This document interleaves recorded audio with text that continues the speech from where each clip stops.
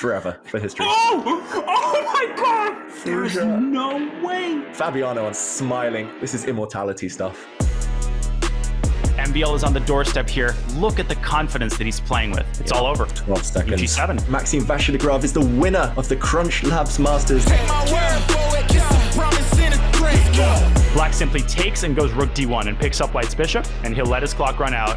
Alexander Grischuk, he does it. Wow, 1 second, and he's blundered Duda. He's just gone from winning to losing in one move. This is just madness.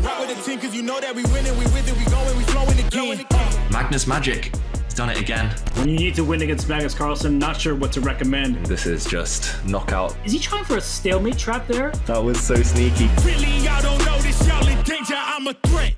Checkmate in one coming in. These are the last. Oh, and he's losing! And Magnus cannot believe it. He's so mad at himself. Wow, you never see this. Absolute hats off.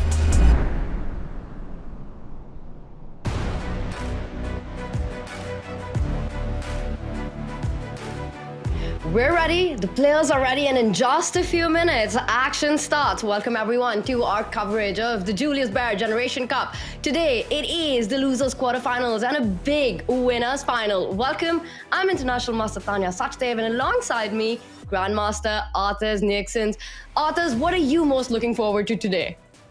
Hey, Tanya, it's absolutely be a great pleasure here. I don't know. I think it's going to be a great day ahead of us, as you already said. Of course, every single day when Magnus Carlsen, the greatest of all time players, is playing, it's a big spectacle. Again, this free match against Alireza Firouzja. But of course, such big names like Aronian versus Fedoseev, and also MVL and Grischuk. I mean, I don't really know.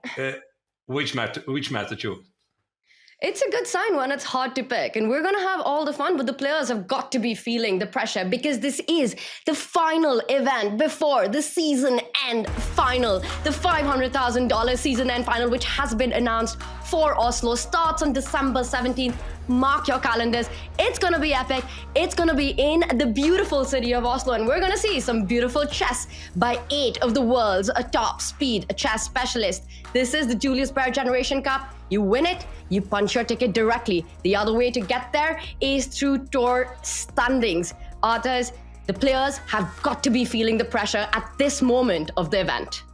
Yes, indeed, Tanya, because some of the players already have qualified for the final stage, and that's why today is going to be very, very important day, at least for some of them, right? So who is going to make it to Norway? I don't really know. I suppose today we are going to find it out.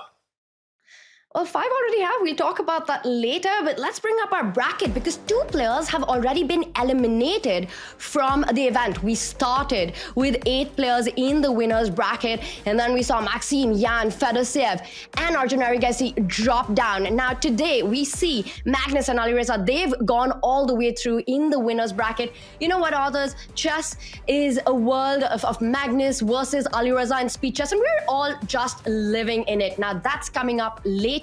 We start the day with 2 big clashes in the losers quarterfinals. It's Alexander Grischuk versus Maxime Vachier-Lagrave. That's a face-off between 2 former World Blitz champions. A mouth-watering clash, and a lot on the line in the other match as Levon takes on Vladimir Fedoseev. Now, Arthurs, I know the obvious question here is, which one are you most excited about? And I think it has an obvious answer to it.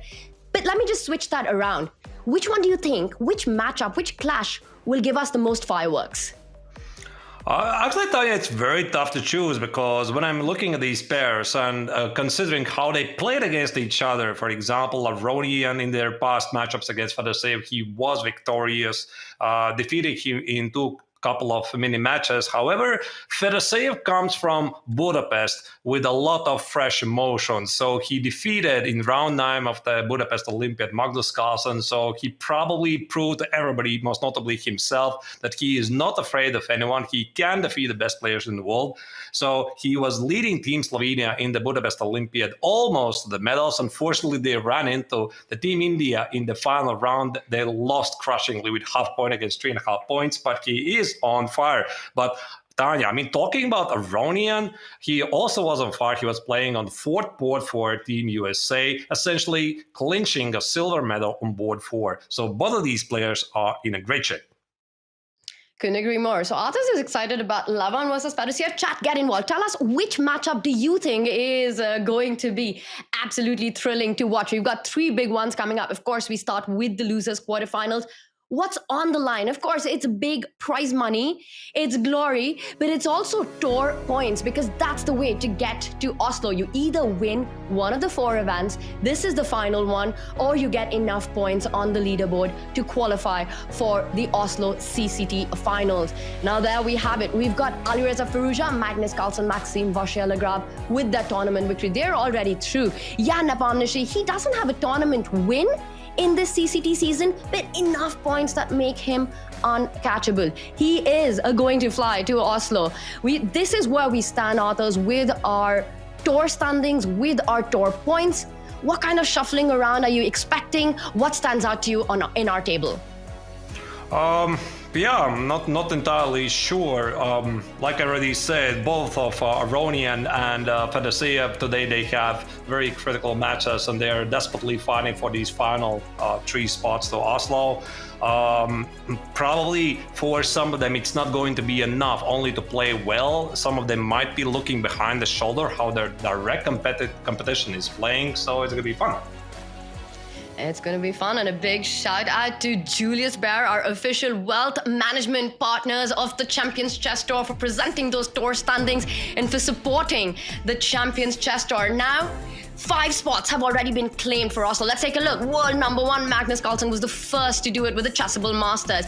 Alireza Firouzja with a fire-packed performance in the second one, made it through. And Maxime Vachier-Lagrave with his win in the CrunchLabs Masters punched his ticket. Jan Nepomniachtchi, far too many tour points to be caught. He's already through to Oslo, and the newest to join the party with his performance in the Julius Baer Generation Cup is Wesley So, also fresh from his performance in Budapest. Arthurs, I have to say that the Oslo finals are shaping up beautifully. Indeed, they are. So all of these names are household names. Of course, there's true chess legends, and most of them have been over 2,800 ELOs. So it's not a big surprise they have made it to the finals. So I suppose, again, we'll see what's called on for today. Maybe if I would have to ask you, Tanya, your predictions, what do you expect from the coming matches, Grischuk versus MVL? And Aronian against Fedoseev. If you would have to pick who is a favorite in these matches, who would you choose? You know, it's hard to pick a favorite, but I will tell you, you mentioned that Levon Fedoseev is the one that you're most excited about. I am waiting for the clash between the 2 former World Blitz champion. I think Grischuk versus MVL, that's where we're going to see a lot of excitement. MVL, of course, he's made it all the way through to that Oslo final. He's going to play risky chess. But the ones who need to avoid elimination, this is what they need to do. There is so much on the line in the match that you mentioned, because Vladimir Fedoseev takes on Levon Aronian today, and it's a must-win scenario for these 2 players. They need a minimum finish of 4th place in Division 1 to have a shot to make it to Oslo. And the cream for us, at least, is that they play against each other. So they have to go all out. Let's remind everyone that it's a best of 2. And wow, I have to say, on the screen, Levon looks very chill. He doesn't look really stressed, does it? No, I mean, both of them are definitely thinking about the start of the match. And actually, I check how they have, what they have played against each other. Aronian against Fedoseev. Both of them really like to start with e4 move, the king's pawn move, and the game could lead to some sort of Rai Lopez. But I think, Tanya, usually what happens at these high-level tournaments, they usually prepare some new ideas for this particular tournament. So I'm not really sure if it's going to be indeed e4, e5, or we might see some surprises. We might see some surprises. I'm sure in this one we're going to see surprises as well, because as we mentioned, for Grischuk, this is a big tournament. This is his shot to make it to Oslo. He needs to have a deep run in it. He needs to go all the way through. He first faces Maxime Vachier-Lagrave. They're good friends as well. They know each other. They played against each other a bunch of time. Both players have an aggressive style of play. But I think in this one, Arthur's clock management from Grischuk will be such a key role because Maxime really puts the pressure on that 17th piece. Indeed, he does. And I think both of them are also very principled players when it comes to their opening theory. For example, MVL, of course, is highly principled d4 player, but Black, he likes to play the Grandfold, the Sicilian, Najdorf. Grischuk, at the same time, is a big fan of the King's Indian defense. I think, Tanya, these will be the topics we most likely will see in the match. All right. So, probably we're going to start with a match of Grischuk against Vachier-Lagrave. These two matches will be played at the same time, so we'll try to simultaneously follow one match and then see with one eye what is happening in the other match, because we definitely don't want to miss any action. Here we can see the players are ready to start the games, and we have Sicily on the board.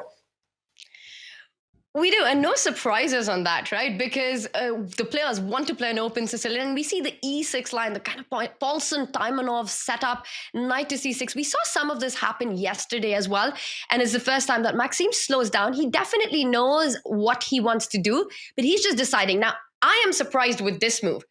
I'm not sure where it ranks in the number of popularity, but I would say out of the top 5, bishop to f4 is not one of them, Arthurs. Yeah, bishop f4 is one of the trendy moves, but if you would have to go back a couple of moves, so knight c6, this is the so-called Taimanov operation. I have played it myself quite a bit. I'm a big fan of the Taimanov and the Khan systems, and bishop f4 is essentially the modern trend. So white is not yet developing the queenside knight and is trying to apply some immediate pressure against the weakness on d6. So white is thinking about ideas like knight b5, potentially immediately applying pressure against the pawn on d6. Sometimes there's also an idea like knight x on c6. There you go. Knight b5 immediately asks black questions. How do you deal with the pawn on d4? And if I'm not terribly mistaken, Tanya, I think knight e4 is a positional mistake because white gets to play queen d4, and there's some problems to protect the center. And we see e5 has been played to stop that d6 pawn from being captured, and white does retreat that bishop, provoking this move. It might look like, to some of you watching, that, hey, you lose a tempo. You take that bishop out to f4, you provoke your opponent to push a pawn, and then you have to fall back with the bishop. But it has a very strong strategic concept because you get a stronghold on a very key central square. The fight will be now around that d5 square. If black is able to get a break on d5, you're doing great. If white is able to control that square well, white gets the initiative, and it's often the fight for that central square. And Tanya, this does look like Sicilian Sveshnikov does it. No, I mean, this is the kind of opening that was frowned upon back in the 70s, maybe in the 80s. So one of the legendary chess grandmasters, Yevgeny Sveshnikov, brought it into practice, and ever since, the Sicilian Sveshnikov has been one of the most popular openings. With black, it's very sharp, it's very challenging because black essentially gives up the d5 square. So the positional minuses for black setup are immediately obvious. So what black is fighting for is a lot of dynamics. So I'm talking about moves like a6, knight f6, bishop e6, bishop e7. Sometimes black, even after a6 and knight c3, plays knight f6 and g6 and bishop g7. There's a lot of possibilities here to get the dynamic game. I think this one really promises to bring on the fun, but we have another match which is also extremely important for both players who are fighting for a spot in Oslo. They need a minimum 4th place finish in Division 1. It's essentially a must-win. And before we deep dive into this, that's quite a bit of pressure. And how do you expect the players to cancel out their noise and just focus on what's in front of them, Arthurs? I think they don't worry about it too much, Tanya. At the moment, they're just following their prep. I'm pretty sure that they did very, very extensive prep on their opponents. At this level, it's very difficult to surprise the opponents, so they do prepare some interesting concepts for this particular matchup against the opponent, because you can't really play one single opening at the highest level. And you have to usually come up with new concepts. So here in this game, this feels to be some sort of a queen's gambit accepted. There were a couple of pawns traded at the d file and c file. But with the bishop on g3, Tanya, now that's the setup I don't immediately recognize.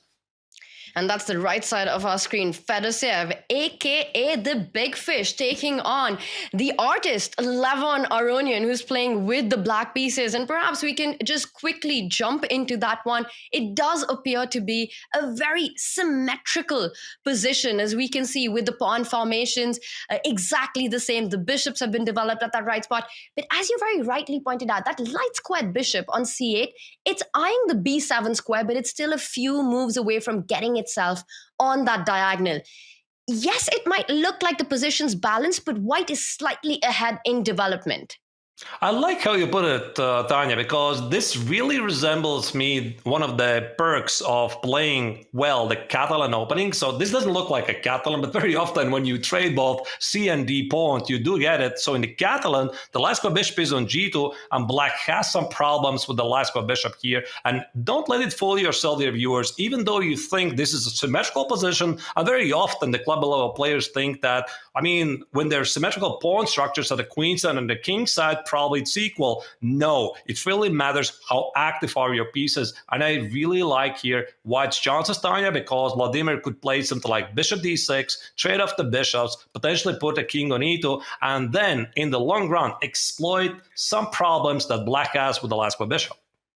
Point well made, because it's one of those positions where you're happy as white that you haven't gone short side castle and your king is still in the center, because that e2 square is where it belongs. It's on the center of the board. The rook from h1 will join the party from d1. So the pieces are just ideally placed. First, Fedoseev stops any advance on the queen side. b5 is for now not on the agenda, but Levon still has to find a way to get that bishop out, to get that knight out. Indeed, he will. Also, I think it's a good idea to explain why king e2, why not short castle, because I have often believed that one of the only reasons why it's actually advised to castle short, the viewers, is that you have to bring the king to the safety and to connect the rooks. So that's why very often in those Queen's Gambit etc. positions, even though this actually was some sort of a London, you can safely play king e2 because there's no queens on the board, and you also connect the rooks here with this move and keep the king closer to the action in case a lot of trades happen in the following moves. It's fair to say that this, you can't really call it as, anywhere close to a big advantage for white, but white has got that slight push and can try and grind this out. It's going to be a grind like a grandmaster for Vladimir Fedoseev. Will it be enough or not? We will find out. But I have to say, let's bring up our bird's eye view, artists, because there is very different dynamics in the other matchup with Grischuk playing with the black pieces. We saw the Sicilian, that's the left side of our screen. A bishop trade has been offered to try to take control of that d4 square, which Grischuk wants to land a knight on. Now, usually in the Sicilian, if black is able to trade off the dark squared bishop, it favors you a lot. And Grischuk should be happy with the way the opening has progressed. I completely agree. I think this is an opening success for Grischuk. So at the moment, what we're seeing, what the Frenchman is trying to do, he has set up the so-called Marozzi bind. So Marozzi bind is one of the most famous pawn structures that you can see in many openings, starting from all kinds of Sicilians, even English opening. Here we got it from whichever this was, Taimatov, then it transposed into some Sveshnikov, and now we have whatever is this on the board.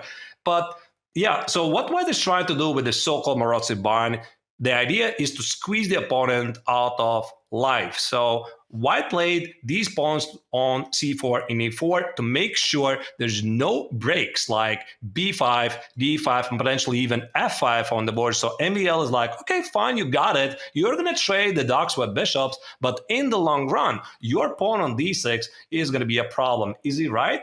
We'll see.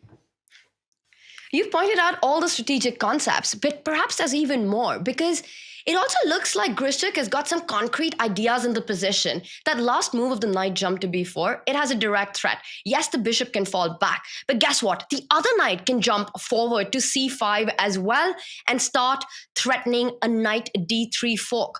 I think there are questions that Maxime will have to answer. He's about 2 minutes ahead on the clock, but it looks like Grischuk has managed to create his play. Others, I would be considering knight c5. Do you think that's on Grischuk's radar right now? Actually, I have a question. Can you take the pawn? That's the first thing I'm saying. So knight c5 is the obvious idea. You want to threaten with the fork on d3, and I was wondering what happens if I played something like queen e2. But the question is, can you play bishop takes on c4, knight takes on c4, and rook takes on c4? So I suppose this is not a blunder, obviously, because these guys at this level, they never basically blunder anything, at least so early in the game. So I think what Maxime is doing here, unless there's some tactics, Tanya, that I'm not seeing, this is probably a positional pawn sacrifice. Really interesting. And I was so fixated on the idea of knight getting to d3 that I didn't even realize the c4 pawn is hanging, and it's been picked up. Now a3 comes in, knight has to fall back to c6. Yes, there's compensation because white has got this beautiful control on d5, and that bishop from b1 can shift its diagonal and get to a very active one. Bishop to a2, hitting that rook. And guess what? You don't have too many squares. You will be forced to trade on e3 and try and put that rook on d4. Indeed. So what here Maxime is claiming that, okay, he's down a pawn, but he definitely has some compensation for the controlling the long diagonal. The pawn at d6 also could be a target. There you go, knight c6 is played, bishop a2 is an easy move. But Tanya, I really suspect this is probably part of the prep, because I cannot easily imagine that Maxime would just come up like that with only 7 minutes, with 7 minutes on the clock, and spend basically no time, that you easily sacrifice a pawn and then just hope, whoa, rook d4, wow. Now that's something. That's a puncher. I was expecting a bishop trade before putting that rook on d4, but Grischuk, he says, I want that bishop, because notice how the rook on c1 is hanging as well. So really nice full board awareness there. If bishop takes rook, you can perhaps even throw in a pawn takes bishop where you're hitting the knight and the rook on c1 authors. So rook to d4, great tactical awareness there. Grischuk down to 3.5 minutes though. Right, indeed. Now the big question is what Maxime is supposed to do. I suppose he has to take on d4, because if he does not do it, then essentially he has lost a pawn for nothing.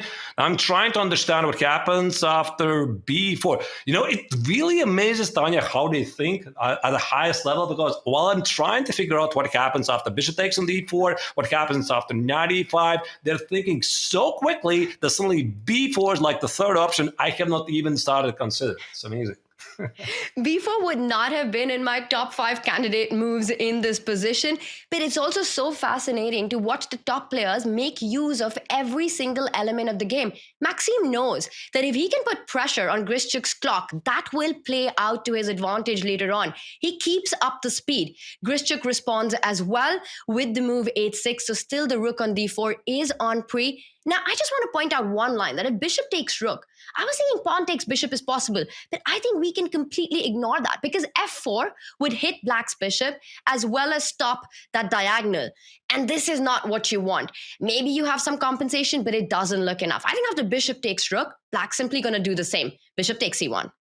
Indeed, that's what it looks like. Now, also the pawn on a3 in some lines is under attack. So queen takes on c1, knight takes on d4. Now you see, you cannot play knight e5. There's some fork ideas on e2. And at the end of the day, White is simply asking himself the question, what do I have for the sacrifice pawn? I would say not much, really. So here the Frenchman desperately needs to come up something to prove whatever he has. I suppose he has this active bishop as a compensation, but more than that, I wouldn't really say so. It's a really fascinating position. Now, Maxime going b4, the move earlier, it seems to me that he's got b5 on his mind at some point, trying to create some play on the queen side. When this move appears, I'm not sure, but it's definitely on the cards in this position, because you want some trades there. You want your knight to jump to b5 to get control of that d4 square. Right, yeah, that's interesting.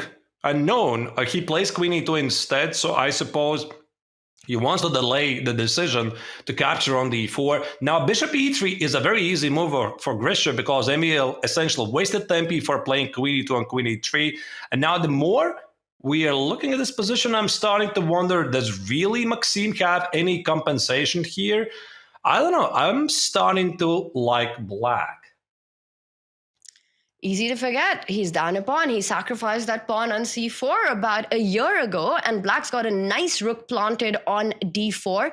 Yes, that pawn on d6 is a backward pawn and hard to move forward. White has got beautiful control of d5. But as you're nicely pointing out, once black's knight gets to d4, threats will start becoming real. And for Maxime, this could be the start of a very troublesome endgame. Indeed, I think rook d3, knight d4, with the idea to play rook takes on c3 and a fork on e2 would be a very nice trick, but it directly here as a repetition with bishop c4, so probably this trick is not going to work. So if I'm playing here as black as Grischuk, probably I'm trying to do something with this long diagonal, so I would be thinking about moves like g6, king g7 to bring the king away from the pin, then maybe play f5, knight f6, try to apply some pressure against the pawn on e4, and at the same time, Tanya, try not to blunder the rook on e4, because it just is going to take just one move, something like knight e2 combined with bishop c4, and you can say to your rook on e4, goodbye. A centralized rook, but it's got no squares. Thank you very much for landing there. And I saw a feature chat that the clock will play a very big role. It's Alexander Grischuk. The clock always plays a very big role here. He's under 2 minutes. He's up a pawn. Black's done everything right. Grischuk now wants to get that other knight into the game. He's eyeing that c4 square. So your idea earlier, the one that you mentioned, rook d3, now that white doesn't have bishop c4, Grischuk really wants to land his knight on d4. I imagine he wants it desperately, so this knight d6 actually deals with his bishop c4, and typically I think how some of the greatest players get to those moves, knight b6, that seem to be invisible, they just formulate the right idea. So he's thinking himself a move before.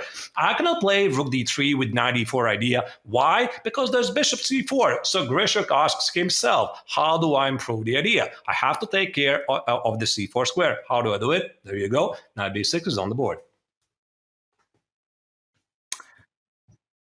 Serious move for me, because he's put the rook from f1, where it was blocked by its own pawn on f3, to that a1 square where it's also blocked by its own pawn on a3.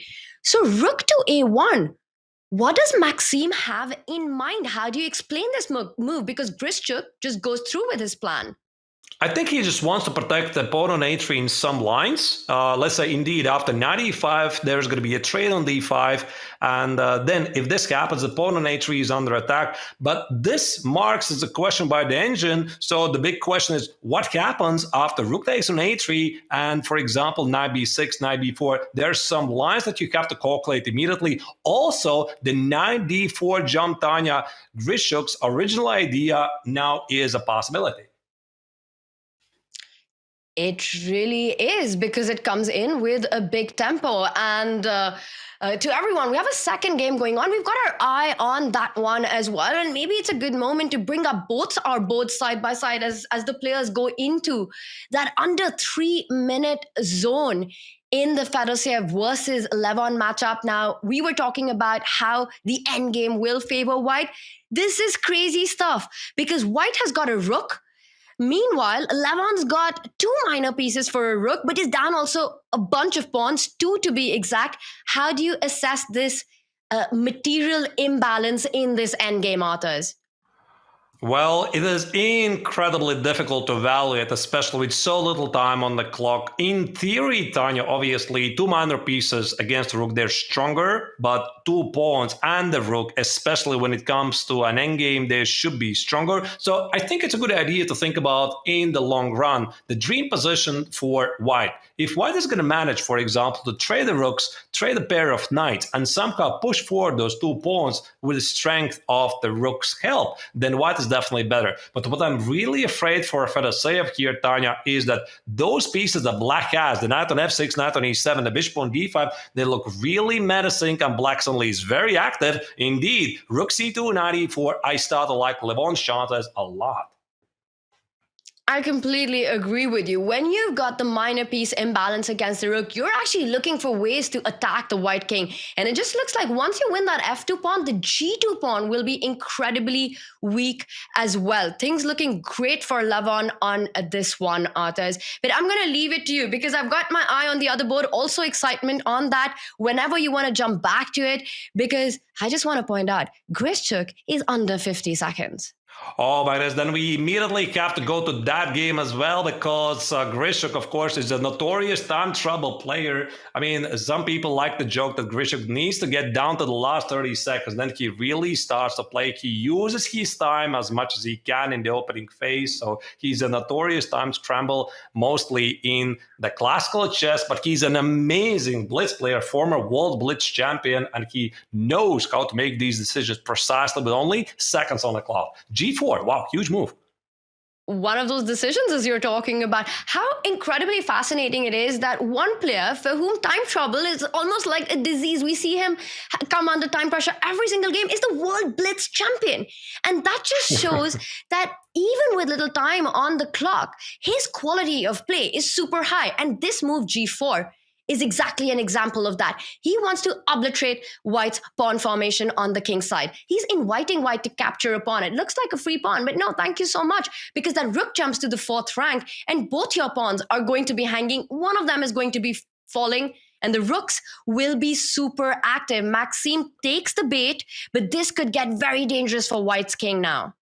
Indeed, a lot of pawns are under attack, so White is dreaming about organizing some counterattack on the 7th rank. I mean, 2 rooks on the 7th rank, usually this is a very bad news for the defending side. However, here Grischuk always can play rook takes on G4, not only snatching the pawn, hitting the pawn on G2, but also defending the pawn on G7. Are we going to see repetition, authors? Oh, really? No, I don't think so. He's just repeating the move. Rook F4 is a draw. Rook F4, I think that's just 3 times already. Oh, wow. Actually, I'm quite a bit surprised because rook takes on G4. I think Black should definitely play on. He has, at the moment, an extra pawn. So I see no reason why Black should repeat a position here. I'll be surprised if this is going to be a draw. Wow. That's it. It is. With 14 seconds, he decides not to continue. The clock tells again for Alexander Grischuk. And authors have no doubt that if he had a few extra seconds, he would have continued and tried for more in this one. I'm really surprised, Tanya, because I felt that this position required for him to continue. All right, he was pretty happy with this. Maybe the match strategy for him was that he has to start peacefully the first game with Black just to get in the rhythm. But let's continue with the game of Fedoseev against Aronian. What is this mess on the board? Who is even playing this for the win? That's a great question because every single piece on the board is hanging. That last move, e4, that pawn is not for free because the bishop on c6 needs to defend that knight on e8. Instead, Levon jumps in with his own knight to h4, now targeting the g2 pawn. Rook takes pawn is a big threat on the board, but Fedosev's rooks are also incredibly active. Ivalbar says it's equal, but I don't think that matters because every move in this position is a high responsibility move. This definitely is not going to end in a draw. I think somebody's going to get checkmated here. I just can't really tell who it is because White could easily play, for example, 97 rook e8 is almost a mate immediately. Same applies for Black. Think about moves like rook takes on g2. If possible, bishop e4, remove the rook, and there's definitely checkmate somewhere in there. We are going to see. It just takes one blunder, and there you go. It's very easy to make a mistake here. I'm with you on this, that it's an objectively equal position, but a draw is the least likely of the results of the outcome. Now, rook takes pawn on the board, king to h1, but that knight on d5, a menacing piece as well. White has got a deadly pin on the 8th rank. And both players playing on seconds. But others, do you see any idea of an immediate blow? Because 8-7 has just been picked up, and apparently the most obvious move is a bad one. Yeah, so rook takes on h7. I think that here Fedoseev might be missing what happens after rook remove at knight f3. Now, this is something, Tanya, that people tend to miss in the time scramble because how do you deal with this checkmate threat on h2? It's a very, very annoying. Wait, it's a mate on the board. Knight f3, bishop b5, just a mate on the board. That's it. Wow. Checkmating patterns, and it's being played out. Levon Aronian is about to checkmate Fedoseev, and he does it. The king moves to h1. Rook h2 would have been game over, or the bishop checkmate. Levon takes the early lead in a very crucial match in the race to Oslo. Wow, that was indeed, I kind of called it that this game is definitely not going to finish in the draw, Tanya, but I didn't really expect that it's going to happen like that, like in 3 minutes. It just once again proved that this was a very, very tense game. You just make one mistake and that's it. You are punished at this level mercilessly. Both players going for each other's king, but it was Levon who was the king in the end of that one, which means Fedoseev has to win the next game on demand. He will start with the black pieces. It's not going to be an easy task. You mentioned Fedosev's form playing for Slovenia in Budapest. The other guy who was an incredible form was Levon Aronian, who won an individual silver as well as a team one. And meanwhile, in the other matchup, the score remains level. It's a draw in their first game, so a second one could either be decisive or we might be headed towards an Armageddon. Some big moments in both the matches, Arthurs. Which one stood out to you? So I suppose we could select the game of Vladimir Fedoseev against Levon Aronian because this was the sharpest game, and I think we could call it as a game review here of the first round game. So let's go through very quickly what happened in this. So it started out to be a rather peaceful game after d4, knight f6, bishop e4. So this is some sort of a London after e3, e6, knight f3. A lot of pieces were traded pretty quickly. As you can see, d pawns were traded, c pawns were traded, and queens were traded. So you would think this is going to be a peaceful game. However, no. If the players are interested to spicy up, they usually find ways to do it. So bishop d7 here, Aronian found a way to solve the problem of the so-called last bishop. We didn't here really see the next moves from this moment. So knight e5, bishop e8, bishop b3, b5. So the position was pretty level, and yet at some point the players found a way to complicate the game here. After knight e3, the position was still in balance, and after g5, knight takes on e6. This was a very, very brave move by Fedoseev, sacrificing the piece for a rook.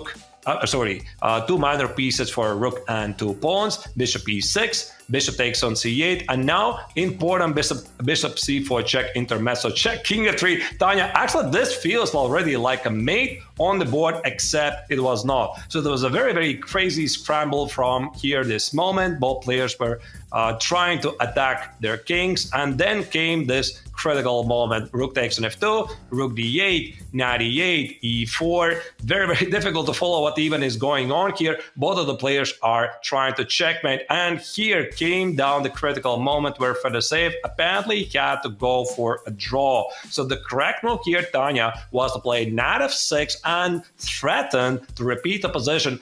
Actually the same mating net, so black cannot really go to h8 in the end. For example, rook takes on b2, here king g8, knight f6, king h8 would be a mate on the board. So instead here Fedoseev made a mistake, rook takes on h7, rook b2, and I think he simply missed. After rook takes on b2, there's knight f3 and checkmate, so here after knight f3, he simply got checkmate. Beautiful coordination in this game by Levon Aronian of the minor pieces with the rook to create a mating net in the endgame. And for Levon, let's not forget, yesterday he was so close to defeating Magnus. He had to find that one move, king to f7 in that endgame, but this endgame he played flawlessly with little time on the clock. Very impressive stuff. Absolutely indeed, and we can already see from our cameras that the players are thinking about their next game, their opening choices. Here's Grischuk in a very deep think. Not really sure he had his smoke. I mean, this is what I saw yesterday. In his crazy matchup, he was running out to have some smoke and try to reset before every single game here. The Frenchman Maxime Vachier-Lagrave has some probably coffee. I don't know, what do you drink before such a critical game, Tanya? What are the drinking choices?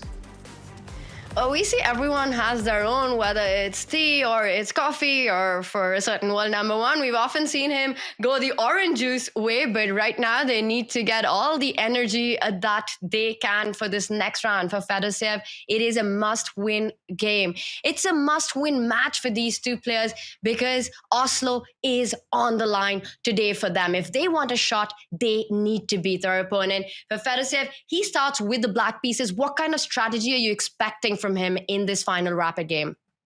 I think he is right now reviewing his strategy, because obviously you are expecting something before the start of the match. You have some ideas, and now you start the match with a loss with a white color. So what do? So there's always a backup plan. You have a plan A, plan B, plan C, etc. So right now, maybe he's thinking, okay, originally my plan against Aronian with the black color was to try to play something solid. Now I have no way to back down. I have to play something really sharp. So what is it?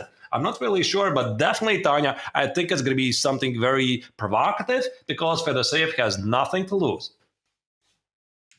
He has to go all out, and that in some ways is a, I don't want to call it pleasant, but sort of situation to be in, because you know you can't take a safety first approach. If the first opportunity you get to create a chaos, even if objectively it's not the correct decision, you need to take it. So this is the final game between these two players. Meanwhile, the other match, it's still level. Maxime managed to hold a difficult game at the end.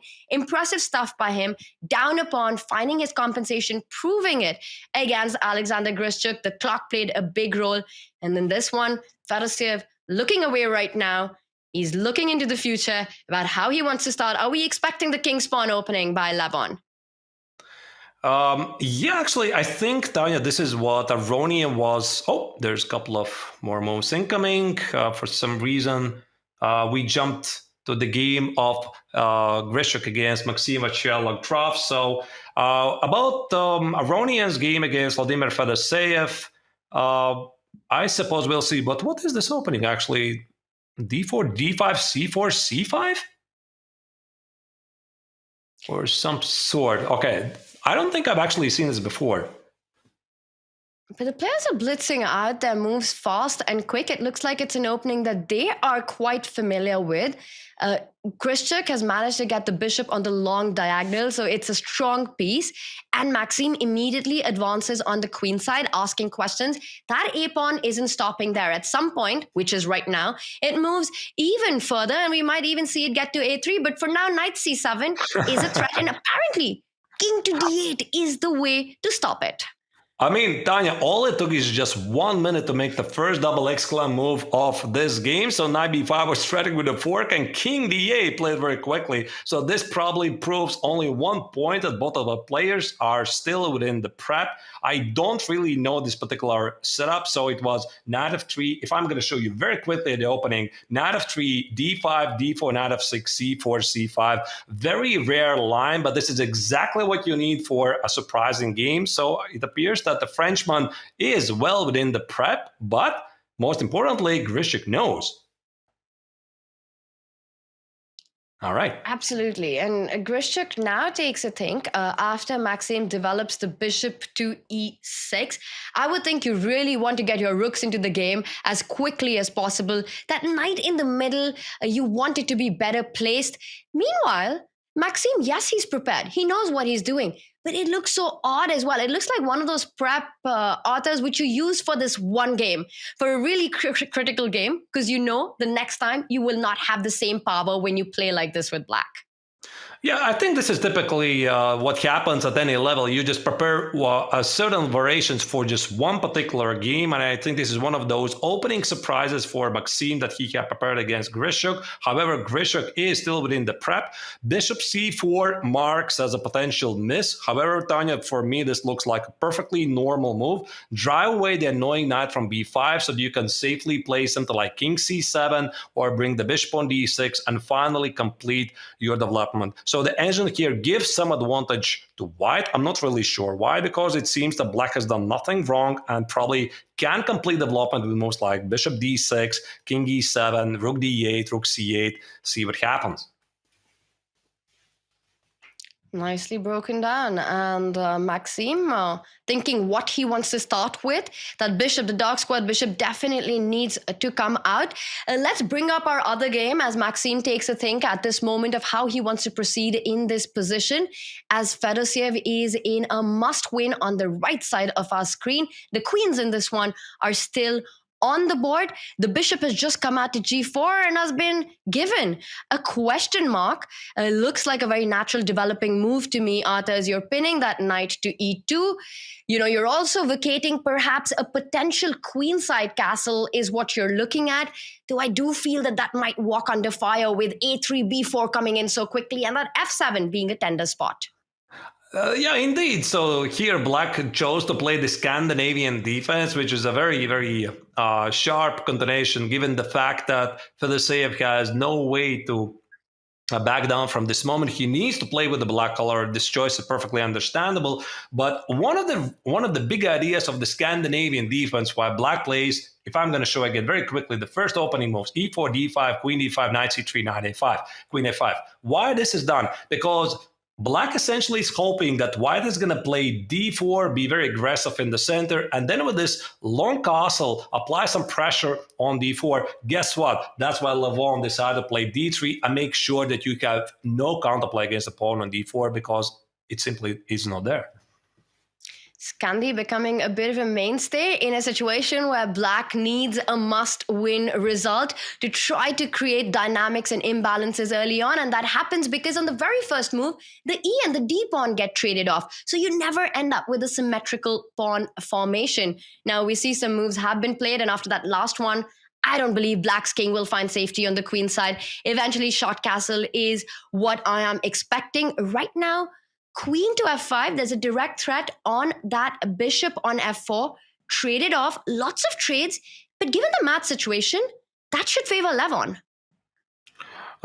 Probably indeed. So the position has simplified a bit, but I think also Fedoseev has no reason to be unhappy in this position, because one of the reasons when you play something sharp as a Scandinavian defense, you want to provoke your opponent to do something. And I think that, Tanya, this position is slightly unbalanced. It's not as equalish as it seems. Okay, so the relation bar says this is completely equal, so probably Levon should be very happy about this. However, when you look at the pawn structure, I do see that White has multiple weaknesses, and this f4 push, not really sure, Tanya, if this was really such a great choice. So here Levon is trying to control the e5 square, but the position starts to feel a bit unbalanced, and I can easily imagine moves like h5, h4, okay, short castle, but Black definitely has some ideas here.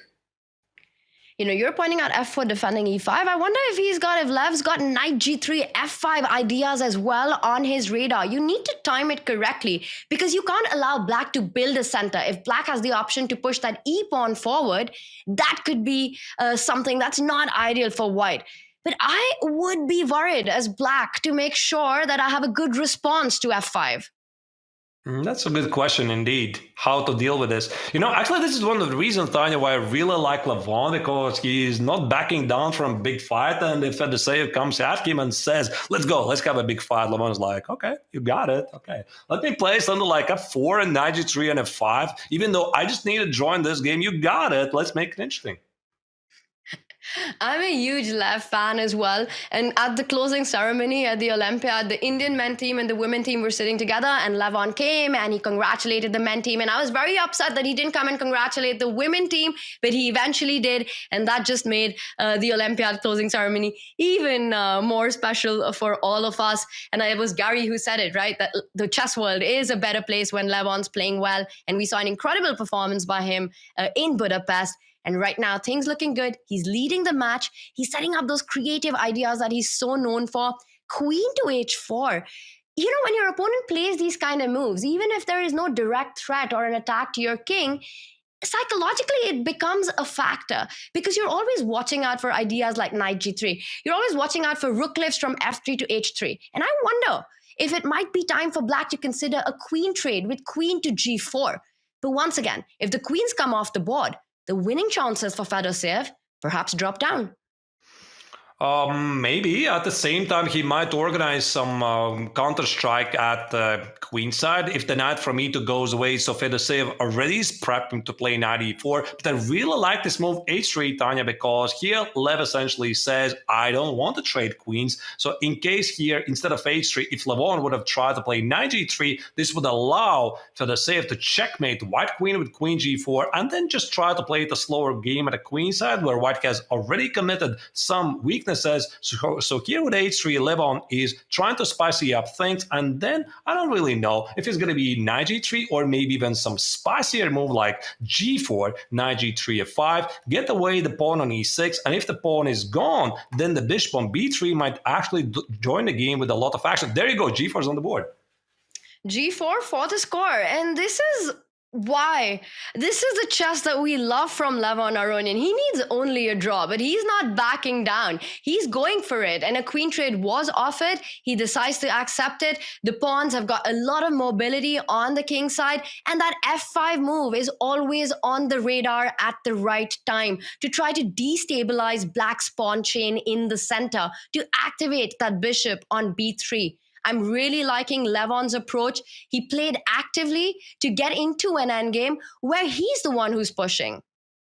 Yeah, indeed. I think after knight f6, probably f5 is going to happen. So right now, Fedoseev is reviewing his chances to take with the pawn or the knight. Knight x and f6 is played f5 here. So the problem for black is he cannot really play e5, which would feel like, oh, it's a great center, right? I mean, I have two central pawns.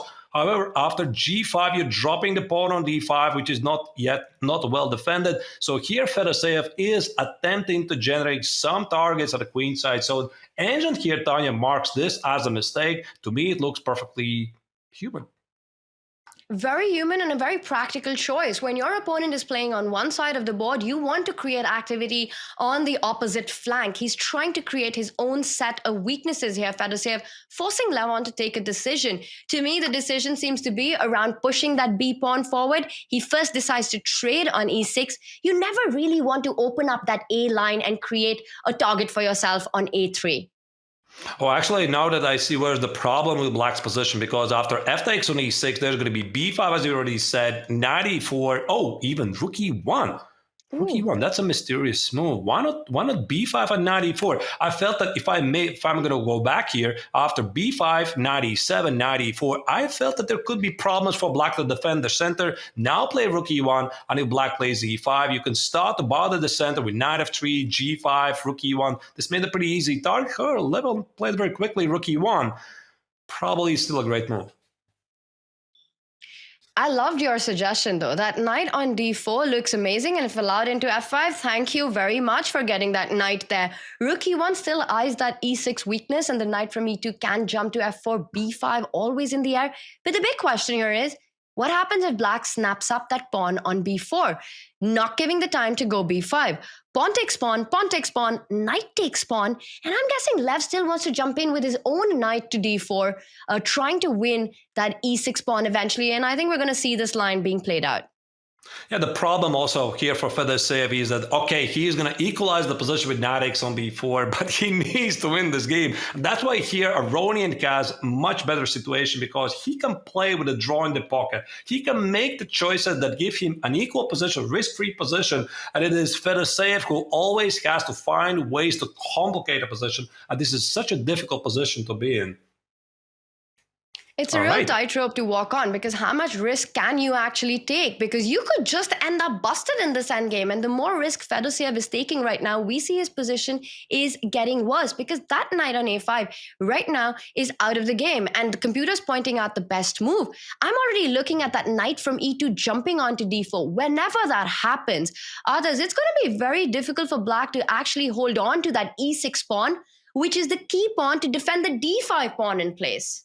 I think here black is just collapsing, to be honest, because now there's knight e4 and some sort of a tactics on e6 immediately are about to happen. Easiest sacrifice of all time, rook e6, bishop d5. So here, of course, Fedoseev immediately spots there's a problem to defend the pawn. He plays knight b7, rook takes on e6. Oh, that's just a beautiful shot, Tanya. Rook e6, knight e6, you're going to take on a2 because there's a very cute checkmate on the board. That's it. I think with this, Levon basically is going to win not only this game, but also the match. Very dominating performance by Lev in that game one, under pressure, finding all those right checkmating patterns, and then rook takes e6. Boom, the most precise way to get this big advantage. Now Fedoseev, he's not going to give up. He's going to keep fighting. Yes, the a2 bishop is hanging, but the knight on b7 was hanging as well. This is 2 pawns down. Black's rooks are far away from getting into that activity, and Lev keeps chasing that knight, which is running out of squares, gives itself up, is going to pick up that rook on a2, but I don't see a way for Fedoseev to make a breakthrough towards white king. Too few pieces, Arthur. Yeah, indeed. So here, the knight on h5, look at this. It was pretty funny that Fedoseev had the knight on a5, which was out of the game. Now, the second knight is also pretty sad on h5. White could always try to double the rooks on the 7th rank. The pawn on b6 is incredibly strong. So here at the moment, Levon is just thinking about how do I finish off the opponent, make sure I'm not falling for some tricks. So the tricks could be, I don't know, allow black to double the rooks on the second rank, but how do you do that? Double the rooks on the second rank, bring the knight on g3 and pray for a mate, but the king here on g8 is so weak, I don't think, Tanya, this is ever going to happen. And to top it all off, Fedoseev, a draw isn't enough. He needs to find a way to win this game. That b-pawn is marching up the board. Now Levon wants to even trade off the final pair of rooks to make sure that there's no stress on that white king. The h3 pawn, a little tender, and I'm just wondering if Lev will actually challenge the rook on the second rank. The computer points it out. Rook 1 to c2. If you give a check, you can keep challenging that rook back and forth, do a little yo-yo, just giving no stability to black's pieces. And always, you don't care about the h3 pawn. You don't care about the d3 pawn, because that b6 pawn is worth 1,000,000 pawns. I think also rook c8 makes perfect sense. This is one of the reasons why Levon played rook c1. He just wants to simplify the position, and right now he's precisely calculating what happens after rook c8 here, king f7, rook c7, b7, knight c6, and maybe the best case scenario here for Fedoseev is somehow to force perpetual check. As you already said, Tanya, these pawns on h3 and g5, they don't really matter. Okay, the agent here says that this is a mistake. Again, it's very important to remember that the Aronian needs just a draw, and probably the engine here is finding a repetition somehow with knight h3 or takes, king f7, king f8. So pretty sure that we're seeing the final moves of this game. Very practical decision, and it looks like Lev is on the way to a match victory. Let's bring up our bird's eye view, because the other game is also heating up. Well, it's also an end game, as we can see, a level 1, but still, again, a lot to play for. Now, White has an extra pawn, is offering a trade, but for some reason, our evil bar, as I would like to call it in this case, says that this is balanced. Yes, it's the opposite color bishop complex, but definitely Grischuk is going to play this out till the end with that extra pawn.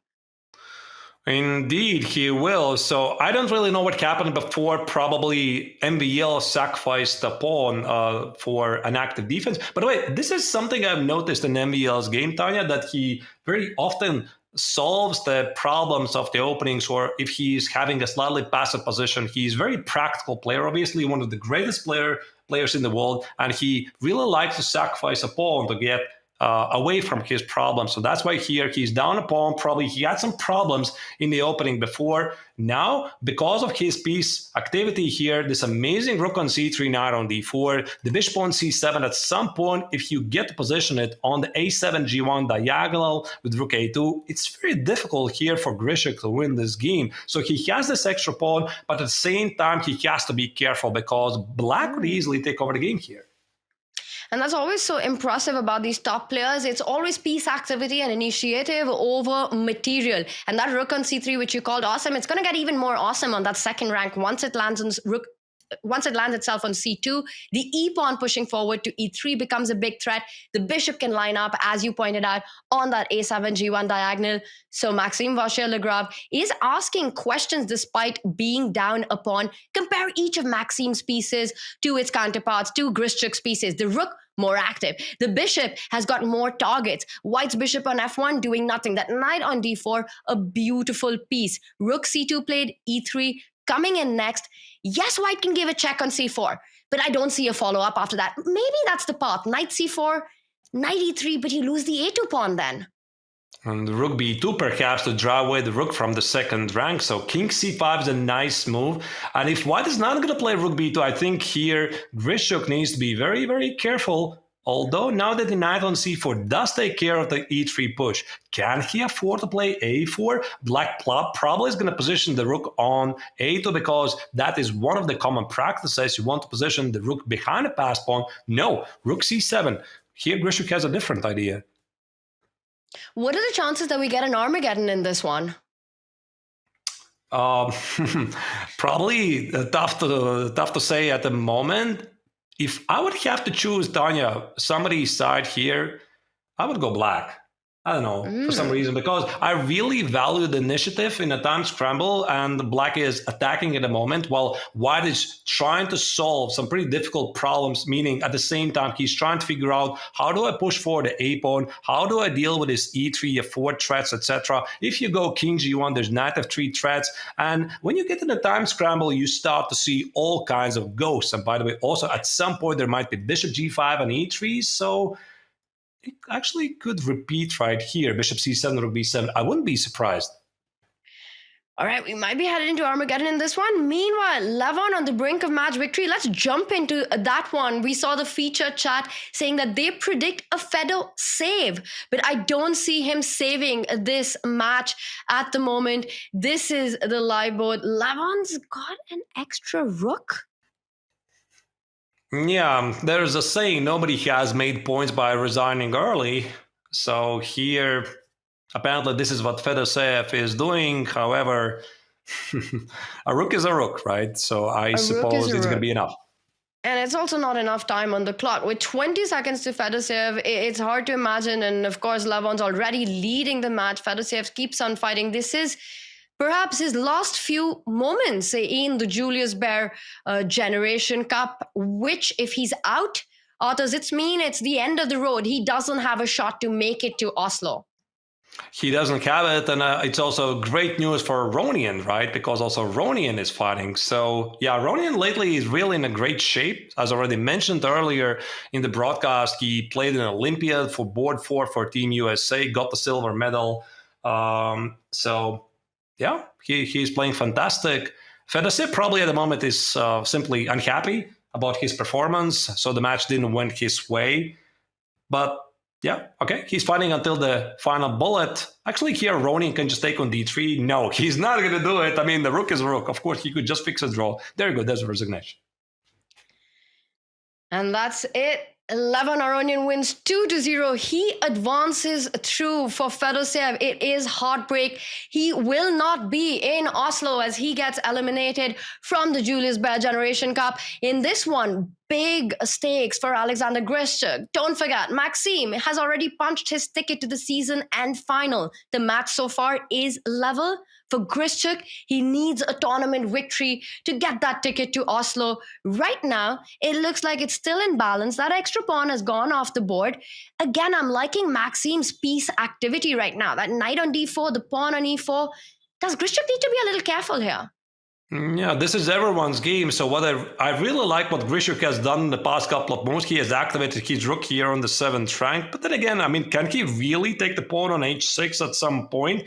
Not really sure. There's always this pressure on the pawn on f2. So black again with the bishop on a5. We missed this moment when here the Frenchman was threatened to play bishop e1, threatening to take the pawn on f2. So here with king b8, Frenchman is trying to activate the bishop. And that's why again with the seconds ticking on the clock, Grischuk has to very, very carefully calculate the lines and make sure he can take the pawn. What happens with these tricks of bishop a5, bishop e1? What happens with the mate threat, knight f3, rook g1, rook b1, my apologies. There's so many things to calculate only with seconds left. I agree. It looks like it's a game for all three results. And Maxime is once again going for the white king in an endgame. Grischuk giving a check. The king will move forward. And the question is that are we going to see another repetition? I was just about to ask, but Grischuk is playing for more. What about e3? Is there e3 here? e3, knight f4, rook takes on f2. If I'm here playing with black, I'm trying to calculate this very quickly. 20 seconds for MVL. No, bishop d2 he's playing. Okay, e3 now is a big threat at some point. Bishop e1 as well. Big threat on the board. The f2 pawn's about to fall. 9 seconds for Grischuk. It's all about the clock right now. And the f2 pawn's been picked up. Opposite color bishops. It could still be checkmate on the board. Yeah, now, no, white is going to lose the pawn on h2. I don't think, Tanya, I have ever seen this position before. So opposite color bishops, rook each, knight each. There's not a single pawn on the board. No. All the pawns are off. This is a crazy position. Just 6 minor pieces. And the sides are trying to create a mating net against each other's kings, playing on seconds. Yeah, now this is going to be a draw. Knight f3, king f3, there you go. They found a way to liquidate the position into a draw. So indeed, we are going to see the Armageddon here. What a game. And this is why these two players have been World Blitz champions, with just seconds on the clock. The way they're able to create dynamics and threats on the board, few can stand up against them. And right now, this one goes into the thrilling bidding Armageddon. And that means more fun for us. Grischuk does not look very happy, does he? Now, he feels like he missed some chances. To be honest, it felt like this was a very high-class game from him. He found a lot of very good moves, but yeah, he probably feels slightly differently. Let's bring up our scoreline as the action continues in the losers bracket. It's not over yet. Before the winners final, we've got a big Armageddon. There will be only one of these two players who will go through. Will it be Maxime? Will it be Grischuk? Meanwhile, Levon Aronian with a dominating 2-0 victory, but it doesn't tell the full story. The games were topsy-turvy, but Levon, the better player today, he goes through for Fedoseev. It is the end of the road, and we've got a huge bidding Armageddon coming up. I'm really excited about this whole format of bidding for your time. You know, it's so many mind games there to decide how low do you go to get those result odds, to try and get the black pieces. But before we get to discuss that, what was your big highlight from the action that we just saw, Atez?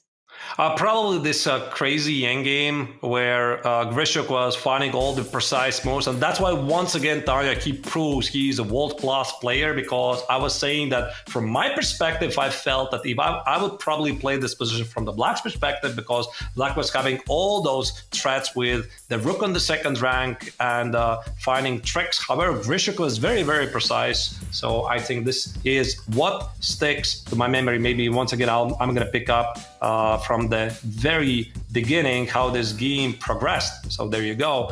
So it was the ready opening, d4, c4, this weird double pawn trade. I think this was definitely a surprise from the Frenchman. However, Grischuk was still within the prep. g3 makes sense because you want to position the bishop on the long diagonal. e5, knight c6, bishop g2, a5. Black is trying to play very dynamically. Knight b5, our double exclam move here. The trick was that you cannot take on b3 because there's a fork on c7 threatening. So we saw all of that. And then eventually there were some simplifications. I think we actually missed this part. After knight e5, bishop takes on d5, Grischuk was having a slightly better pawn structure. There you go. This is what I was telling you, Tanya, that typically MVL solves his problems by sacrificing the pawn for dynamics. He gave up the pawn on b7 to make sure he has active pieces. And there you go. Both of the players were fighting very aggressive for the initiative. There you go, knight takes on a4. Again, yet another pawn sacrificed by the Frenchman. And starting from this moment, I think the players were playing really high-class chess, probably even the entire game. Knight c4, make sure that e3 is not happening. Yeah, I'm just very, very impressed. And there you go. Yeah, this is how the game progressed. Knight e3, king b8. At some point here, Grischuk probably had some chances to play for the win. Bishop c4, rook b2. This is probably the moment where he was pretty unhappy about. Engine marks, rook takes on h6 is a mistake. So rook h8, bishop d5, rook a8 check. With knight c4, there's some mate threats. But in the time scramble, Grischuk missed this and allowed the Frenchman to escape. All the pawns disappeared and the game was agreed to a draw. Yeah, what a final that was with no pawns on the board. Haven't seen that kind of an endgame in a very long time. And just the kind of creative play that these two players bring on, it's not the end because they've got a big Armageddon coming up. And before that, we've got some big news for everyone watching because there is brand new stuff up at the chess.com merch store. And this is the best time right before the Armageddon. Go check it out and upgrade your closet and your home with t-shirts and mouse pads and clocks and more. Visit go.chess.com/merch or use the command merch in chat to shop. Do it quickly because you've got to be back for the action that's coming up. The big question, can Maxime keep going or will Alexander Grischuk's road to Oslo, dream to Oslo, will stay alive? A huge Armageddon coming up in just a few. Stay tuned with us.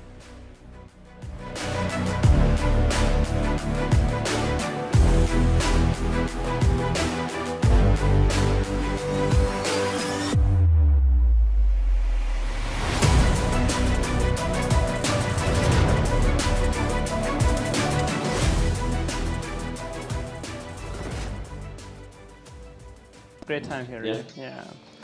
You enjoy the commentary? We pulled you on the couch today. You finally got on the couch. Last cookie. No, it's my cookie. Anish, this is my cookie. I worked all week for it. It's my cookie. I told you, right? You did say you wanted it right before you got here. I didn't hear about that, Danny. You both want the cookie down? Yeah, of course. Yeah, how are we gonna send Okay, it? who's higher rated?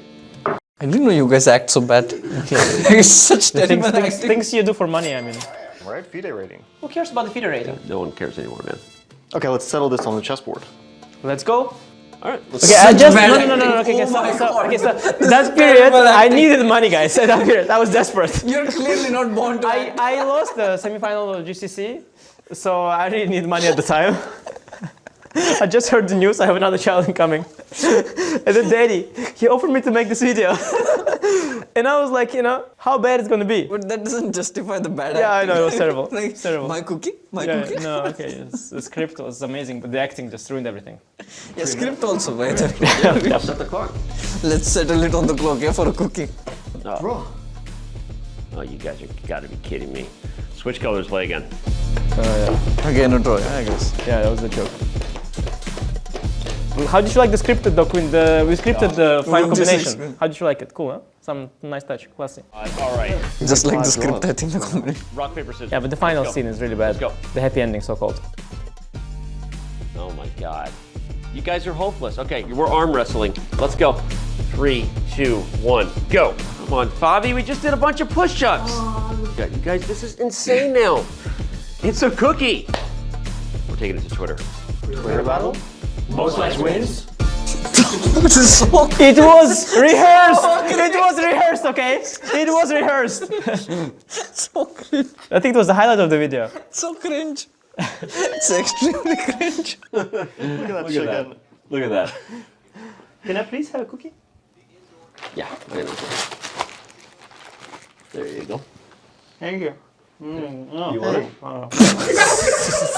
Awful. In my head it was better, you know? Awful. No, I told you. Has Sopiko seen this? It's so cringe. Okay. I'm not doing it. No, I'm not stooping this. this is bad. For cookie. This is bad. I think we should watch this again, the video. No, enough. No. Oh, can I please leave? So bad. That's why I have a Choose.com contract and you don't with it. At what cost?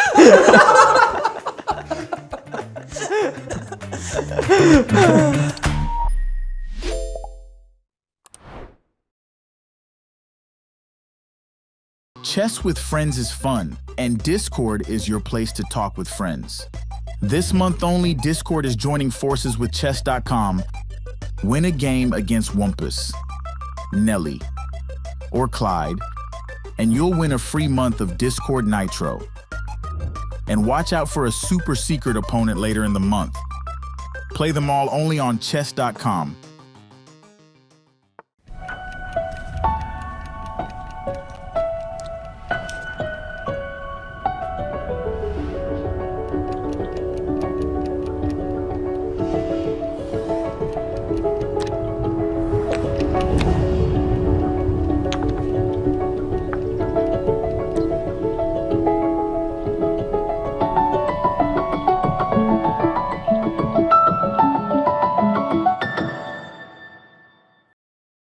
Welcome to the most exciting format in chess, Armageddon. The ultimate tiebreaker. Armageddon grants white more time on the clock, but in return, white must win. A draw secures black the match win. White starts with 10 minutes, and each player submits a confidential bid with an amount of time they are willing to start with. Lowest bid gets to choose their color, usually black, and those coveted draw odds. Let the Armageddon commence.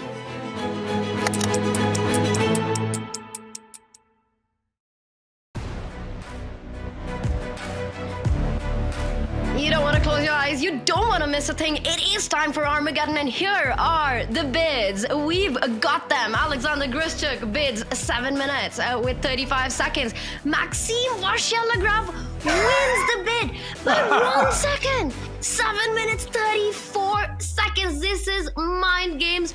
Max Authors, I can't believe it. What do you make of this? What does this mean for Grischuk?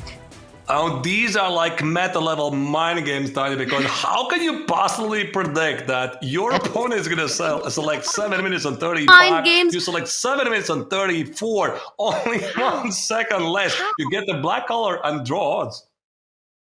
Yeah, let that just sink in. That Maxime Vachier-Lagrave outbid by a second. So he starts with 7 minutes 34 seconds. He starts with the black pieces. A draw means that he goes through. But I have to say, Grischuk bidding 7:35. He wanted the black pieces because this is edging towards quite a low bid. Indeed, it is. So, yeah, at the moment you can see both players are getting ready for their games. You can see the satisfaction in the face. So I don't think I've seen something like this before. Have you, Tanya?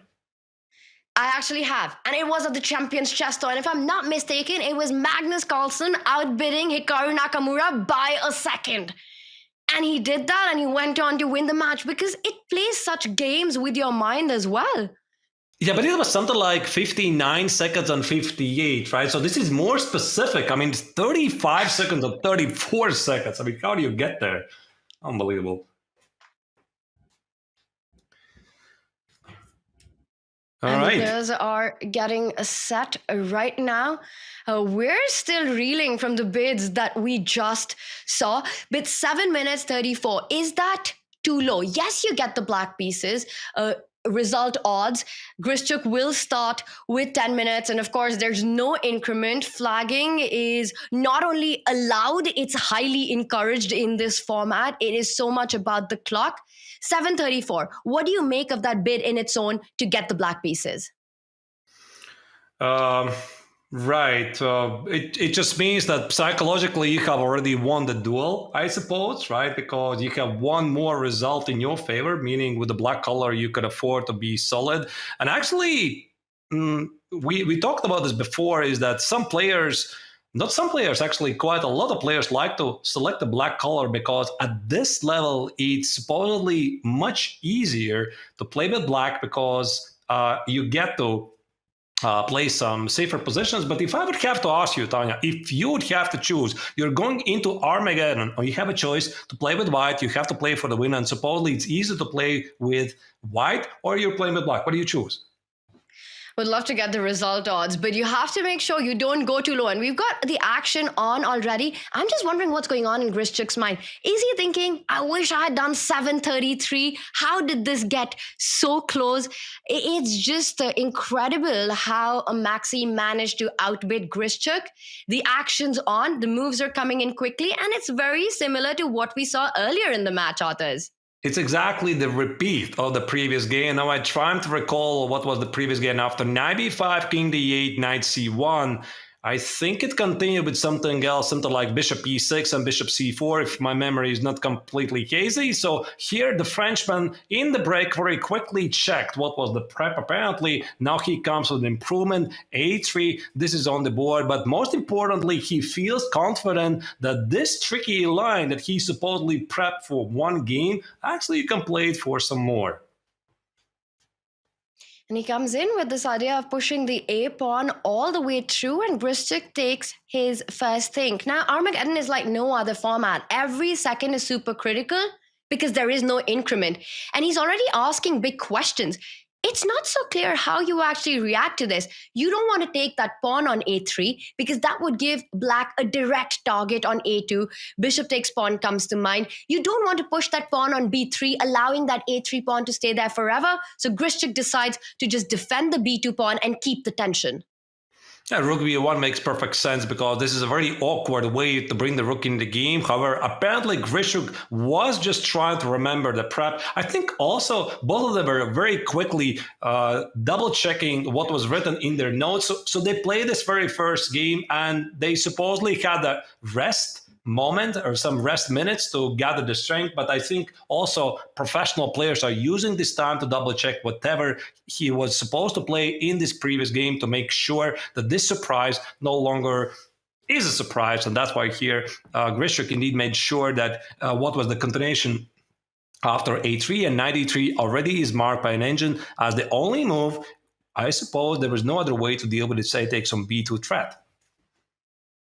because the rook on b1 was hanging, and now white is eyeing tactics as well. That bishop from g2 at the right moment can pick up that knight on c6, which is a key defender of that e5 pawn and the b4 bishop. Knight d3, a good move given. Grischuk, look at him on the camera, completely focused. It comes down to this game. One of these two players will go on in the Julius Baer Generation Cup. And yes, queens are off the board, but it's only a queenless middle game. Everything else stays on. Still a highly competitive, combative battle with so many threats that are being created by both sides. Indeed. I suppose here bottom players still should be in some sort of a prep. So if here black is out of the preparation, then it's going to cost him quite a bit some time. And actually, look at this. Look at the time spent, Tanya. So for Grischuk, it's actually quite unusual. We have very accustomed to see Alexander having spent a lot of time in the opening. Here it's 8 minutes and 48 seconds, already giving white a 3-minute lead. What does it tell us? That this is an Armageddon, and he started with almost 2.5-minute advantage on the clock. Right. But I completely agree with you. The fact that Maxime had to take a think in that previous move and burn that clock after knight d3, that probably will also play a big role. But Maxime now blitzes out the moves. He trades on c3 and jumps in with his own knight to e4. So there's still pressure on that b2 pawn, Arthurs. You can't really take a big decision with it. I'm liking the activity that black is bringing on. The e5 pawn currently attacked by two of white's pieces, but I don't believe it can be taken because there are all sorts of tactics with the bishop on f5 lined up against the rook on b1. Well, I suppose if MVL is playing against me knight e4 and he leaves the pawn in e5 unattended, I think there's a very good reason why I can't take it, but still I'm going to check it. So where's the problem when bishop takes on e5? As they say, a pawn is a pawn, but I do see some tricks here. Maybe there's some knight c5 ideas, or knight takes on e5 and the rook on b1 is under attack. I mean, you got to calculate this very quickly. So like knight e5, and the first thing, Tanya, that jumps to my mind is some sort of a knight x on g3, which engine immediately discards as a possibility. So instead of knight x on g3, maybe knight c3, because knight takes pawn runs into even rook d1 checks. So I'm just wondering if you can go on or not. But my idea was to hit that rook and win that b2 pawn. But let's not forget, you take everything, f7's hanging. So what's the move here? Yeah, indeed. Here the engine says after bishop e4, knight e4, knight e5, knight e5, the correct move is rook e8. Not a very easy move, but actually now that I see this, it makes perfect sense. So the point is, first you push away the knight from e5 square, make sure there's no forks. And if white plays something like knight x on f7, probably this is going to cost white a lot of material. So here it's there's... on the board. It's on the board. Wow. Did he say bishop takes pawn? I see that on our bottom right, the live board that we see. Bishop takes pawn. I was watching Grischuk on the camera. He was looking away and he was trying to calculate this. And then he did a little shake of the head and went for it. He feels that this works, but it doesn't, because Arthurs, you were telling us that rook e8. Can Maxime find the key move? Take on e5 and then bring the rook to e8. But that is a very difficult move. So after the point is after rook e8, knight x on f7, so black will continue with king e7. But the point is now the king on e7 is blocking the rook on e5, so white could just go back. Now the question is, where's the shot? Probably something like knight takes on g3. But I mean, the game still continues. There could be a lot of moves. For example, the same h takes on g3. None of this happened, Arthurs. We've got moves coming in. So I think we should stick to what... Maxime perhaps did not spot rook e8. He instead falls back with that knight, defends the f7 pawn, and hits that rook on b1 right now. Let's point out the rook moves the b2 pawn. It's a key pawn in the position, but it still gets pretty crazy, right? Rook d1, pinning that knight on d6, so much to calculate, no increment. Now about a minute and a half advantage on the clock. And look at Grischuk. He's reacting. It looks like he's not too happy with any of the lines in his head. Oh, indeed.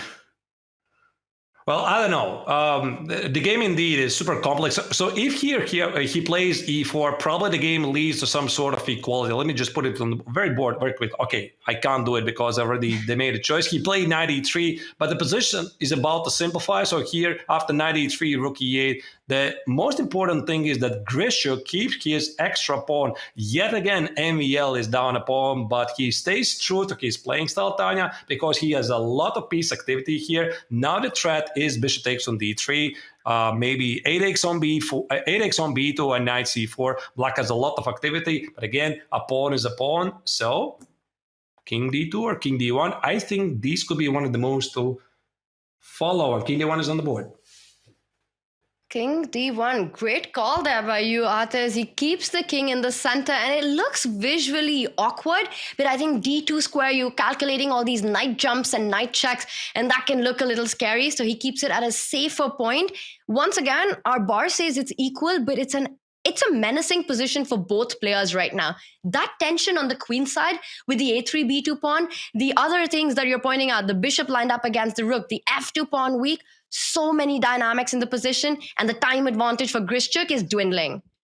Now, this knight e4 was a very powerful move, and that's why Grischuk immediately gets rid of this annoying knight, so he plays rook e1. The question is, what does black have for the pawn? 8x on b2. He tries to get rid of all of the pawns on the board, probably get to the pawn on a2. Can he play something like bishop d5? Also going for a rook endgame could be a possibility. Bishop d3, 8x on d3, rook e1, king e1, and play something like king c7. But again, the question is this a draw? I'm not sure. Neither is MBL. I like this move because he lifts that rook to either go to the queen side, double up on the a file to target that a2 weakness, or sometimes even target those king side pawns. A great way to activate the rook through a rook lift. If the knight was to jump to c5, there are all kinds of checks on d6. A really nice square found by Maxime here. Also, I think every single game in this match, Arthurs, Maxime has been down a pawn playing with initiative, and he continues to do that. Now, this is how he likes to play, right? So Maxime always gives up a pawn and then finds a lot of activity here. So now the question is what happens after knight c5? Giving a fork here, I suppose black wants to play rook d6, annoying check, and then there's no king c1. I'm going to put it very quickly on the board. Knight c5, rook d6. If you play king c1, this could be a problem, right? And if you now defend very quickly with rook d2, there's going to be a trade, and at least white loses the pawn on a2, and with it, the hopes to win the game. That would be a big problem. So with no knight c5, you still have to find a way to get that rook on e1. It just feels like such an ugly piece. Meanwhile, Maxime's rook's beautifully placed. And I'm just wondering, now that the knights are off the board, it might be time. You're pointing out rook d2. I was actually thinking king to d2. Instead, Grischuk goes with another idea. He brings the knight to defend that a2 pawn, keeping it flexible. The d2 square can be occupied by the rook or the king next. I think here the next moves, Tanya, are going to be very, very important, because if Grischuk is going to manage to keep his extra pawn, keep the knight on b4, let's say trade a couple of rooks and keep it going, he simply has this extra pawn, because the knight on b4 has a very, very nice outpost. It protects the pawn on a2, which is something that white desperately needs to hold on, because if black is able, for example, to trade these pawns and essentially get 3 pawns against 4, basically any rook endgame has high drawish tendency. So that's why here Grischuk is really hoping that the pawn on a2 stays in the game, and then maybe after the rook trade, king d2, f3, e4, try to capitalize on this extra pawn, and f3 is on the board. F3 is on the board, and Maxime counterattacks that knight on b4, and I think this makes a lot of sense. You want to destabilize the knight that you were praising so correctly, which was defending the a2 pawn. He pushes a3, no time to capture it because the bishop on e4 is hanging. Maxime will have to retreat with that. I don't believe that you want to place it on c6, going into those endgames down a pawn. I would be tempted to keep the bishop alive and not trade it at the moment. Yeah, but now Grischuk probably is going to give up the pawn on a3 indeed to centralize the knight on d5. So he did give up the pawn, but look at this bishop on g6, Tanya. Now it's completely out of the game. And even though we have a material complete balance on the board, suddenly after a couple of moves, white sold the pawn on a3, but he has a lot of activity. So he could like double the rooks at the d file, maybe retreat with the knight. And at the same time, the Frenchman is going to be looking for ways to get the bishop in the game. I really like white's chances here. It's a completely different narrative. White doesn't have that extra pawn, but is the one with the piece activity. The rook from e1 will join the party as well. And look at the clock situation. It's going to be about flagging this one. Players are going to play on forever till one of them gets flagged. And this is going to get really entertaining for all of us. King e2, Maxime needs to make a move. He has to play fast, Arthurs, right now. You can't afford to spend too many seconds in this position. Yeah, now I start to sense there could be even some mating threats here. Rook c2, rook d2 here, threatened with rook c8, knight c7. White has two heavy pieces with the knight, with the bishop disconnected from the game. Also, the pawn on e4 could have a say at some point. Even with the limited material here, white could cause black a lot of problems. But at the same time, of course, here Grischuk has to be tactically alert, because if he ever positions the rook on c2 here, you have to watch out for the rook takes on d5 move. Here you see the bishop would be hitting the rook on b1, but that's why white always has this intermezzo check, rook c1. So the position is full with a lot of tactical tricks. And now Grischuk could double up on the b file, creating more threats. A rook takes pawn, always something to watch out for. Instead, he's going on to make sure that black doesn't break with f5 at any moment. And Maxime desperately trying to get his bishop back into the game. Bishop to f7, get that knight off the board.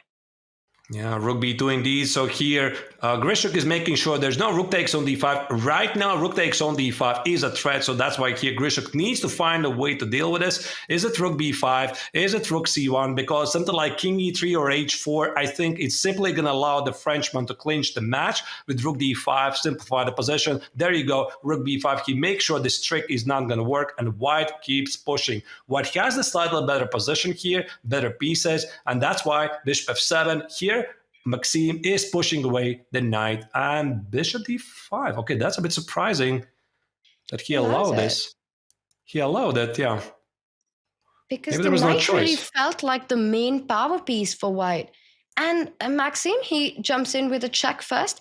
The king marches up. Maxime keeps saving a check, can't go to f5. Rook takes pawn, would have been game over. Yeah, maybe I kept to show this. King f5, bishop g6 would have made them on the board, right? So ooh, I was thinking rook takes pawn, but bishop g6 even fans, yeah. All right. Choose the one that you like better, a bishop mate or a rook mate. But this one, with the bishop and the knights traded off, it feels like it perhaps will not be enough. But look at the clock. Now it's Grischuk under 1.5 minutes. He's trying to create weaknesses on the king side. Get an open file. Start targeting a pawn. The concept of creating two weaknesses. Meanwhile, Maxime just wants to trade off a pair of rooks. I don't see a way to avoid that. You move the rook, you lose the d5 pawn.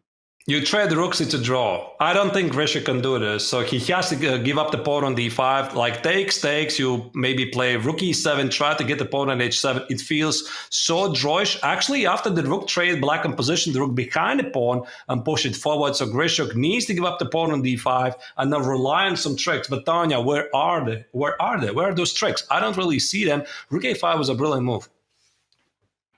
And he does exactly as you say. You know, it's the need of the hour. You need to keep as many pieces, and it's going to be about flagging, but it's Grischuk who's down on the clock as well. He's currently down a pawn. He's trying to set up some ideas. Perhaps if he can get the other rook to the 7th rank, even better. The 8th rank to try to checkmate black's king. But that rook on b4, it's struggling to find itself in the game. Rook c4, rook c5 would counter it. Rook a4, rook a5 would counter it. Everything under control. Time not on Grischuk's side. Things are looking great for Maxime right now. Yeah, Maxime is in complete control, but Grischuk does his best. So here, I think the Frenchman at some point is going to lift the rook to the 7th rank. At the moment, the pawn on b5 still lives. No, actually, he's just going to walk here to the king side. At some point, play rook e7, maybe even immediately. And that's it. Yeah, there you go. He can't win this.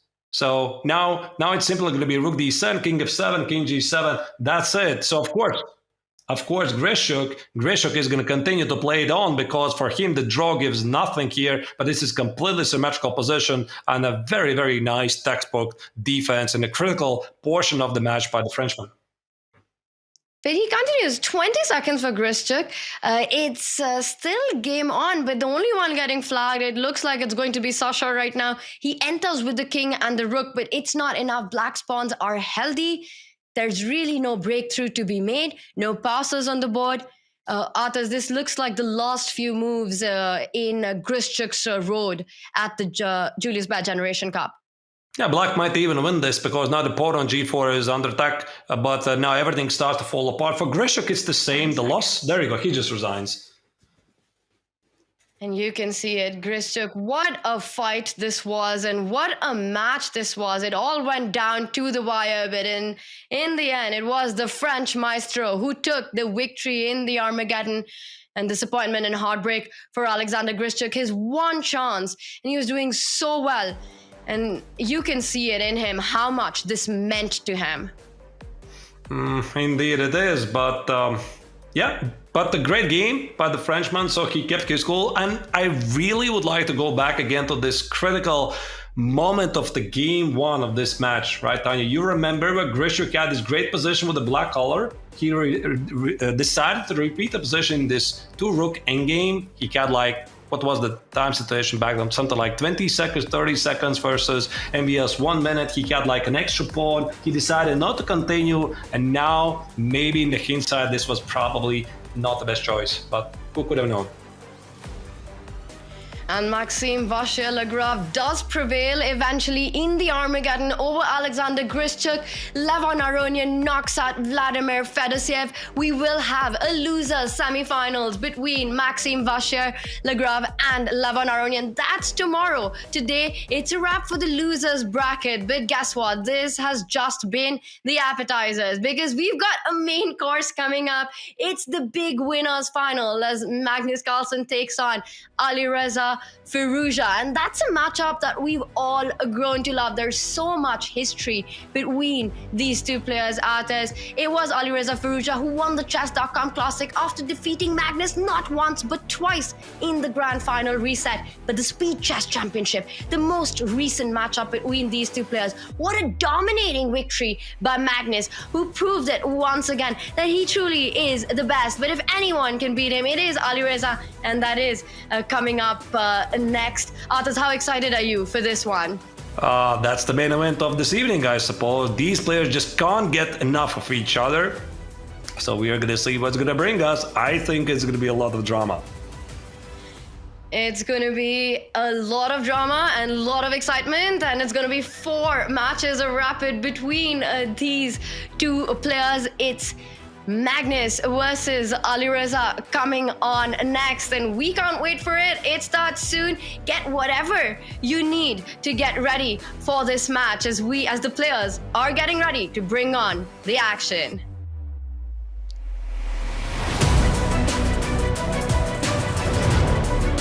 I think Anish has already retired from chess. He only plays so that he has something to tweet. That's factual. I don't think it's mean. I think this is just quite factual. Yeah, I think it's fair enough. Anish started to draw memes himself so that he can finish his games quickly.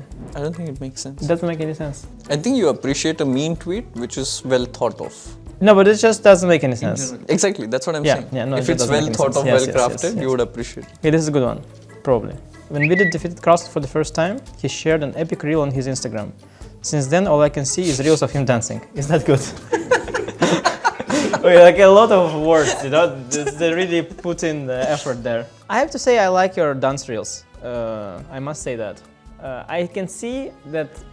I think that deep inside, this is something you enjoy. Want to dance? No, you want to, like, it's you. I think you really enjoy that. I see the spark in your eyes, you know, when you dance. Like whenever we looked at the Petrov and trying to look for new ideas, I didn't see that spark in your eyes. But when you're doing the real dance, I think it's good. But to be fair, not many people defeat Carlsen a lot of times, so I think it's... Or not many players can dance also. That's true. Both. Yeah, I mean, you know, you gotta keep that Instagram content going, and if you only have to do it when you beat Carlsen, then Instagram would be a pretty dead platform. So yeah. Why is Anish playing chess? He looks like an accountant who says he has 21 years of experience, but actually uses ChatGPT. Wow. Right? This is some good right there. I mean, wow. Why are you playing chess, Anish? You look like an accountant. No, but this is some meta stuff. Accountant who says he has 21 years of experience, but actually uses ChatGPT. Wow. No, this is actually good. I don't know what is the insulting part.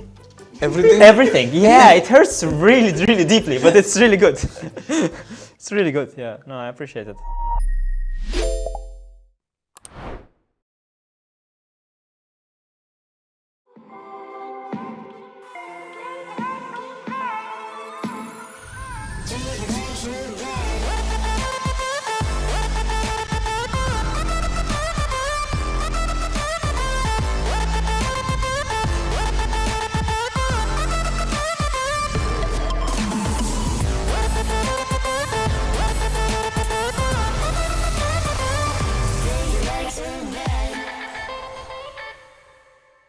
All I ever wanted was like to be accepted by people and this and that. But I'm walking into hip hop, solving Rubik's Cubes and talking about anime and Star Wars, and it's like not a vibe. But through it, I was always myself. Oh man, the feeling I had the first time I saw the Rubik's Cube was like, it's only begun. Because I was like, it took me that long to do it. And I just wasn't satisfied. Then I'm like, okay, cool, what's next? And that's also how I feel about chess. I love chess and I love the Rubik's Cube because you can't beat them. It's like a game you can't beat. That's what's so cool about it. And the only person that you're really essentially playing against is yourself. Yeah, I was like 24 years old and I got a Rubik's Cube and I went on YouTube and I told myself I was not gonna leave the room until I finished it. And I was in the room for 14 hours.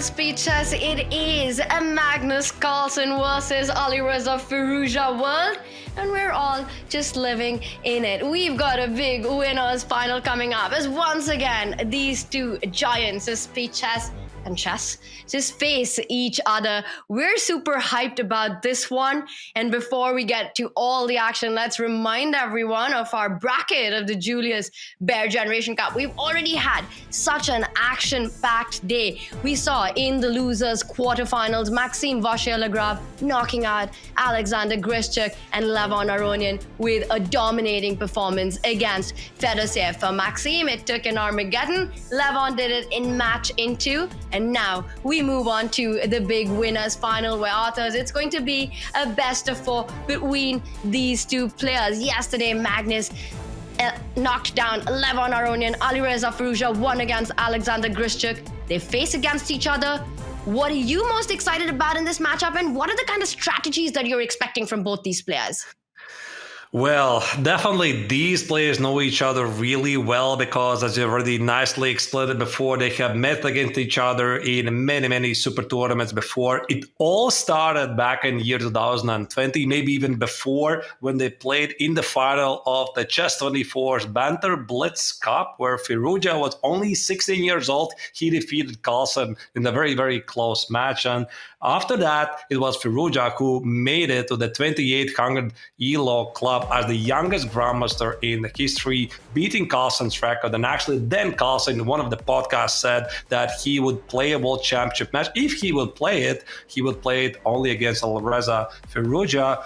Ever since, again, they have battled against each other. Just recently in Paris, they played in the Speeches Championships finals. For Firouzja, it was a pretty disappointing event because Magnus was dominating the entire event. But here, I think Alireza wants to prove that this was an accident. He wants to defeat Magnus.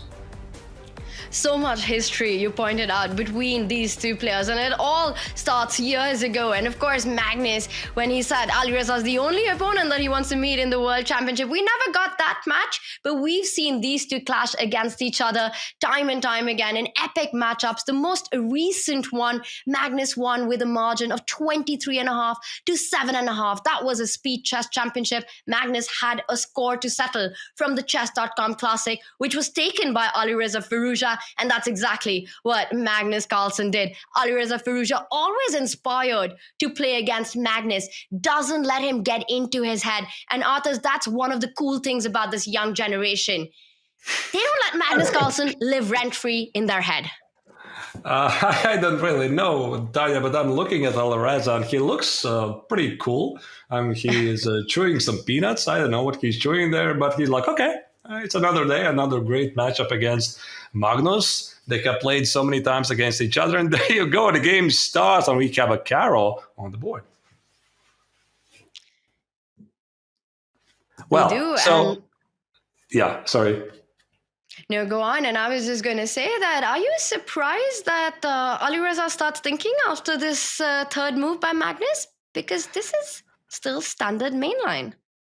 Indeed. So the advanced variation in the Caro-Can has become but the main consideration against the Caro. So the theory has moved on, probably because of the reason that the old line Knight C3 is considered to be, pretty safe for Black because of the so-called Tartakova variation. Black has pretty good reputation here and good results. That's why here the theory now suggests grabbing space with E5. And here Black's options are pretty limited with C5 and Bishop F5. So Magnus played Bishop 5 pretty quickly and H4 C5. This is one of the sidelines, so Magnus is not going to play the typical move H5, and he's immediately attempting to complicate matters here in the game. But actually, I think that Firouzja, probably Tanya, was slightly surprised by the opening choice, because how many times Magnus has played Caro? I think he basically plays everything.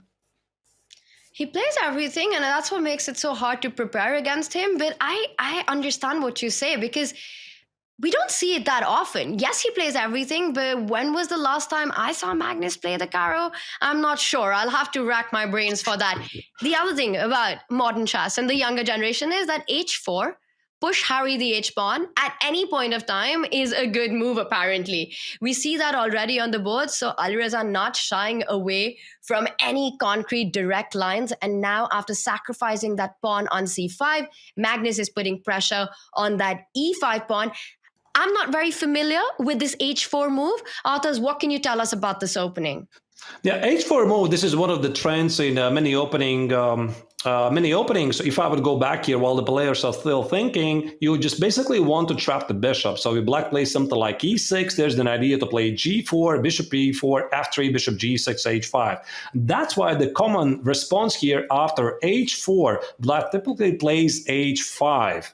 Trying to stop this and then play E6. So C5 is something sharper. Temporarily sacrifice the pawn, apply pressure against the pawn on E5. So Black very often is perfectly happy playing down a pawn, and then at some point along the way he gets back the pawn on C5. If he does not, well, I suppose he has a lot of activity. All we need to know that this is big theory here. After Bishop B5, Queen C7, Knight F3 makes perfect sense. You hold on to the pawn on E5. Black plays here E6, Bishop E3, and now if my memory is not totally hazy, I think one of the core ideas in these positions, Tanya, is to play Knight H6, try to threaten with Knight G4, but what happens after that, to be honest, I already don't remember.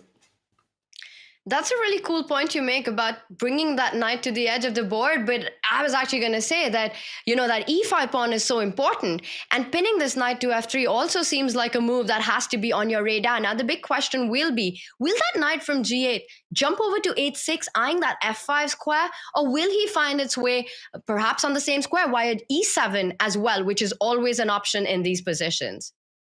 Yeah, and here also White needs to figure out, is he willing to give up the pawn on E5? Because that's why the greatest players in the world, they know when to accept the pawn for free, and then they're not going to hold on to it, but in my language, use the right moment to sell it back for the right price. Sometimes White is pretty happy give up the pawn on E5. For example, he's going to play C3 and Bishop E2, allow Black to collect the pawn on E5, but with B4, with the help of modern engines, obviously this is home prep, prove that he has the better position. By the way, Knight H6 was played.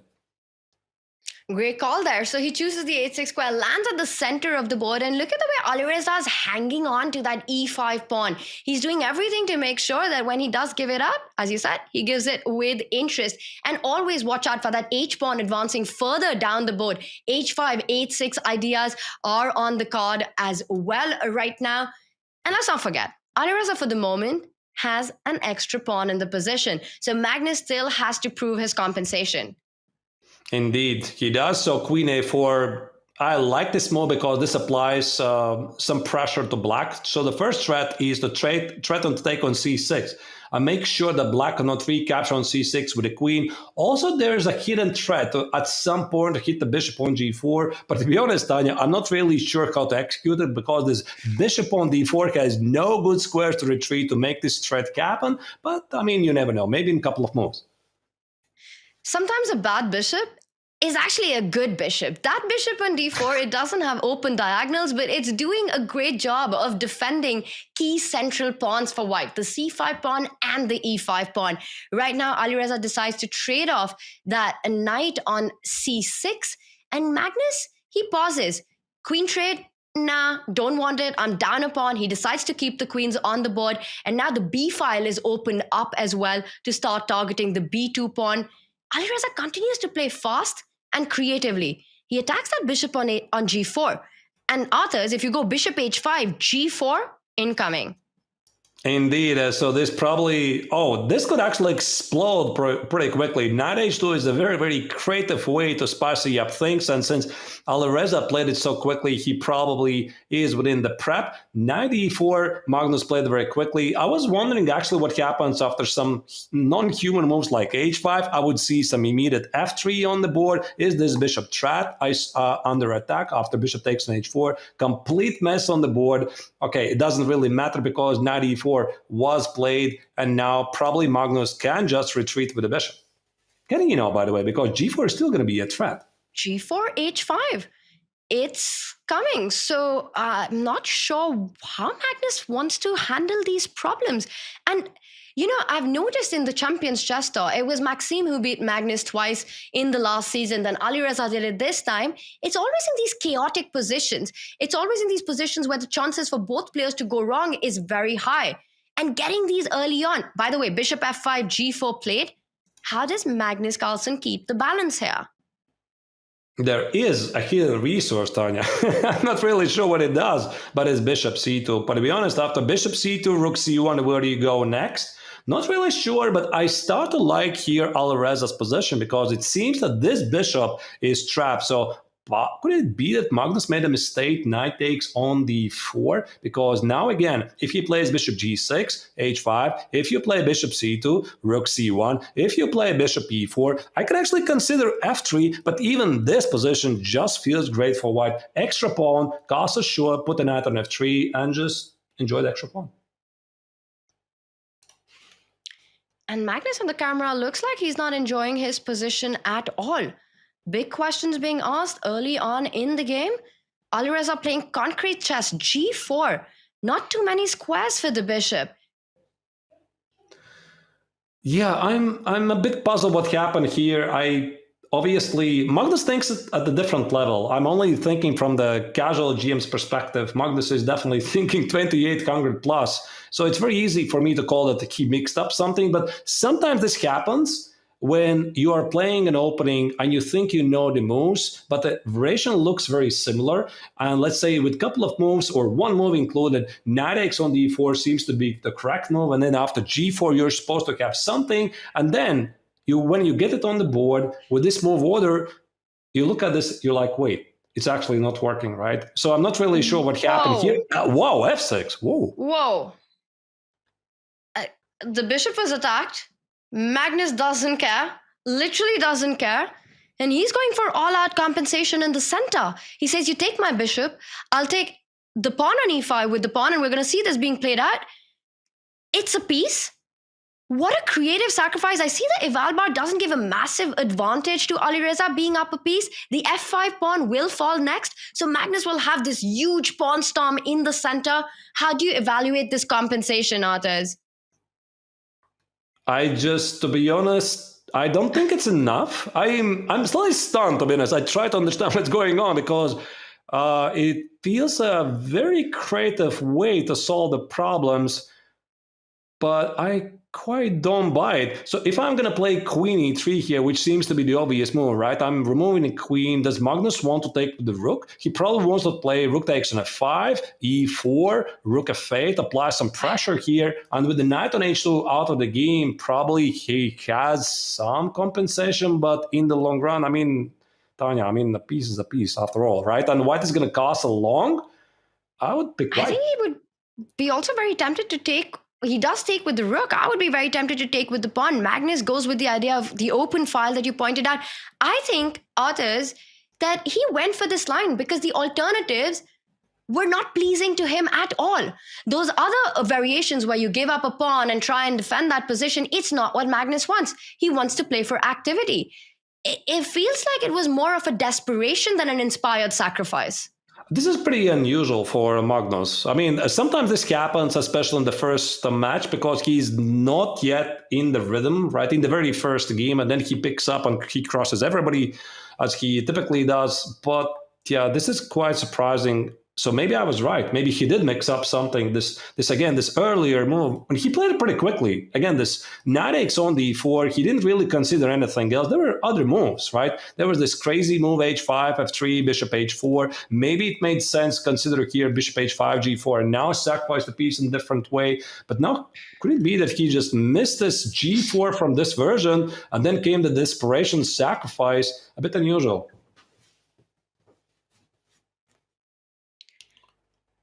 Wow. So rook takes bishop and he goes with long castle now. Alireza touching the 4-minute mark. That knight from h2 will jump back into the game, either via g4 or f3 and start targeting the e pawn. And the point is, and you could do it now as well, defending the f2 pawn. If black was to push e4, you give away a key d4 square as well. To me, it doesn't feel like enough compensation. White has got the open g line. I'm looking at ideas of trying to get to the black king as well. You're pointing out f3, knight g4, keep everything solid. Then think about the attack. Hard to imagine this being enough compensation for Magnus. I don't think there's any compensation, to be honest. And we have the evaluation bar, of course, which confirms it. But materially wise, what is it? 1, 2, 3, 4. This is one of my favorite strategies, how I count material. 1, 2, 3, 4, 5, 6, 7. Obviously, not enough. Not enough material for the sacrificed piece. Maybe Alireza right now is trying to figure out what to do with the pawn on h4. If he plays knight g4, Tanya, he needs to watch out for e4, because e4 allows black to fix the gaze on the pawn on f2 and stop white from playing f3. And there you go. f3 is immediately played by Alireza. But the question is, now what happens after bishop takes on h4? Because I noticed that after knight g4, there's a bishop g5 threat, and there's some pins. So if Alireza is doing this, probably after bishop takes on h4, he's ready to play some sort of a rook d to g1, stopping bishop g5, and then somehow bring the knight in the game. Not entirely sure. Makes a lot of sense. I like to move rook g1. You line up your rooks on the open file, one on the h line, one on the g line, stop that threat. Also eyeing ideas on g7. You can always sidestep with your king to b1, bring that knight to g4 on the next few moves. Magnus, he's got 2 pawns currently for the piece, but he's got these double pawns, not clear where the mobility is. He keeps putting pressure on that g5 square, really wanting to get that bishop to g5. But also, it's not a big threat, right?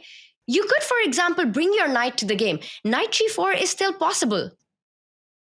It is, but now the question is what happens after bishop g5, Tanya, because after bishop g5, the queen on e3 actually serves a very important purpose. It controls pretty important squares around it, but also the pawn on c5. So Magnus could play bishop g5, kick away the queen away from the e3 square and collect another pawn. But even with that, I think it's simply not enough, because there's not enough pawns for the sacrifice material. And Alireza here, what he's trying to do, he's trying to normalize the position. By the way, also rook f3 suddenly could become an option in some lines, because you see knight f3 is a pin, the king here is pin. Magnus still has some tricks here, but the position looks pretty dangerous. Yeah, rook takes pawn looks a bit scary, because at first I would just want to grab that e5 pawn. But if my knight leaves g4, then you got ideas of rook f2 coming in, piling on the pressure on that pinned knight on d2. So Magnus here slowing down. He can pick up the c5 pawn. He can pick up the f3 pawn. He's making a decision. And Alireza now at 2.5 minutes. There's still questions to be solved. Practical problems. Magnus is always doing that. You know, regardless of the position he lands himself up in, he's always posing questions and problems to his opponent.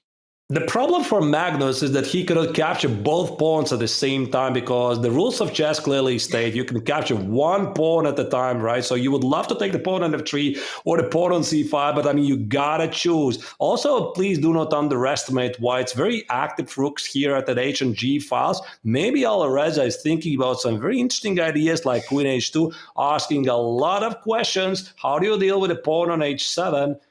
Queen c5 is on the board.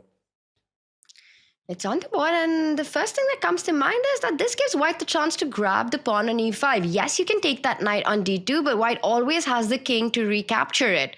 So knight takes e5, defending that f3 pawn. I'm always eyeing that bishop on g5. Knight d7 is a threat in the air. Watch out for that as well. What does Magnus have in mind for knight takes pawn? And I also saw our featured chat earlier. I don't know if Arthurs, you might have missed it. It said Magnus's first mistake in this was to go 1c6. Apparently, Caro can't. All the Caro fans. No. It's not a mistake. No, come on. Caro-Kann is a great defense. King b1. Okay. That's a pretty slow move. So something Alireza did not like about capturing that pawn on e5, perhaps something that I'm missing, tactics on the board. E5 still lose. He simply sidesteps. And Magnus says, no more e5 for you. Yeah, but also we have to look at the clock because Alireza is now down to the last 2 minutes and Magnus is still ahead by 2 minutes. He sort of has some sort of initiative here. Yeah, King b1 apparently is a miss. Why it's a miss? Now I just checked with an engine. Engine was saying that h5 was the best move here, which is a quite counterintuitive move with the idea that now if you play knight e5, bishop takes on d2, you see suddenly you're going to take on d2 with a king, and now the game starts to get complete mess with knight g6, bishop e3, knight f8, bishop g1, etc. Doesn't really matter, so Magnus decided not to do it, and instead he played queen e7, probably freeing away for the pawns. And the computer helps us out once more with the best move. You retreat the knight only to come forward next. Knight f2, you want to get it to that d3 square where you're not only targeting the e5 pawn, but the bishop on f4 as well. That's a really nice strategic move. Do you think Alireza will find it? Knight f2 feels to be pretty simple. Also, knight h6 is a very tempting move in many lines. So I think Alireza here needs to figure out, does he want to consolidate the position? Or he wants to use the knight on g4 for attacking purposes. At the moment, what is it? How many pawns is it for the piece? 3 pawns, right? 1, 2, 3, 4, 5, 6, 7. 3 pawns for the piece. Technically, it's material balance on the board, but it's not equal, dear viewers, because the piece is always a stronger thing, a stronger material in the middle game. Because you can use the knight as an extra piece to target something. These pawns, they're looking really menacing. They're pretty static, unfortunately, at the moment. If we would go to an endgame, let's say we remove all the heavy pieces off the board, black's chances dramatically increase. Agreed with everything you said, but there was a moment when Magnus had just 1 pawn for a piece. He's managed to get 3 now. He's advanced his pawns in the center. Alireza's playing under 1 minute. Things are getting complicated. And how many times have we seen Magnus turn these positions around? Ignore that question mark right now. He's just putting practical problems for Alireza. He wants to push that pawn to a4 to destabilize that knight on b3. He's saying, sure, capture on d5, improve my own pawn structure. I'll simply take back. I'll advance my c pawn. It's not as clear as the eval bar indicates, Arthurs. Yeah, he's applying a lot of pressure. I think a5 is a bluff, right? So he's using the fact that his opponent is so low on the clock, he challenges him. You're not going to dare to take the pawn on a5. There you go, Alireza says, I dare you. I'm going to take your pawn on a5. Now prove whatever you have. Most likely Magnus had planned some sort of a rook a8, queen a7, applying some pressure here. We're going to see. I would be terrified to open all these files in front of the king, but not Alireza. He goes for it, and apparently it is the best choice. Now 17 seconds, and Magnus trying to find ways of putting pressure on white's king. The knight simply comes back to b3 if you hit it on the a file. Indeed. So now Magnus is taking some time to think. Also, there could be some tactical ideas like maybe position something at the b file with d4, bishop e5, trying to get to the pawn on b2. But the problem for black is that white always plays knight b3 and shuts the door. So Magnus here probably is looking for a longer sequence of the move. So the position is probably he suspects he is doing terribly. But white has only 17 seconds on the clock, so he's trying to find a longer sequence filled with a lot of tricks. Maybe remove the bishop, play e4, rook f2 ideas, you name it. Fascinating chess. And right now we do the math. He's got 2 pawns for a piece. So queen a7 played. The knight on c6 would have gotten trapped. Far too gone. No way home. So he comes back, gets the knight closer to the king. And knight is not only a great attacker, but a great defender as well. And look at this. He pushes that a3 pawn. Where is the attack? You've got to switch to the b file now. Now that the knight on b3 is not defended by that a2 pawn, are we expecting rook b8? A different approach. He puts the queen on b6. Watch out. If you move that knight, rook takes pawn becomes a reality because the pawn on b2 is pinned. Yeah, indeed. That's why I think the knight is going to remain on b3. But again, Alireza has to calculate very quickly here what happens after rook f7, rook b7, 4 seconds. This is not the situation you want to be in. With so little time on the clock. Now this rook has to join the attack. But again, you can't do it now. Look at this. The pawn on h7 is under attack in some lines. So the rook on f5 is pinned to defend the king. I would have blundered that for sure. Queen takes pawn. That is full board awareness. And you need that. The rook on f5, you very nicely pointed out. I love it how you call it pinned right now. Right, so Magnus, maybe he missed it from afar. No, okay, he's going to go all in. Knight g4 here. Now, immediately there's some tricks with knight h6, e takes on f3. Okay, what's going on here? Can you take on e3? 3 seconds? Luckily, the bishop on e3 has that h6 square in control. Alireza now attacking the h7 pawn with his own rook. He's playing on 3 seconds.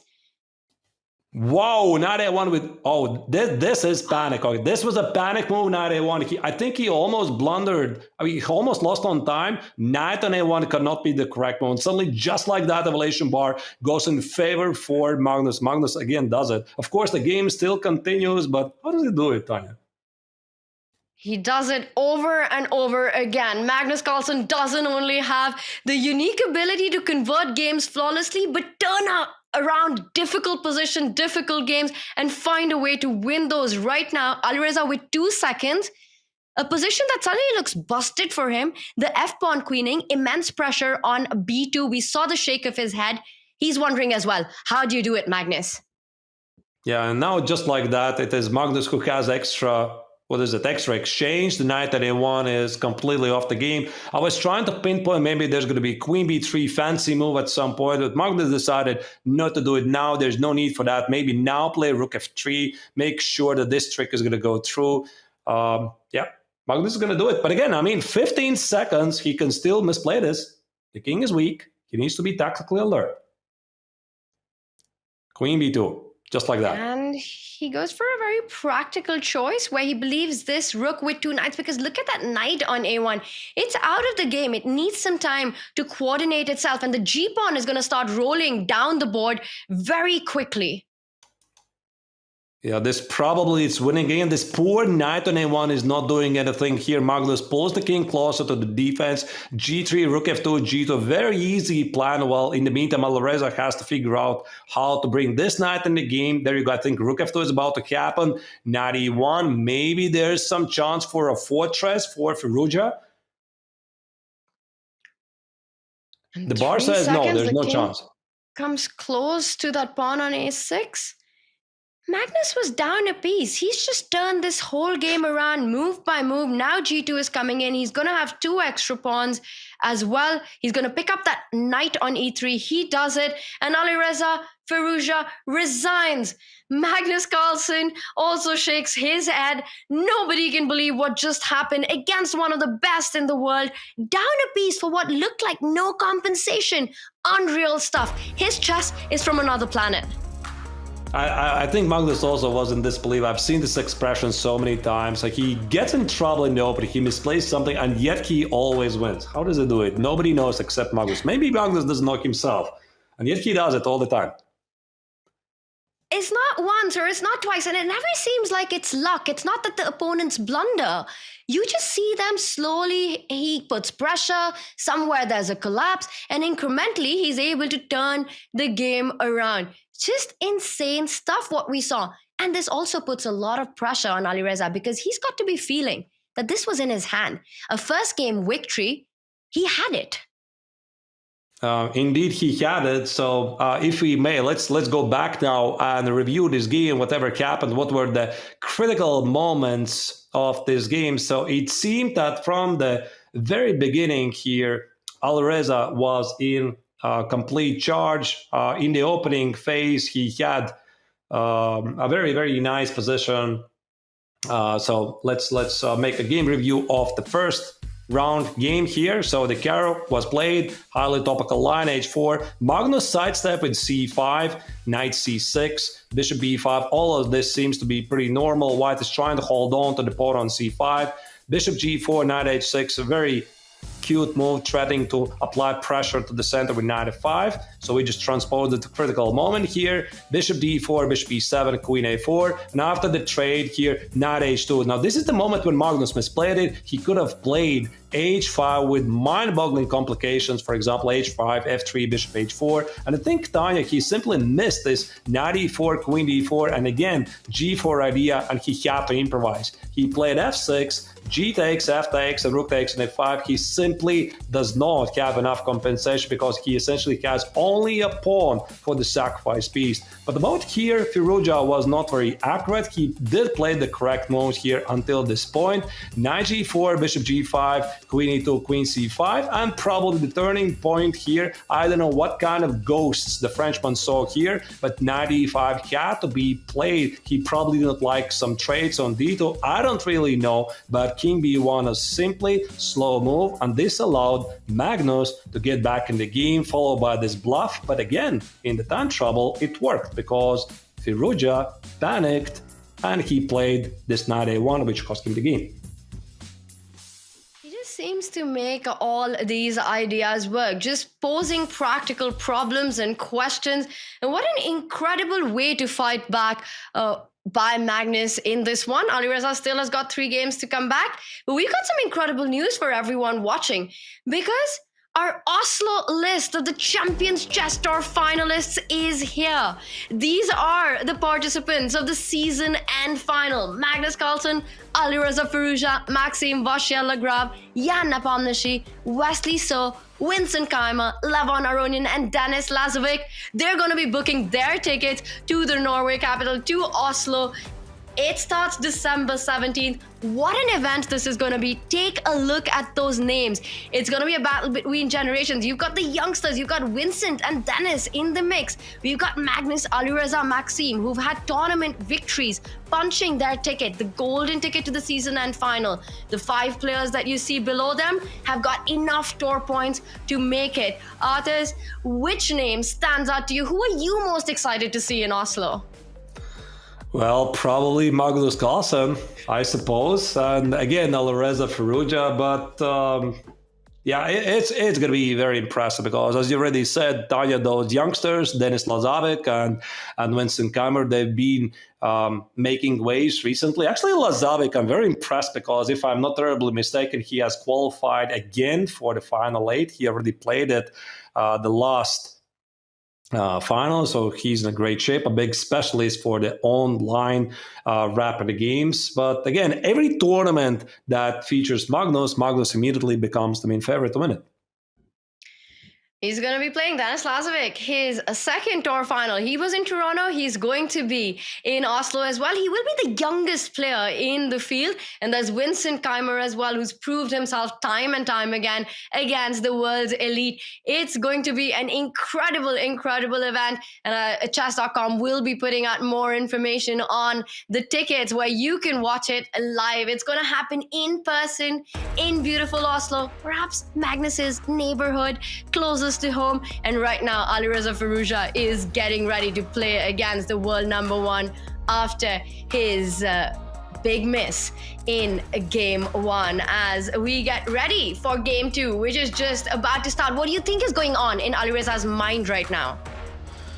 Probably not much, because he has lost his fair share of games against Magnus. I'm pretty sure he had worked out some scenarios, what happens if he starts badly. So unfortunately for him, it's a psychological blow, because I'm pretty sure he's aware that he was winning at some point, but it's very important for Alireza to forget it and continue. What I'm not entirely sure, Tanya, what kind of opening it will be here, because in the Speeches Championship finals, I did check what did they play before, what kind of openings. It was mainly the King's Indian defense. Is this something that Firouzja is going to play in this tournament? We are going to see as we have knight f3 played. Kingston defense would mean Firouzja on board. I would love to see that happen. But is it that moment where you perhaps just want a more solid approach to stop the bleeding? You know that things didn't go your way. It was so close. You got everything you wanted. But then Magnus doing Magnus things. And then you try to create your chances with the white pieces. But what we do have is an opening that started with knight f3, but ends up being a Sicilian. Yeah, it's pretty amazing, right? How sometimes those openings just transpose. You start with knight f3, you transpose into Sicilian, then it transposes into something, and in the end it's London, you know? It's amazing. Bishop b5, now this is the Moscow variation, very, very popular way to play the Sicilian. Bishop e2, this is one of the trends. I mean, dear youngsters, if you're looking at this, you can't really play this unless you're the best players in the world, because normally this makes no sense, but then again, it gives white a pretty straightforward plan. Knight c3, remove the knight, play f4, and that's all you need for a rapid game. But exactly what you said, right? Because you develop your bishop on b5, you lose a tempo because black anyway wants to try to expand on the queen side. Then you come back to e2. Don't try this at home. We often learn, make your pieces, develop your pieces, don't move them twice. Tough to understand, top level chess. But Magnus first stops that b pawn from moving forward before taking a decision in the center of the board, whether he wants to develop that knight, perhaps push that c pawn one step ahead and eventually expand in the center. It's a slow start, but it's got the makings of an open position in the middle game. Yeah, I mean, there is some logic, of course. I mean, the question would be, why bishop b5 check? Why don't you play bishop e2 and d3 immediately? So what Magnus is saying is that after bishop b5, knight e7, your knight on d7 is kind of misplaced because you have to position it on c6. It blocks your bishop. And that's why this is basically a new trend here. He is not taking on d7, which is one of the main topics of all kinds of anti-Sicilians. He plays bishop e2. Sometimes white plays even knight c3 and d4. This is what I've seen actually being played more and more nowadays. So yeah, Magnus is perfectly happy with the knight on d7. He says this is a fresh position. Let's play it. Let's play it. And your idea of expanding on the king side as well, I like it. Retreat the knight and push that f pawn, making intentions clear. Magnus first finishes his development, knight c3 played, f4 definitely in the air. And you're pointing out Magnus won't stop with the f pawn. The g pawn is going to start rolling as well. Indeed, I think this is one of the ways how white is typically starting this king side attack. Now this feels some sort of a close Sicilian, and Alireza immediately fixes the problem of the bad knight because the knight on d7 is not really great. It's chained together with knight on f6, and that's why he's willing to waste 2 tempi to get the knight on c6. So after those interesting complications in the opening, bishop b5, bishop e2, it seems that Magnus has achieved something, although probably the position is still pretty level. And meanwhile, our chat has spoken. The poll was up, Magnus versus Alireza, and it's 62% for Magnus, 38% for Alireza. And I have to say, I've seen so many of these polls, 38% against Magnus. The chat believes in Alireza quite a bit. They've seen him do it before, but the way the start has been, I wonder, authors, if the number that had Alireza on, it was perhaps even more than 38% before that game one. Has there ever been a poll where Magnus has had like 38%? Probably not. It's usually a lot more. The odds are a lot more for Magnus.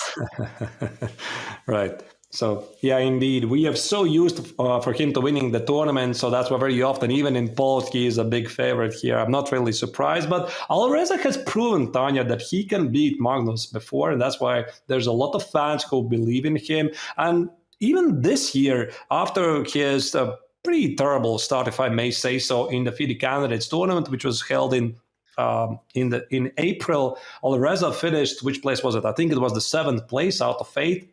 Ever since, Alireza has been on fire. He won the Bullet Chess Championship, defeated Hikaru Nakamura. He won the Sinkfield Cup, also St. Louis Rapid and Blitz. So he's in a great shape. Got to the finals of the Speed Chess Championship. So he clearly is one of the 3 best players in the world right now. I couldn't agree more with you. It's been a fantastic year for Alireza. The Candidates was that one black mark, but apart from that, he's been on fire. He's shown exceptional chess, whether it's over the board, it's online. It feels like the year of the resurgence of Alireza. Everyone was talking about him back in 2020. He's the next Magnus Carlsen. He's going to be the one who'll take the crown. And then something shifted, something changed. And we saw him sort of disappear from the scene for a while. He comes back and he starts striking one after another. And right now he needs to strike back. He's trailing the match. But Alireza has really found his footing once more in the chess world. Indeed, he has. So now I think he's again rising in the ranks. So exciting times ahead for him and the French chess community. By the way, Queen E1 was played. I like this move because here Magnus is prepping to play something like Queen G3, Queen H4, but also this is a precaution move just in case if Black plays Knight E4, you might have access to Bishop D1. Sometimes this Bishop D1 feels a bit weird move, but I mean, you do protect the pawn on C2. It didn't happen because Alireza decided to play Queen C7. Now the question is, how does Magnus continue his kingside attack? Queen Magnus G3? is thinking about that question as well. And I'm just thinking, we were talking about Alireza's form through the years. It's so easy to forget, Arthas, that he's only 21 years old. Right, yeah. So he got to the 28 Hunger Club at age 18 and 5 months, if I'm not terribly mistaken. He broke Carlsen's record by, something like half a year or so. And now we have new names coming up. So we're living very, very exciting times. Actually, earlier today, it's a different news. Rigasi did not make it to the 28 Hunger Club because today he lost against Adis Gurel. In Bundesliga, we have Gukesh, the World Championship candidate, also on the verge of breaking 2800. These youngsters, they keep coming, and it's exciting. They're coming. They're definitely coming. And right now, Alireza's attack on the king side is coming. Queen to G3, hitting that pawn on G7. Magnus for now saves it with G6. How does White continue the pressure? You want to get F5, but you need to time that really well. It has to work out in your complications. So I think it's a bit early. You still want some of your pieces closer. I'm looking at ideas of developing the bishop, getting that rook from A1 to the central file before striking in with F5. Actually, what I've tried to figure out, where exactly Firouzja is planning to put his king. Is it really short castle here? Because G6 is a very committal move. And basically, if he wanted to castle Tanya, he had to do it immediately. So if you play G6, then after the short castle, you have a lot of darks for weaknesses. So Magnus right now is trying to figure out what could be this smart intermediate move. There you go, Bishop D2. He's like, do you want to castle long? You got it. I mean, you can definitely do it, but your queen side is quite exposed because I could fire it up with moves like C3, D4 eventually. But again, Firouzja is losing in the match. So maybe the long castle is what he needs. It's going to be super gutsy if he does go long castle because you're walking into a lot of breaks, a rightly timed A5, a rightly timed B4, or perhaps in the center. But Alireza's last move, H5, I think it's pretty clear that short castle is at least not on his radar immediately. Magnus controls the G4 square, making sure there's no knight G4 jumps at the moment. What do you think? If you had to make a prediction, where is Alireza's king going to find safety? I'm willing to bet anything. There's not going to be a short castle because it just literally makes no sense. I mean, you're not supposed to play like that. Play G6, H5, weaken your king side, and then hide the king there. This is not how chess works. So I think Alireza, for the moment, wants to keep the king in the center because he knows as soon as he's going to castle, then his opponent is going to launch everything at him. So at the moment, Tanya, I think they're playing a bit cat and mouse game. So he keeps the king in the center to keep Magnus guessing. So are you really going to castle long? Are you going to stay in the center? Fascinating.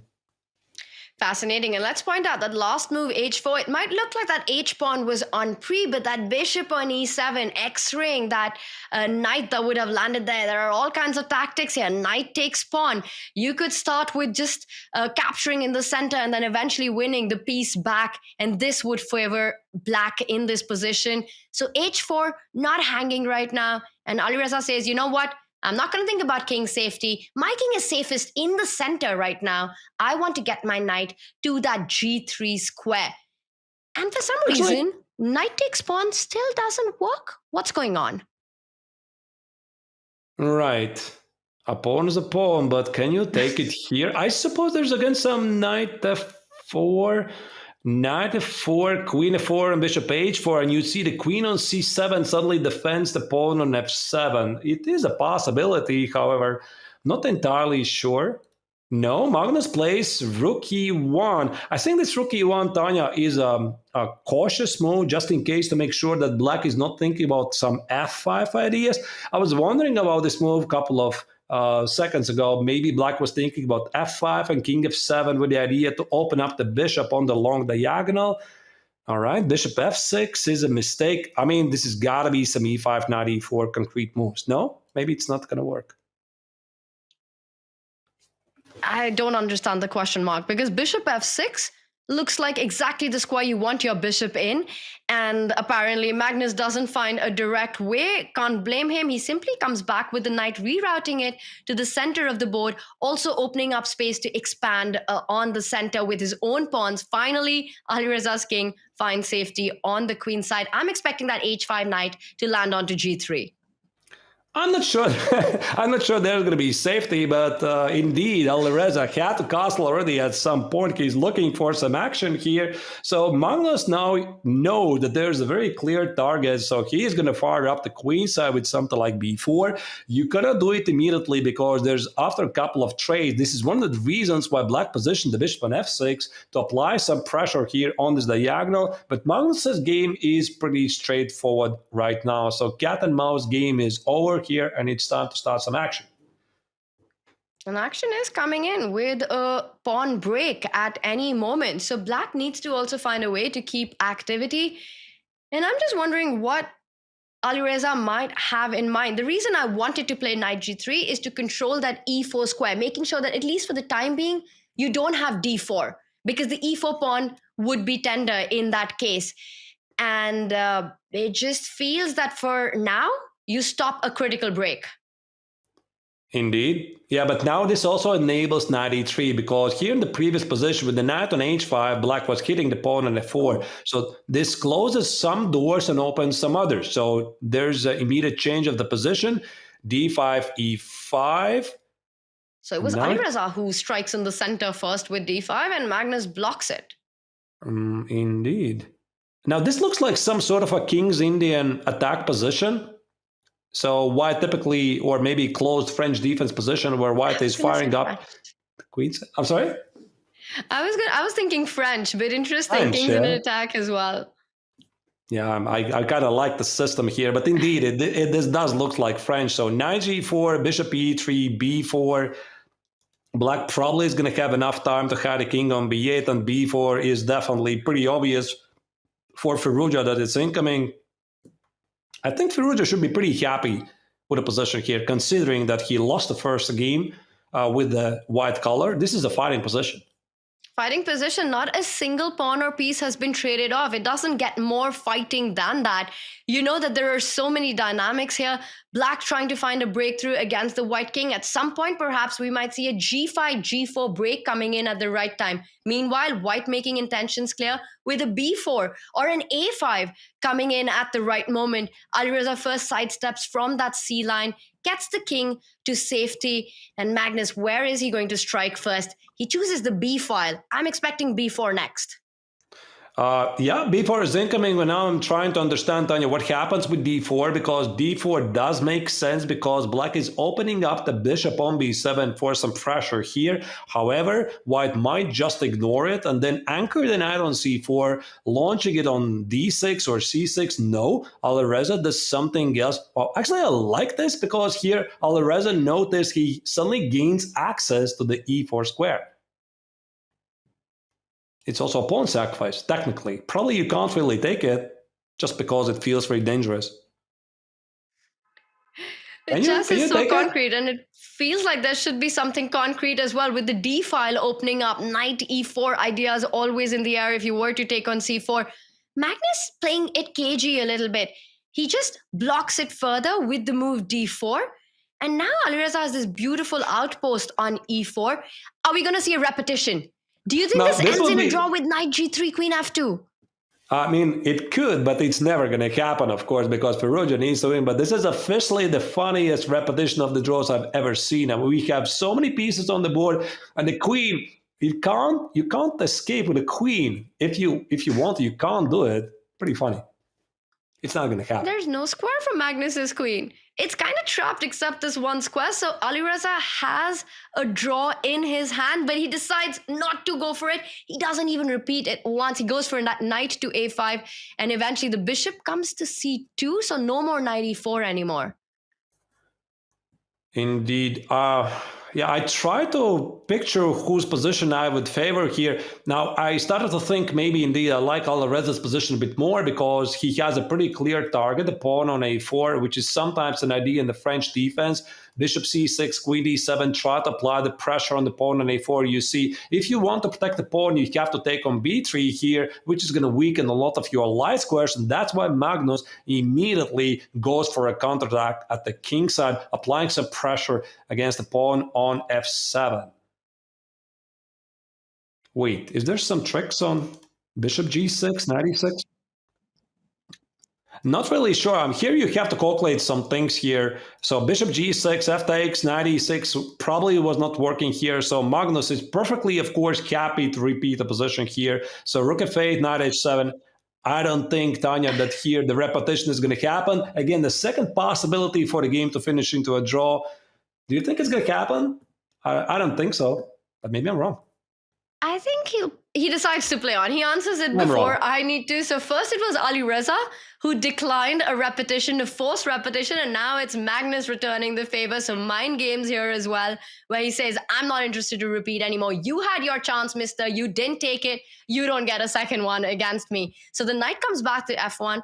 I do like this move because that knight on g3 is a bit of a thorn in white's position. You really want to trade off that active knight there. Knight f1, bishop c6, eyeing that weakness on a4. So Alireza says, you can take the g3 pawn. I don't care about that. I will get the h file that'll be open, plus capture on a4.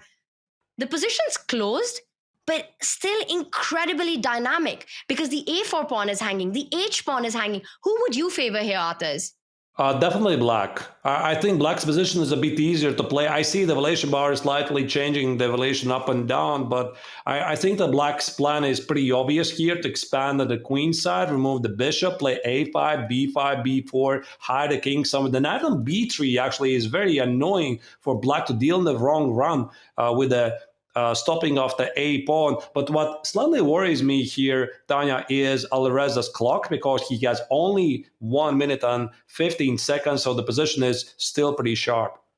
It's entering bullet mode, and we know who won the bullet chess championship this year. So Alireza, he needs to keep up that speed. And what you pointed out, look at the way he's advancing pawns which are in front of his own king, because that knight on b3, first there was a knight on g3. Now that knight on b3 takes away any activity from white on the queen side. And ironically, it's Alireza who's pushing on the side in which his king is there. I completely agree with you here that yes, clock looks worrying, but position-wise, it looks like a dominating one for Alireza. Now the a-pawn is about to start moving up the board.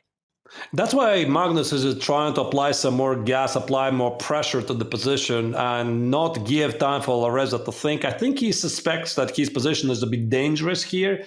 So that's why he keeps his 3 minutes on the clock. In the first game, it did work. His opponent panicked when he was on the last seconds. But here, this position feels to be a bit safer. King b7. Here, Alireza is prepping b takes, a4, a3, rook a8, a2. Pretty simple plan. And Magnus, of course, is trying to do exactly the same at the king side. It's essentially a race. It's a race between two pawns on either sides of the board, something that you see in an endgame. But when these two are playing against each other, it happens when all the other pieces are on the board. And I really like Alireza's decision here. He's further destroyed white pawn structure and the h5 pawn. Who's defending that? I don't really see a good way for white to hang on for it. Rook from h8 can land up on h6, double up on the h file, and eventually pick up the f6 or the h5 pawn. Yeah, I think Magnus here is in the trouble, so he needs to come up with some creative way to solve his problems. Maybe find a way to change the course of the game. Perhaps some sort of a c takes, a takes, bishop d2, try to activate the bishop. No, he goes for g4, but still trying to activate the position. F takes, f5, bishop f4. I like this. That's a big move, especially when your opponent's down to 30 seconds. Even if objectively it's not the best move, practically it makes things difficult because Alireza was not expecting this. It was not on his radar. So suddenly he has to deal with these new problems, calculate these new lines, while in his head he was ready to snatch up that h5 pawn, keep things under control. He decides to take it. Is Magnus going to push the f pawn as well? He first decides to defend h5.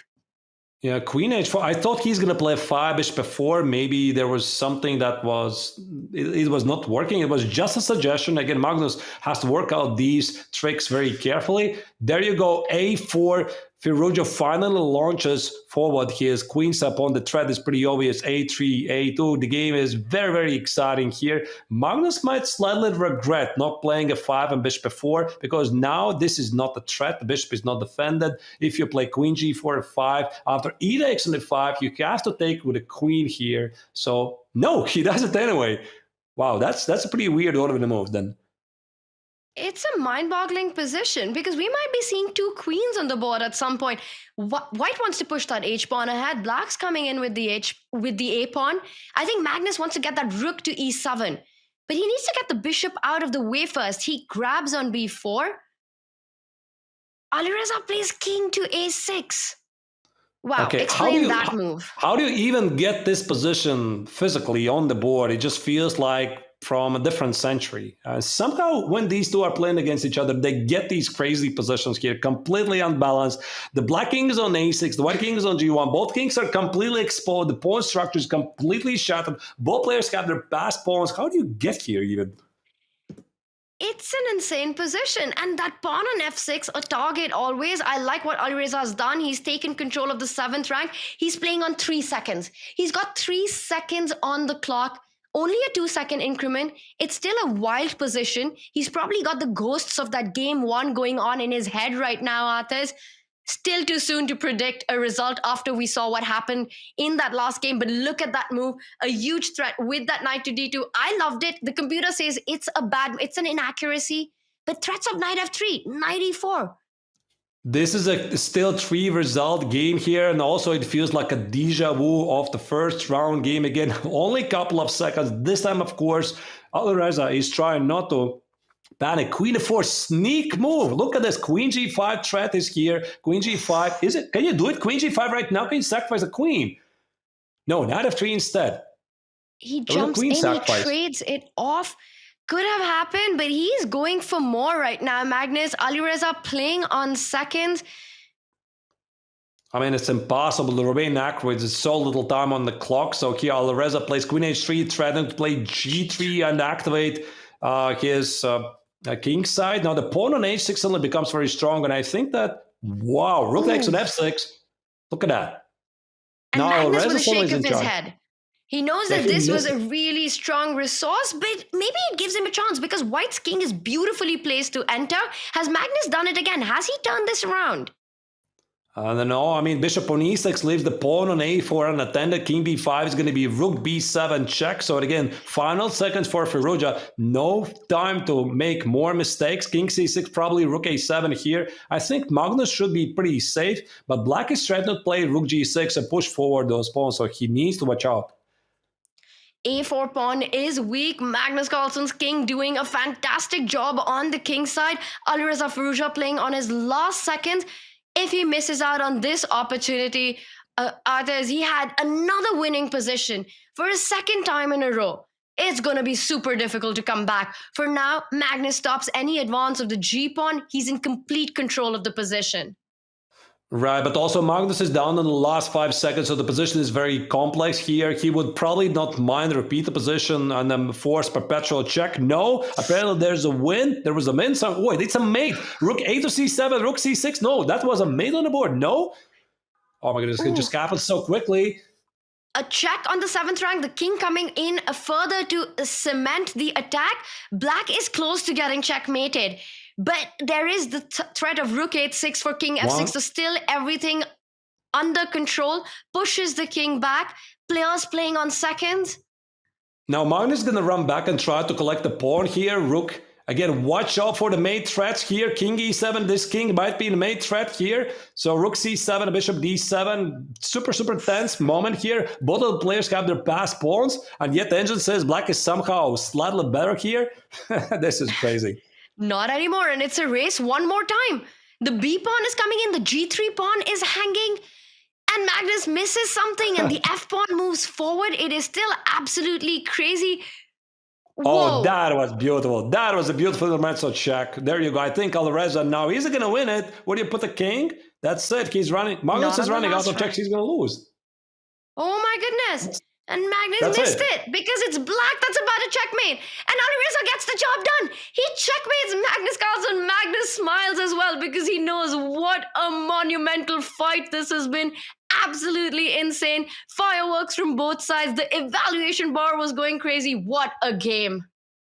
How do I even make a game review out of this, Tanya? Because it was, there were so crazy swings happening. It was just absolutely insane how these two managed to get these crazy time scrambles and dramas. But again, all that matters, Tanya, is that the score is level. It's 1 each. Both players have won with the black color. Alireza actually was pretty close to lose this game as well at some point. I just got a feeling there's got to be a mate, and Magnus missed it, so probably it's deserved. It's a truly match so far. I think he did, because right at the end, after we lost him on the camera there, he had that expression that, oh my gosh, I just missed this one. And you could see the frustration in him. He could feel it, how close he was. He had turned it around, you know, after being in a difficult position one more time. What a topsy-turvy match this is turning out to be. Alireza shows why he is the player Magnus Carlsen enjoys playing against the most, because this is the kind of chess he's capable of producing. Incredible stuff. Checkmates Magnus in the end to level the score. And of course, the action continues. It's 1-1. 2 more rapid games. Lots of celebration of chess. And we're also very happy to announce that the Rubik's Cube is celebrating 50 years with the Make Your Move campaign. In the past 50 years, 1 in 7 people, that's just 1 in 7 people across the entire world have attempted solving the puzzle. Like chess, the art of a Rubik's Cube is its complexity and the eternal human values of curiosity, perseverance, and creativity. With over 43 quintillion permutations, 43 quintillion permutations, that is, and only one solution. The question is, what is your next move? Visit go.chess.com/Rubix50 or use the command Rubix in chat to explore. And as you do that, the players are exploring what to bring on into Game 3 as the action continues. The fireworks continue as Alireza has bounced back. Can he do it again against Magnus Carlsen?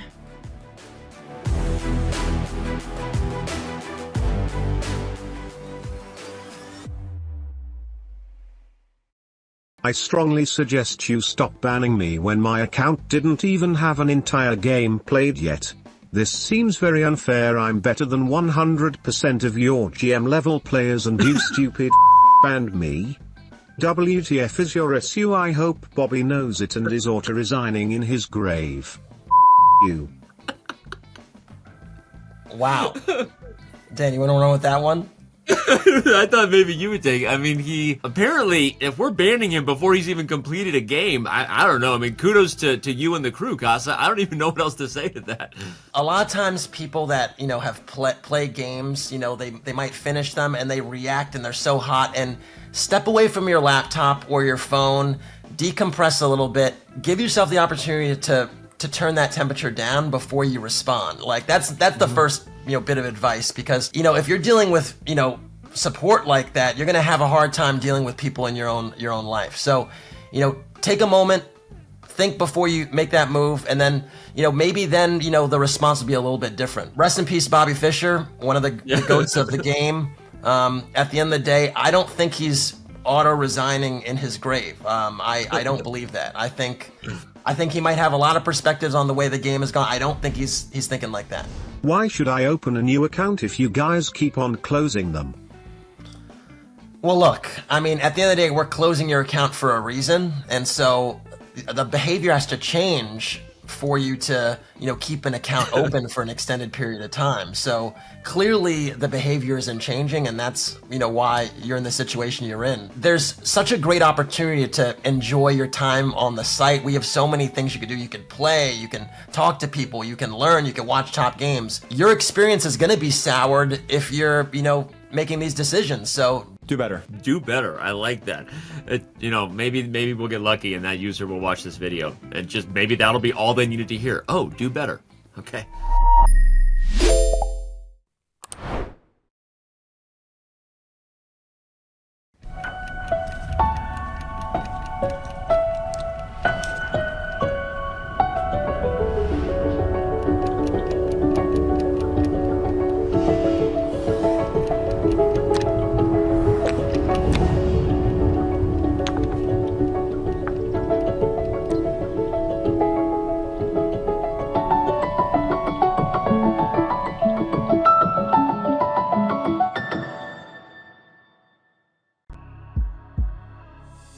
Levon Aronian has been one of the world's strongest players for almost 2 decades. The 41-year-old has won numerous major tournaments, achieved the 4th highest rating in history, and consistently been ranked among the world's top 5 players.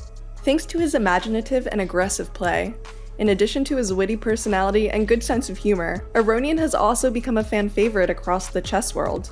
However, in the Champions Chess Tour, he has yet to fully showcase his immense capabilities, sometimes coming up short against the younger generation of elite players. This time, Aronian faces the daunting task of competing against a new wave of prodigious talents, many of whom are less than half his age. The question remains, can his wealth of experience and profound understanding of the game help him prevail over the dynamic and innovative strategies of his younger rivals? Looking to deck out your closet this fall, or a gift for that person who loves chess? We've got you covered in our all-new merch store. Literally. Never forget that it's always chess o'clock somewhere, with clocks in a brand new colorway. And keep your mouse speed on point with a classic green or bubblegum pink mousepad. Oh, Middens wants to say something too. She says, check it all out at chess.com/shop. And yeah, you might want to do what Middens says.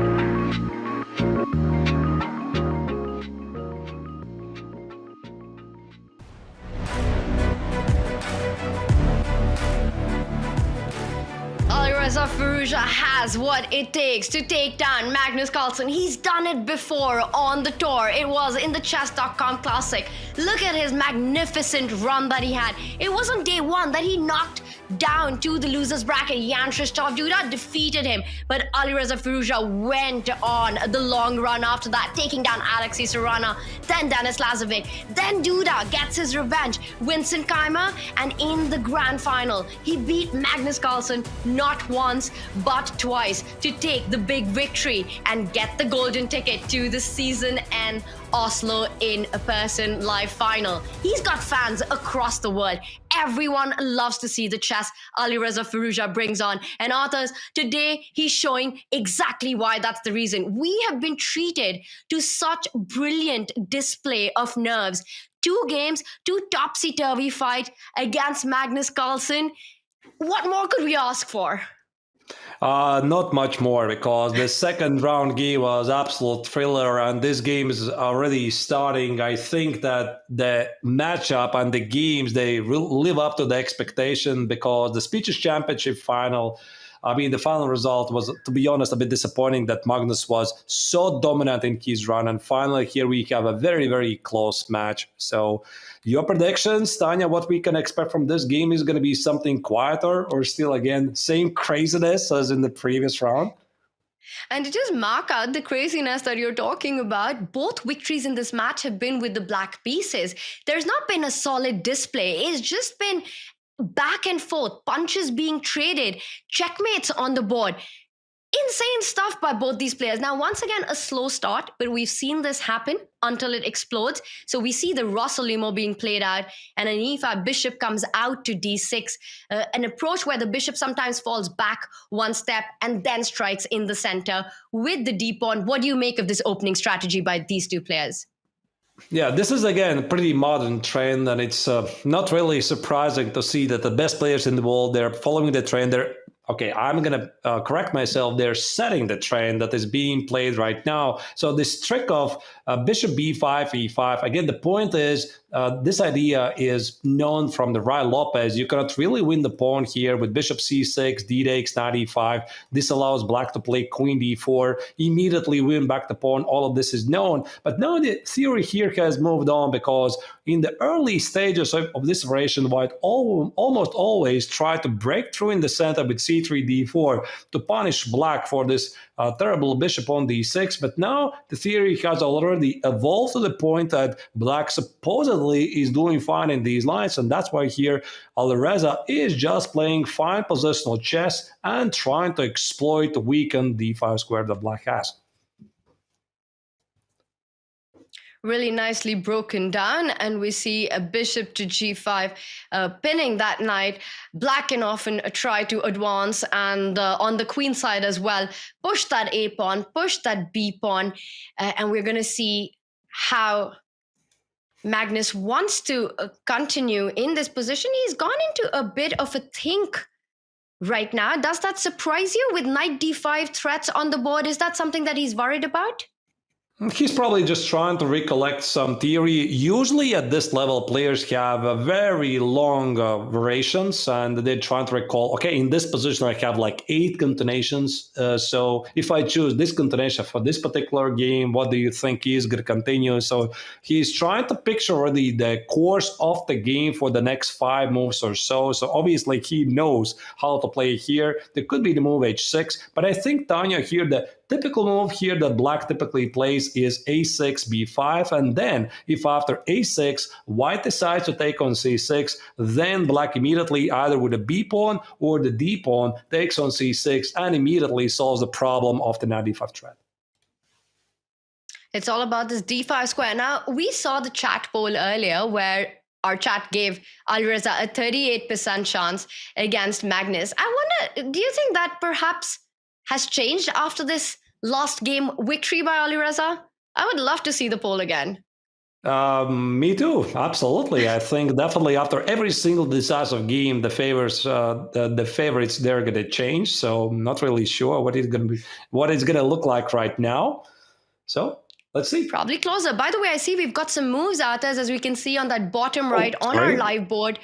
In fact, I believe a6 did happen, and you're putting the moves on, and this is our live position. So still a pretty, a cagey position with a lot of strategic points, a lot of play around d5. Black, can he ever eventually aim of getting a central f5 break in these positions? Actually, this is something that Magnus really likes to do, because he came to be quite a big fan of the Sicilian Sveshnikov, the so-called Boleslavsky call on d5. Black willingly weakens the d5 square, but he says, in the long run, which is one of the big themes of the Sicilian Sveshnikov, also sometimes the Sicilian Najdorf, Black says that in the long run, I have these 2 bishops here, and after something like king h8 and f5, your knight on d5 is beautiful, but that's all it is, and my 2 bishops and my powerful pawn chain is all that matters. And Magnus really likes those Sveshnikov positions here, and that's why here we're seeing something pretty similar, and I'm not surprised that he's playing it. And I think this is why he slowed down. The f5 idea, tempting, but he goes for play on the other side. He strikes with b5 first. Now he needs to take a decision what he wants to do with the tension on the queen side. How does he want to react? It's a face-off between the b and the c pawn, and he decides to fix it. He trades on b4. Alireza wants to keep the knight alive. The knight on d5, a beautiful piece. No reason to trade it off. Recaptures with the pawn. Now with the c line open, I see ideas of queen d2, rook c1 coming in for Alireza with what seems to be easy play for white. And Magnus stops it. Yeah, Magnus immediately puts the bishop on h6, which probably is a bit better idea than king h8 and f5, because one of the things that you can always do when you don't know what to do, and I'm sure that Magnus always knows what you have to do, is improve your pieces. So this is what he's doing. The bishop on g7 was staring in the face of the pawn on e5, so you simply give it a new diagonal here. And also on top of that, he deals with these queen d2, rook c1 ideas, and then maybe at some point later he's going to play king g7 or king h8 and still continue with the idea of playing f5. You might see all of that being played out. He goes with queen c2, hits the knight, defended. For white, often in these kind of position, it's about getting that d4 break in. Put a rook on d1 and try to break the center. You want to create a d6 weakness. Is that something that perhaps is on Alireza's radar to counter king h8, f5 plans?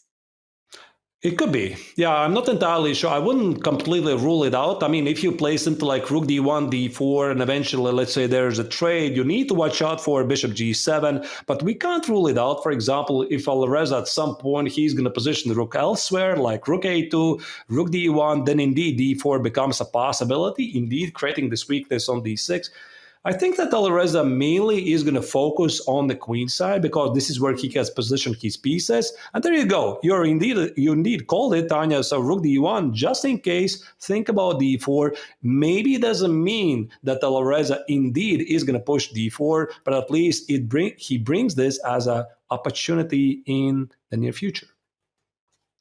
You need to time it well because there are tactics along the long diagonal. So perhaps we'll need to move that rook from a1 first, both players having their trumps.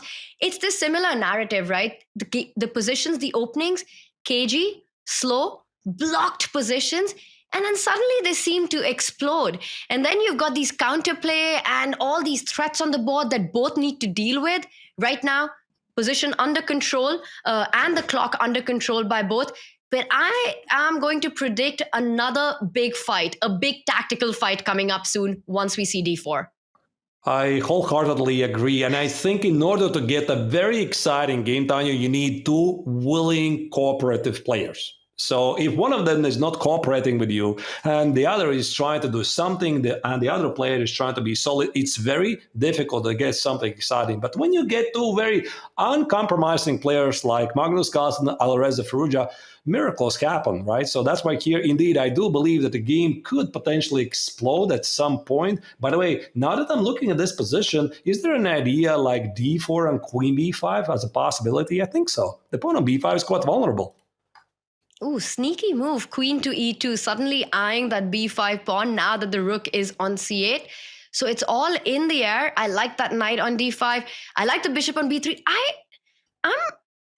If I had to pick right now, I would want to be white here. What about you, Arthurs?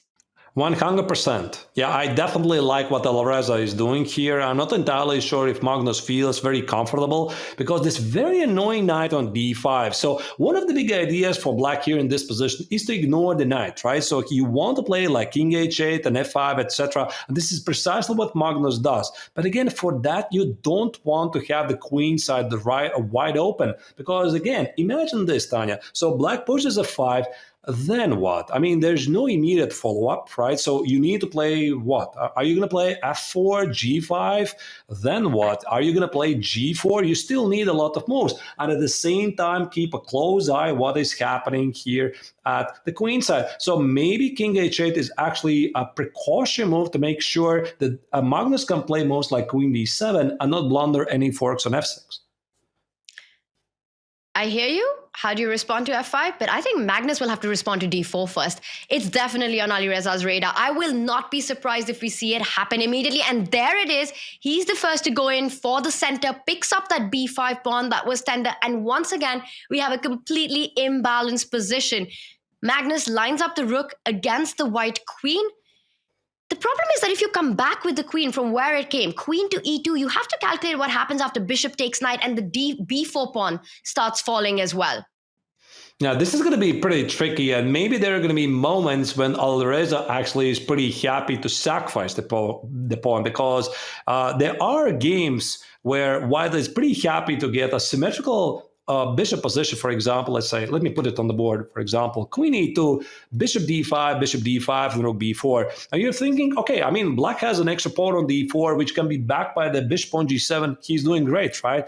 Not necessarily, because this bishop on d5 is pretty annoying, and white could play moves like rook a7 and maybe try to double the rooks on the 7th rank and ask black a lot of very difficult questions. And this bishop on h6 is not really that great. I'm pretty sure this is an idea both players are considering right now. But look at the move that Alireza chooses. He says, yes, you've lined up your rook against the queen, but you don't have a great jump with the bishop. He doesn't waste time retreating, but goes forward with the rook on the 7th rank, and it all revolves around that f7 pawn now. If you were to take on d5, bishop takes knight, queen takes bishop, you're welcome to take my b4 pawn. Alireza would be super happy to capture the f7 pawn with the rook that has just jumped in. I love this move. A rook to a7.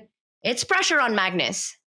It's pretty dangerous for Magnus, and I'm not really sure he wants to take on d5, because if he does it, he's going to lose a lot of dynamics in the position. So ideally, what I think he would love to do is to get the bishop on e6. But how do you do it, right? You want to get the bishop on e6, maybe position the bishop on g7 and try to activate your pieces. Right now, bishop c8 is simply illegal move because it drops the rook on b8. If you can't do that, how do you solve the problem of the bishop on b7?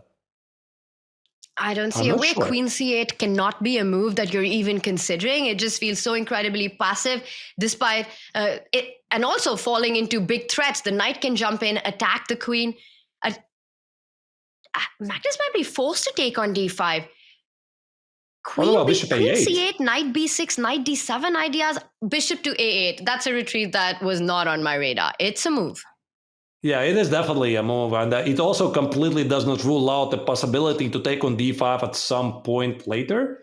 No, he decides to take on d5. Rook takes on b4, one pawn less to worry about. So rook takes on f7. I mean, the agent here says, oh, rook takes on d4. And that surprised Magnus. Did you see his reaction? He was expecting the other pawn. He was expecting rook takes f7. And Magnus had a bit of a shake of his head after seeing Alireza's decision. But I think he should be happy about this, because it just feels that black has now consolidated. The bishop comes back to the right square. The queen can land to d5. But the thing is, Arta, is now even if you get that f7 pawn, an opposite color bishop, holdable for black. Yeah, but I'm not so sure, to be honest, because, okay, queen d5 immediately gets to the pawn on f7, but I was... before I was talking about this position, which is seemingly equal. For example, even with the queen on d3, bishop on d5, these bishops are not the same. They are obstacle bishops. Black has supposedly one weakness on d6 and nothing else, but this queen on d5 immediately is going to win the pawn on f7, so it feels quite unpleasant. So maybe Magnus here has to play indeed queen f6 and try to trade everything on f7 and then escape in the obstacle bishops endgame down a pawn, because very often they're quite drawish. And that's why I'm pretty sure here, Tanya, that Alireza is not going to take on f7 here. For example, if he would take it, queen f7 here, takes it. Black would just play something like g5, bishop e5, king f6. This most likely is some sort of a fortress. So probably Alireza is going to try to apply some pressure by positioning pawns on the dark squares. Sure, you can do that, but Magnus will insist on queen trading. That queen and bishop battery on the long diagonal also threatens the move queen to d4, forcing the queens to come off, or from e5 as well. Queen d4 would also eye the rook on a7 in certain positions. So it looks like Magnus calculated his way through this, which is why he felt that, sure, you take the d4 pawn, but I've got things under control. Alireza goes for your plan. He wants to not liquidate the position. He wants to expand on the king side. What will be Magnus Carlsen's decision right now? Will he offer the queen trade? I think queen d4 is a very practical move because what Alireza wants to do here, he wants to win the pawn on f7, but at least keep the rooks on the board. That's why here we are not going to see queen d4, bishop d4, rook takes on f7 because all the heavy pieces disappear off the board. Again, with just obstacle bishops on the board, you can't win it. And that's why Alireza is not going to grab the pawn. Indeed, he plays rook d7. Even if there's a queen trade, he wants to take on f7 with the bishop. So Magnus here needs to be very, very accurate. Maybe play something like f5. Try to generate some counterplay. Is f5 a possibility here? There you go. f5 is on the board. Now, rook d6, probably Alireza can capture the pawn. And if Magnus is going to have to play 2 pawns against 3 at the same side with obstacle of bishops and rooks, this is an endgame that Firouzja can play forever. Really nicely explained there with that as long as there's one heavy piece, one major piece alive, Alireza can continue putting on the pressure. And what's been fascinating about this match so far, that Alireza has done that in every game, even the one that he lost. He was close to winning that one. And then things went out of his hand. He had won a piece early on. The second game as well, keeping things under control all throughout and eventually checkmating Magnus. This one, even if it ends in a draw, it's on Alireza's term. He eventually does get that extra pawn. The rooks remain. But now with the pawn structure, the formation as we have, I don't believe it's going to be enough. I'm not sure yet. I think that here Alireza is going to play one conquered move game from this point. Again, he could play moves like f3, put all the pieces on the light squares, maybe at the right moment try to play g4, if it's possible actually, g4, g5, h4. So Magnus immediately plays h5 to make sure these pawns are not marching forward. But it just takes one shot here, Tanya. For example, I could position the rook on the 5th rank, find the right moment to play f4, f5. If I trade these pawns, I could position my bishop on f3, attack the pawn on h5. Probably still a draw. At this level, probably it's still not going to matter. But I could easily imagine at any level here what winning this. Probably not here, but we'll see. It will go on.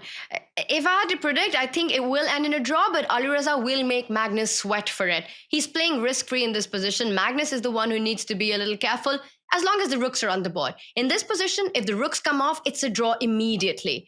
And Alireza will not let that happen as easily. G4 played. He wanted to take it with the pawn, so he decides to defend that bishop on e4 with the rook. And now perhaps the h-pawn will start moving forward. You're pointing out g5 so that you can get to the g6 pawn. I actually like that idea even more. Why simplify the position more? G5, rook c6, get to that g6 pawn. So still stuff that you have to be careful about. Yeah, so here Magnus has to make a big decision. I think g5 is a very ugly move because this allows white to play h5. Now this pawn cannot be stopped, and then you combine it with ideas like bishop 5. Okay, this is an invitation to g5, and Magnus essentially says, I'm not afraid to play against you rook and bishop versus rook because I know it's an easy draw. But is it really such an easy draw? We are about to find it out. He's walking into the fork voluntarily. Bishop rook versus rook, but there's a pawn alive on g6. I think even if it gets picked up, Magnus, he knows these endgames. We've seen him save them so many times. He's got enough time on the clock, but he doesn't look happy about the prospect of having to defend this. This is a pretty notorious endgame, and it has been played on all kinds of levels. Tanya, have you ever had it, like in any time control, rapid, blitz, or classical? I have played against it. I've also played with the rook and bishop, and it's very difficult to defend.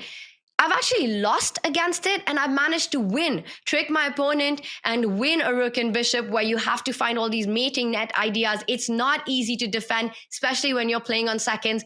I've been on the receiving end of that, but these top class players, they've practiced this endgame so many times. They've learned it at the back of their hand. I think Magnus holds this one, others.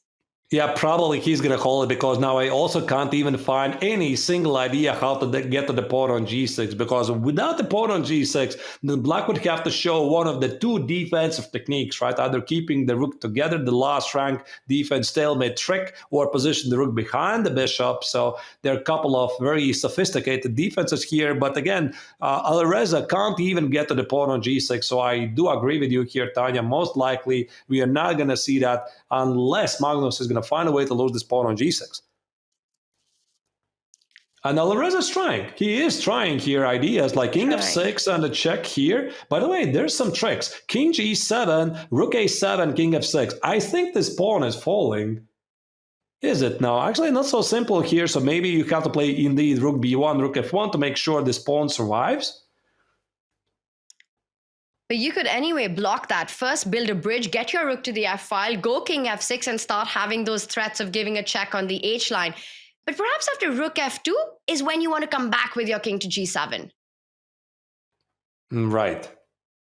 Yeah, still, Magnus does everything correctly here. So there's a so-called 50-move rule. If you don't make any trades or don't move any pawns after 50th move, the game will be automatically finished in a draw. That's why here, of course, Alireza is racing against the clock. He knows he can't play this position forever here, so he needs to get his pawn g5 within the next 40 moves or so. I think less than that. I would love to know when was the last pawn move that was made. I don't even think he's got 40 moves. Definitely should be less than that. As authors, I can tell you're probably checking that out. 37. The stat, because 37, almost 40. About so there's 37. still a long way to go. Yeah, it's a long way, and definitely he's going to play it out. And I think that he should play it out, because this is what every single player is always taught. Never, ever make a draw from the dominating position here, where you have no risk and where you can try to play for the win with no risk whatsoever here. So, of course, Firouzja is perfectly aware that normally with a perfect play, this is a draw, but he's going to keep trying. That's great advice, because for Alireza, if Magnus does earn this draw, he plays another 30 moves and gets it. Again, it's on Alireza's term. He's the one who's pushing Magnus to that brink. Psychologically, that plays a huge role going into the next round as well. Because despite the scoreline, the story tells a different story. That perhaps Alireza's been the one who's had the possession of the ball more than Magnus today. Indeed. Indeed, he has. So here you see Alireza is still trying. He probably tries to dominate this rook here.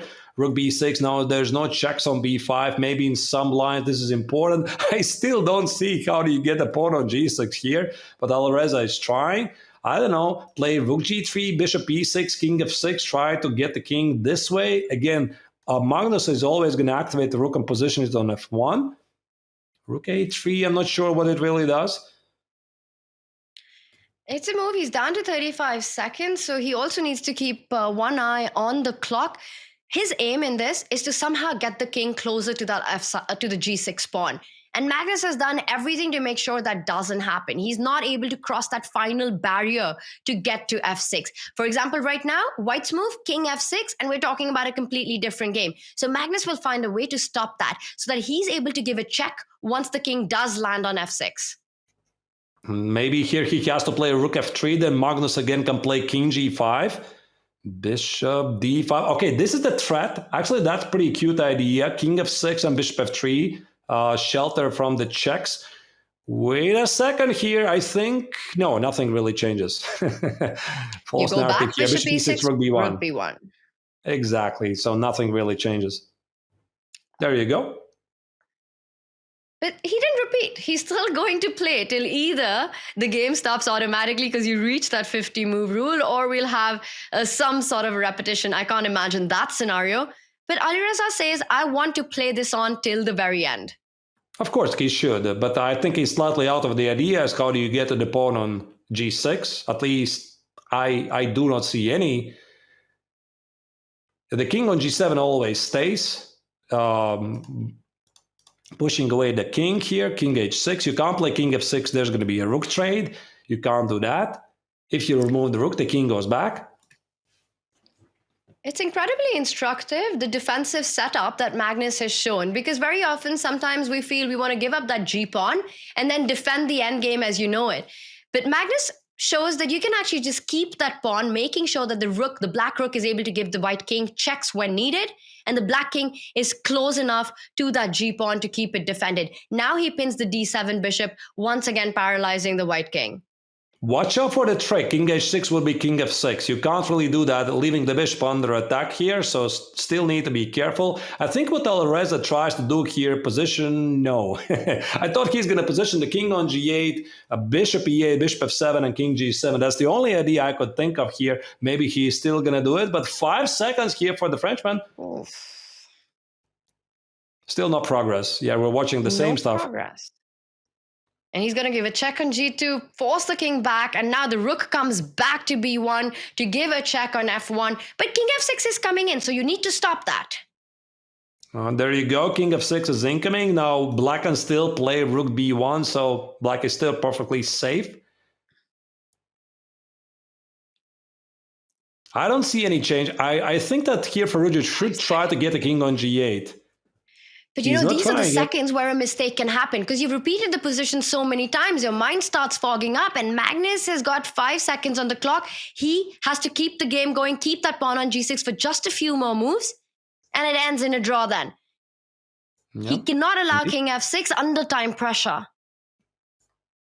So Alireza is trying the tricks, but I think the game is about to finish in a draw in any move. So I think it's something like 10 moves or less. Shouldn't take any longer. So Alireza is running out of ideas, and of course he's going to fight it out until the very end, until this system is going to announce it's a draw. Another attempt to get the king on f6. Just move the rook to a point where you can give a check or stop it with king g7. He does it with the king. Once again, no entry for Alireza. No ideas. I think he has no ideas here. All right, there you go. 50 more rule. Draw grid. Magnus flawlessly defends the endgame, keeps things under control. Alireza on the push against Magnus, and the score remains level for these two players. They are really bringing the fight on. First game taken by Magnus with the black pieces. Alireza Firouzja immediately bounces back with a second game victory. The third ends in a draw. It's the final rapid game. We might even be treated to an Armageddon in this one. And though the scoreline in this was even, the game authors was not as peaceful. No, it was not really peaceful. So it was a pretty long game where Alireza was pushing for the entire game, but Magnus managed to hold on. So let's make a game review of this game 3 matchup between Alireza Firouzja and Magnus Carlsen. So just very quickly, the opening phase, it was, let me load it up. It was a fashionable Sicilian Rossolimo. E4, C5, knight F3, knight C6, bishop B5. This E5 idea has been pretty trendy lately. Now we got some vibes of the Sicilian Sveshnikov. Black gives up the D5 square willingly for some activity. So the game was pretty positional. Firouzja occupied the D5 square, and here Magnus decided to counter-attack at the queen side. He played B5, a couple of trades happened.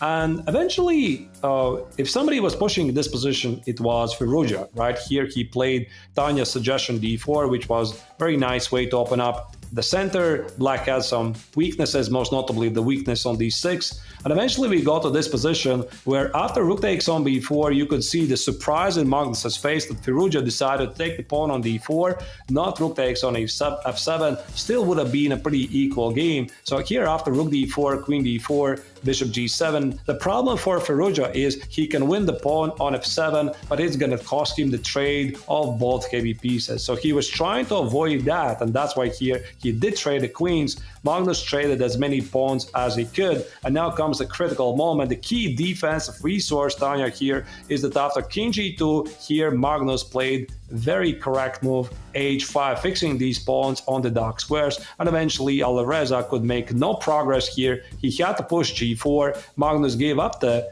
bishop for the remaining 2 pawns. This is a theoretical draw, and the game eventually finished with a peaceful outcome. That's a great breakdown, Arthurs. And to me, the big takeaway from this one is that Alireza wants to push until the very end, until he's consumed the absolute final resource against Magnus. You know, we see him not going into that opposite color bishop ending. We see him play that final position out all the way. And once again, it makes me think about how the younger generation, they play fearless regardless of who's against them, who they're up against. And that's exactly what you need to do when you're playing against somebody like Magnus Carlsen. We've got a final rapid game coming up. What do you make of this? And do you believe that this match will go into an Armageddon, or do you think we're going to get a decisive round 4? I think it's 50-50, to be honest. It's very unpredictable because after the first game where Magnus was losing with the black color and Alireza blew it away, he panicked in the time scramble and lost it. He fought back in the second game. The third game was under his terms. He was slightly pushing here. I think the match is very, very even here. Maybe Magnus has a slight edge because of the white color here. Not really sure if it matters. The big question here is if Magnus is going to play some mainstream theory here, try to rely on the white color, or try to play something offbeat that he played in the first game that he played with a white color. We'll see. What do you think, Tanya?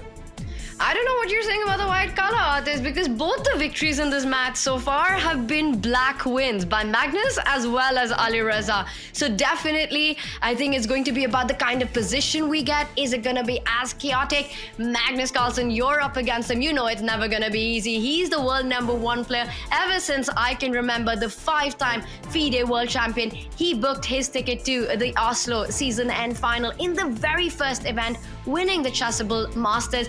He's won World Rapid Championship multiple times, 7 times World Blitz champion, 4 times CCT champion, looking for his 5th title. That's the man on your screen. And will he get it done in his hometown of Oslo? Right now, he's facing a huge challenge, as he always does when he's up against Alireza Firouzja. Alireza showing some incredible class today as well, playing fearless chess against Magnus. A big round coming up. Magnus starts with white. What do you think is going on in his head right now? Is he trying to decide the opening approach? Probably, right? I think he has like million possibilities to choose. Before the match, I'm pretty sure he did some specific prep against Alireza. Now with the first games, he has some answers. What kind of direction Alireza has decided to play. We might see again some sort of a Sicilian. So again, the first game, I think it was, what was it? Knight f3, c5, e4, if I'm not terribly mistaken. Very weird order of the moves. Now, let's see where this is going to take us. It turned out to be some sort of a French defense at some point. So the game transposed. There you go. Magnus immediately just plays e4. He's like, okay, I know you're about to play Sicilian. Why should I bother with Knight f3? Let me just start with e4.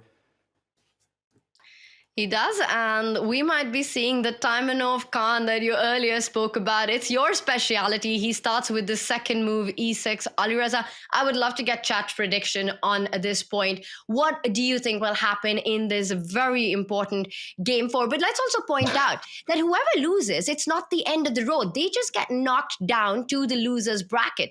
They'll have one more life. And Artez, I know why you had that smile on your face. It's the King's Indian attack. Yeah, it's the King's Indian attack. I mean, actually, I was wondering, was this a mouse slip? Maybe Magnus wanted to play d4. No. I mean, of course, it's a very, very normal looking move. The point is, white immediately fixes the center. And there you go. d5 is on the board. So queen e2. Now, this is one of the trendiest ways to meet so-called closed French defense or the King's Indian attack. And the big idea here is that white wants to play bishop g2, short castle, rook e1. And if black plays knight f6, bishop e7, and castle short, white closes the king side with a typical e4, e5, and starts a king side attack. Either way, maybe all of that, Tanya, is completely irrelevant, but I think we have a great opportunity here to get an attacking game. I would love to see that. King's Indian attack used to be once upon a time my favorite opening to pretty much counter every single Sicilian or the French defense, and Alireza chooses a different approach. Instead of taking out the knight to f6, which often provokes that e-pawn moving forward, he develops it to e7, from where it can start targeting that e5 pawn from the square g6. It also vacates instead a different approach of g6, bishop g7 to make sure that the attack on the king side comes to nothing. This is actually strategically very provocative move by Firouzja because I get it. So black plays knight e7 with the idea to position the bishop on g7. So his idea is to slow down white's eventual move e4, e5. So both of the players are perfectly aware of the concept of the nuances of this position. But again, when you think about the position a bit in the longer run, if Magnus is going to manage to play e5, assuming black castles short, e5, bishop f4, castles, and there's this typical maneuver to bring this knight from b1 all the way to g4. Black eventually is suffering because of those weak and dark squares. But wait a second, Tanya, are you supposed to play e5 that when black has not castle short? Maybe you can do it, actually. It feels a bit early. It feels a bit early because now Alireza can delay the shock castle. And very often all the plans that you pointed out for white on the king side, black starts countering it with his own play on the queen side. You want to go b6, Arthur? I would want to go b5 and try to expand even more on the queen side. Eventually, exactly, push that a pawn, push that b pawn even further. Magnus now wants to make sure that the center remains solid. He plays c3, so he wants to get d4 in as well. Magnus simply has here different ideas. I'm not really surprised. So I think what he wants to do, he wants to play d4, secure the center. There you go. Alireza immediately plays b5. I think here Alireza is slightly toying with the fire here. So this idea of b5, a5, b4, I think it's very effective with the bishop on f8 here because the bishop is guarding the c5 square. With the bishop on g7, I'm not really sure. I think that here Magnus has a brilliant position here. Plays something like, again, short castle, rook e1, knight e2, knight f1, knight h2, knight g4. But if he castles short, he needs to watch out for the typical idea of g5 and knight g6. And I think, Tanya, this is precisely the reason why Firouzja is delaying the short castle to make sure that he has this opportunity to go for an inspired counterattack. And Alireza just doesn't care about castling. He doesn't want to let Magnus get everything he wants after he's committed e5 so quickly. So he continues with his own strategy of striking onto the other side of the board. I'm expecting that a pawn to move further down, a4, a3 coming in. Always target the base of the pawn chain. That b2 pawn is where you want to get to. And it just feels like Alireza's play is flowing faster exactly because of the reason you pointed out, that his king is still in the center. Ironically, the safest place that it can be right now. I'm still picking white. Maybe I have too much fun for the kings in attack systems. I think here Magnus is trying to figure out, can he castle short with the black king in the center? So maybe he's somewhere here in these lines like short castle. Is this a threat? G5, is this a threat? Again, knight G6, for example, G takes on H6 and whatever happens in these lines. So you have to calculate these lines very carefully because if you make the wrong decision here, then black suddenly has a very powerful attack at the king side. But I think that short castle here probably is going to be in order at some point. No, he plays a3. And it again is one of those positions where the players will have to show a lot of accuracy because we can already see it's heating up in a big way. Alireza is going for activity on the queen side. Magnus is trying to get on to the king side. And we're getting some stats in on Magnus's accuracy in the Julius Baer Generation Cup so far. And listen to this, Arthurs. In round 1 versus Jan Nepomniachtchi, he had an accuracy of over 96%. Then he goes on against Levon Aronian, a match that he won, with an accuracy of almost 93%. And against Alireza, it suddenly takes a drop below 90%. He's at 85% against Alireza. And I think the reason for that is simply the kind of positions that Alireza is able to create. They're so chaotic. They're so incredibly messy. It's that Mikhail Tal's forest of complication where 2 + 2 is equal to 5 and the path out is narrow enough for just one person. So mistakes happen. Exactly. And I think also this low percentage contributes to those crazy up and down movements of the evaluation bar in the time scramble where both players were probably winning at some point. The game 2 in question, I think this is where Magnus lost a lot of his accuracy here. Maybe it doesn't really matter, but yeah, that's what makes chess really exciting. By the way, a4 is a play, Tanya. I really like this move because here Alireza is bringing queen a5 as a possibility here on the table, hitting the pawn on c3. To be honest, I'm a bit surprised that Magnus is delaying the short castle here because I can't really imagine why he would want to keep the king in the center. I suppose we'll see. He doesn't like something about the g5. Yeah. I think it could be around that. You've hit the nail on the head that if black castles, white gets the attack going. That knight coming on to g4 at the right moment, you go h5 and then sacrifice a piece on the king side. If white castles, black might be the one to attack with his own sacrifice, the g pawn moving forward. So definitely Magnus doesn't want to go in for those complications just yet. But Alireza continues to put the pressure. Bishop from a6 now eyes that d3 pawn as well. I can imagine a scenario where the queen from d8 jumps onto a5. I'm looking at the c3 weakness as well. That feels tender over the next few moves. Are you still sticking with white? No, I'm not so sure, to be honest, anymore. Yeah, finally, Magnus plays the short castle here. He already decided, okay, whatever. If you want to play g5, fine, I'm going to go with this. But now he has created some weaknesses here. And I think in a nutshell, Tanya, you're not supposed to play at the queen side. At least this is how I treat the king's din attack myself. So you're supposed to go for this king side attack, leave the queen side alone because black normally is supposed to play the queen side, degenerate any targets. So these are the normal standard practices. But of course, when the best players in the world play, different rules apply. They understand the game a bit better, and the game is very, very concrete. And because you said the word concrete, and we all know Alireza Firouzja, how creative he can be, always looking for trying to create those imbalances. Right now, he's trying to calculate and think out the move g5. And it doesn't matter what the objective evaluation might be, but I think we have to look at that alternative. He first decides to get the knight to a strong post. But look at the way he hasn't castled, because g5 is definitely on his mind.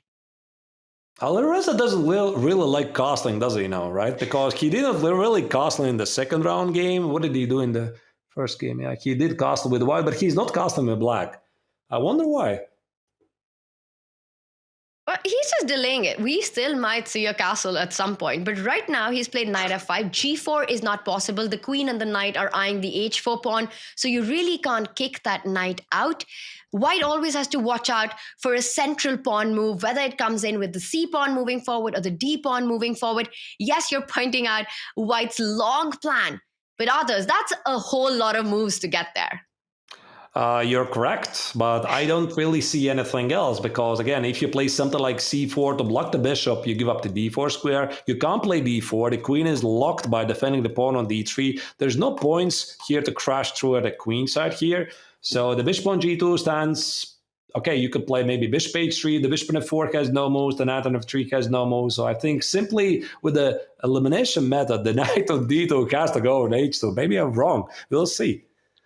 It's a great point you make. Improve your worst placed piece. Everything seems beautifully placed, as you pointed out.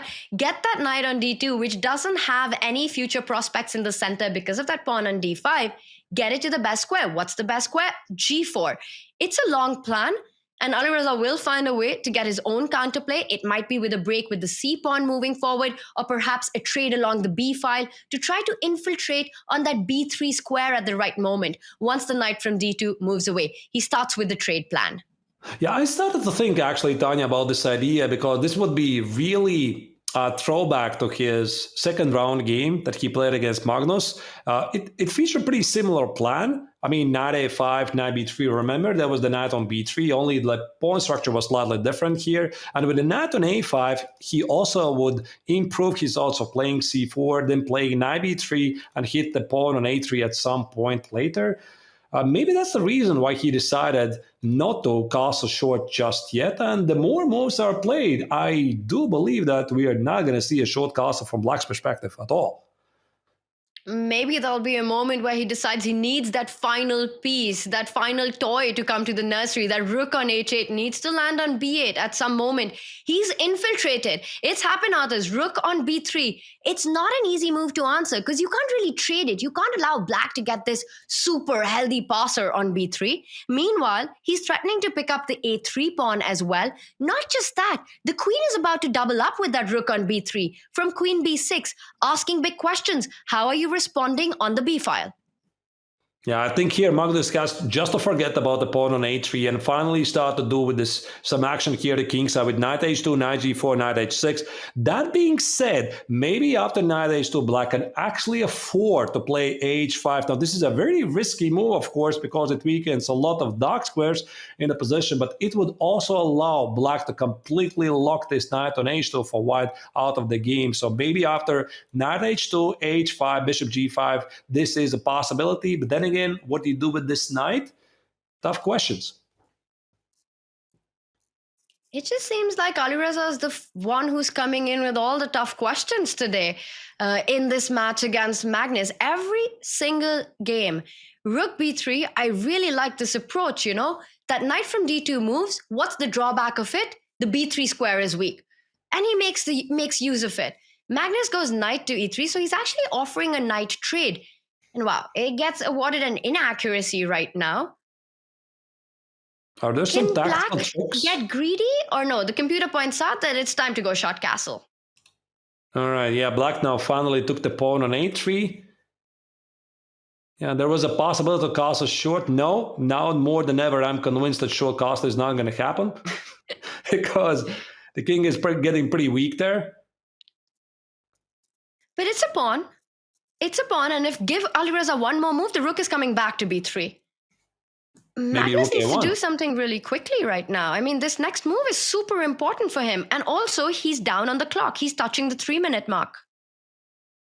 Yeah, I think here Magnus probably is trying to understand, does he really care about the pawn on a4? Okay, the answer is yes, he does. Cares. Yes, he does. I was thinking also maybe he could literally not care and instead of this rook a1 play queen d2, try to persuade black from ever castling short at all. Maybe play d4, bishop f1 and pretend like he is having a material symmetricality and equality on the board.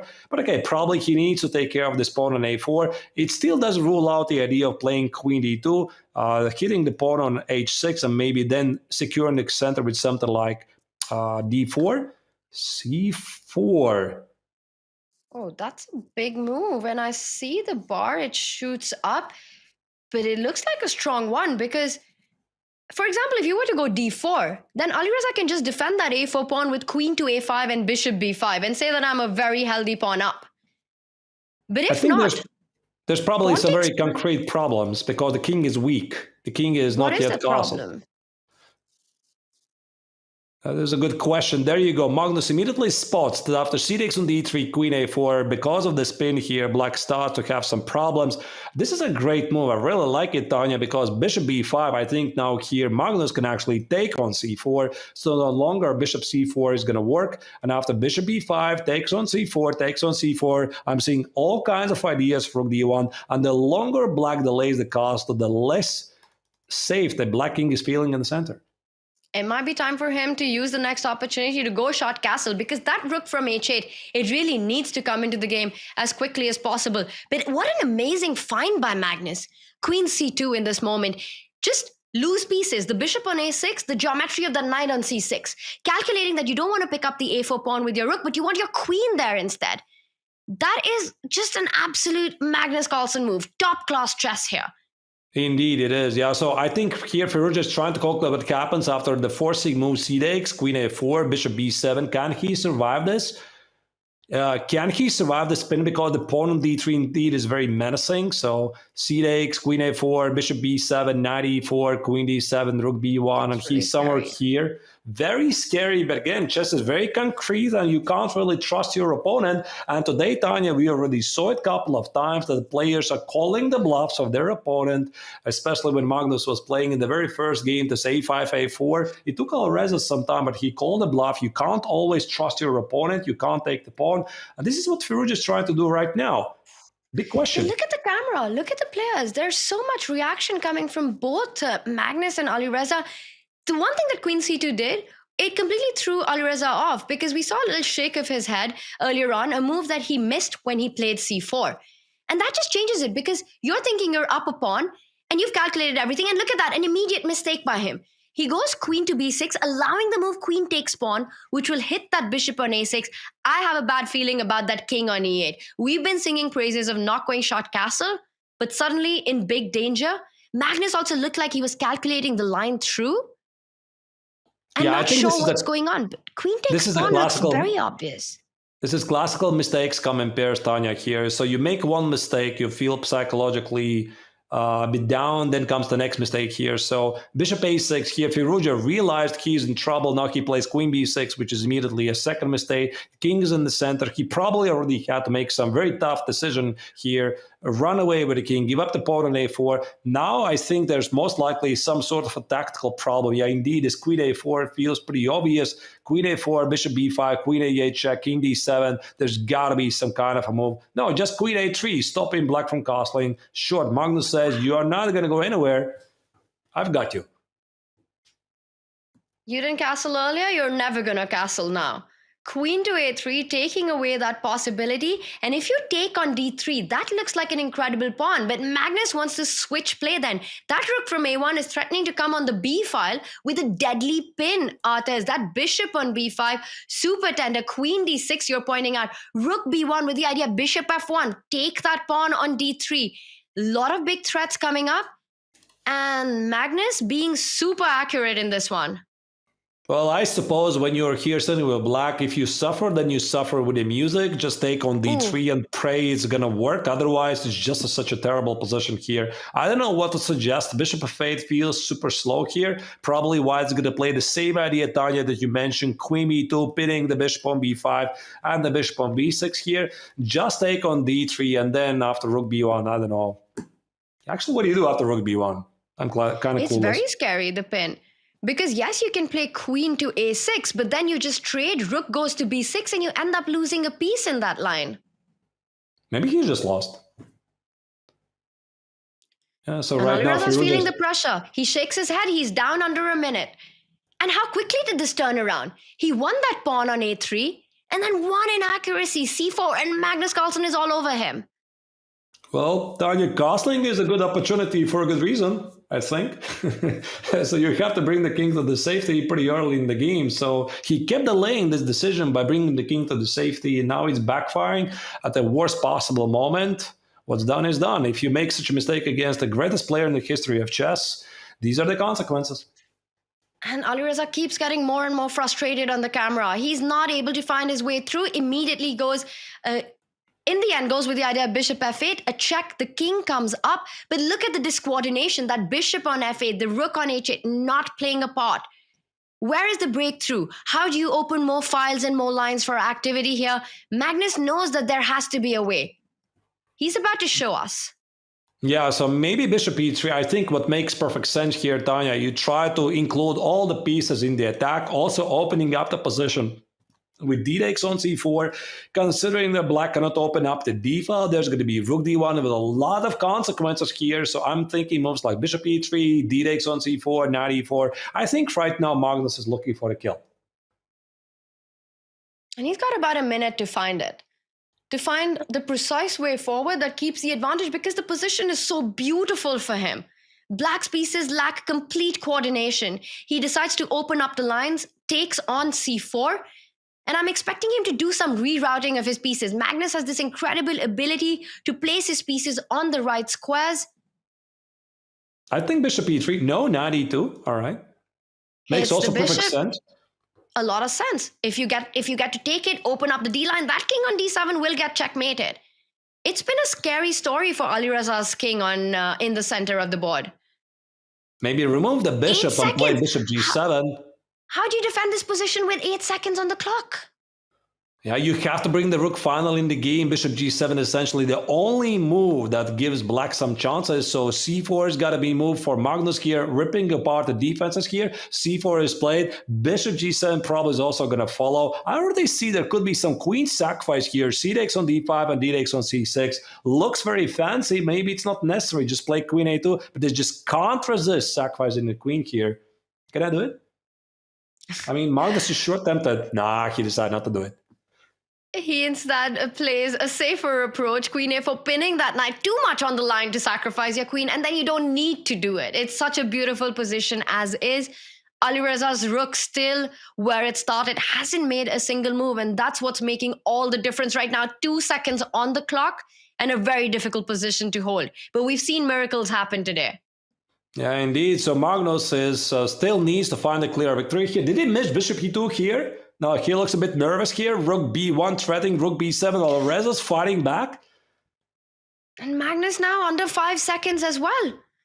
Anything can happen. Anything can happen. He's missing moves. He's also missing moves here. There's a lot of nerves. Queen f2 check here. What happens here? Oh, he my missed it. goodness. Look at Magnus. He reacts. But Alireza misses something as well. Queen b7 on the board. This is complete chaos, Tanya, here. Now, I think Magnus again is winning. The bar is going up and down like my heart rate right now.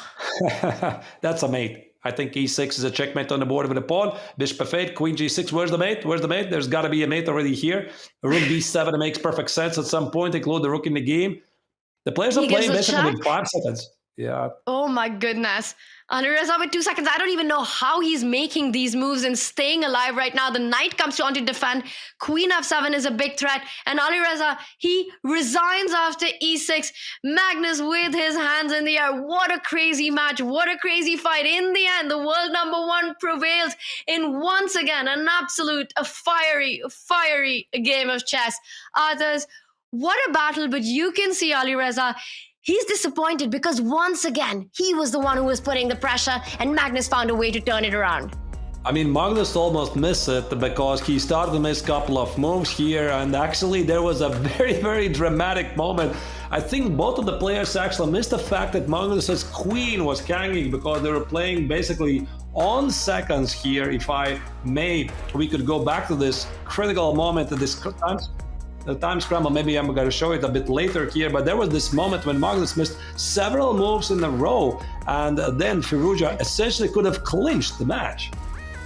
We will take a look, but look at our bracket first because we do have our first grand finalist. It is Magnus Carlsen. He will be waiting for his opponent after his 2.5 to 1.5 victory against Alireza Firouzja, but the scoreline doesn't tell the full story. It was absolute chaos on the board, start to finish in this match, including this round 4. And others, I know you're really excited to show us some of the big highlights, which we'll bring up. Meanwhile, Alireza Firouzja, it's not the end of the road for him. He drops down to the losers final. He is waiting. His opponent, the winner of Maxime versus Levon, will face Alireza to decide who eventually plays the final boss of chess, Magnus Carlsen, in the grand final. Right, indeed. So let's maybe make essentially the critical look at the critical moment of the game here. So the Rubik's move of the day, sponsored by Rubik's Cube here. So this is what happened at this crazy time scramble between Magnus Carlsen and Alireza Firouzja in this very recent game. So Magnus was completely winning here, but he started to miss the time scramble, the moves of his opponent. So here, Queen A3 was the start of his problems. Bishop F8, he missed the excellent response by Firouzja here, defending from the check on D6. Magnus played Queen A6 here. And now the trick here is that after Bishop C5, there's mutual blunders here, but again, you can't really blame the players by not finding accurate moves in the time scramble. Bishop takes on C4 was apparently the correct move here for Firouzja. Firouzja played Bishop C5. He tried to go for a counterattack. Bishop e3, again, Magnus was winning, but he had only 4 seconds on the clock, and after bishop e3, black is dropping the bishop on b5. So what happened here after c takes on d5, I think that Magnus simply forgot that his queen is hanging on a6 here. Now after queen takes on f2 check, king h2 here, none of the players noticed that, so there was no bishop a6 on the board. Now instead here, Firouzja grabbed the pawn on d5, e takes on d5, and Magnus eventually prevailed. How about that? What a game, what a fight, and Magnus Carlsen, he's just unstoppable. He's unbeatable. He finds ways to convert these kind of positions, these kind of wins, and I don't know how he does it. No one knows how he does it. We will be joined by Magnus Carlsen in just a few moments for an interview, as he will be getting ready for a big grand final of the Julius Baer Generation Cup. Chat, don't forget to send us your questions. What a match we've seen. I think all of us have so many things that we want to ask Magnus. For me, it's just incredible the kind of chess that we saw by both players. And you very rightly pointed out that to get this kind of beautiful play, it takes two. Yeah, exactly. Whenever these two are playing against each other, it's always something, it's always action, it's always drama, it's always something on the final seconds. And this match did not disappoint. Not disappoint at all, and we've got the big interview coming up, so send in your questions, and chat, we will be back in just a few with Magnus Carlsen.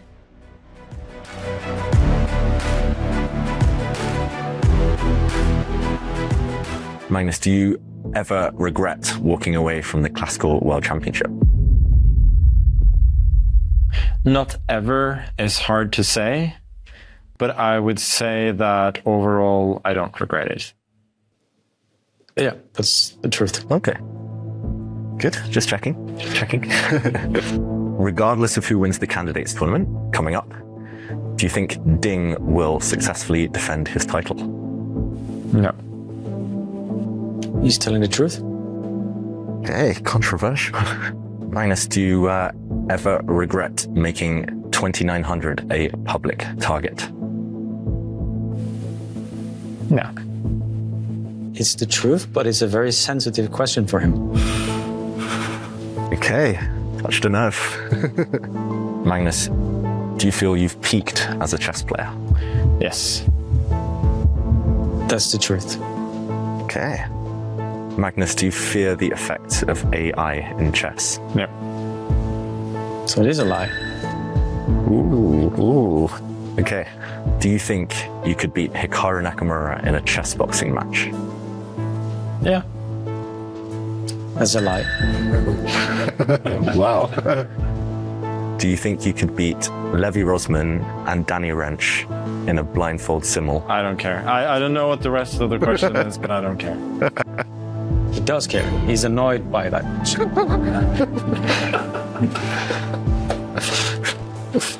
Okay. Have you ever played a competitive game while drunk? Yes. He's telling the truth. Do you think Chess 960 will ever match the popularity of classical chess? No. He's telling the truth, but there's more to that. Okay. But you hope it might? Of course. Okay. Yeah. Fair enough. Me too. Magnus, do you think cheating is a widespread problem in online chess? Yes. Yes, he's very sure about that. How about over-the-board chess? I'm not sure. He's telling the truth. Okay. Have you ever cried after a game of chess? Yes, many times. He's telling the truth. Okay. Just out of curiosity, when was the most recent time? Probably the last time I can remember was the London candidates in 2013. Yeah, seems like Truth. Okay, nice.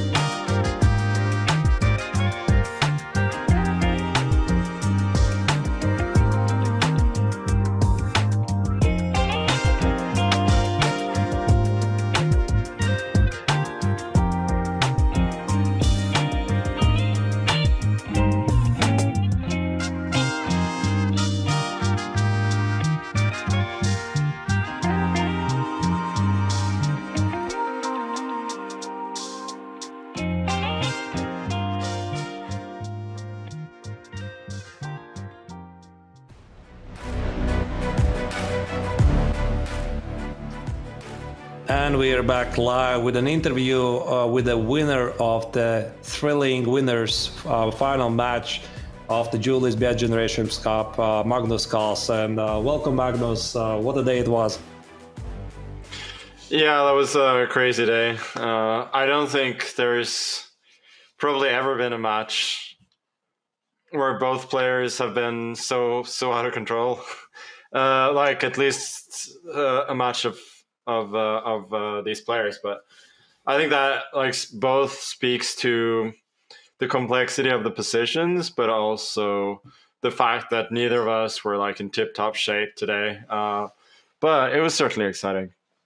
If you could maybe walk through what happened, which maybe were the critical moments of the game, like we saw this crazy game in round one, where I'm not really sure what happened. You played this knight x on d4. Did you blunder this g4 idea that Alireza played? Did you mix up some prep? What happened at that moment? Yeah, I mean, I just took on d4, and somehow I was expecting him to go cd4, and then I go bishop f5, and I have a square in d3, and I thought that everything was kind of all right. And then he took with the queen, and I was like, oh, I'm probably losing now. And I didn't really want to go h5 there, and like bishop c2 to e4 looked pretty depressing. So I thought, stylistically, it would be more unpleasant for him to play with the extra piece, since I thought it was like much worse regardless. But you know, it's kind of an early stage of a game to just start hustling. But I did what I felt that I had to do, and like in the following. In what followed, I never felt that I was out of it, really. I mean, what I did on the queen side with a5 sacking the pawn and so on, it was a complete bluff, but you know, it worked. So what is the secret? What is the secret? How do you find these resources? Is it resourcefulness? Is it luck? What is it? Because you sometimes do get in trouble, and it's still not enough for very good players to beat. So how do you come back?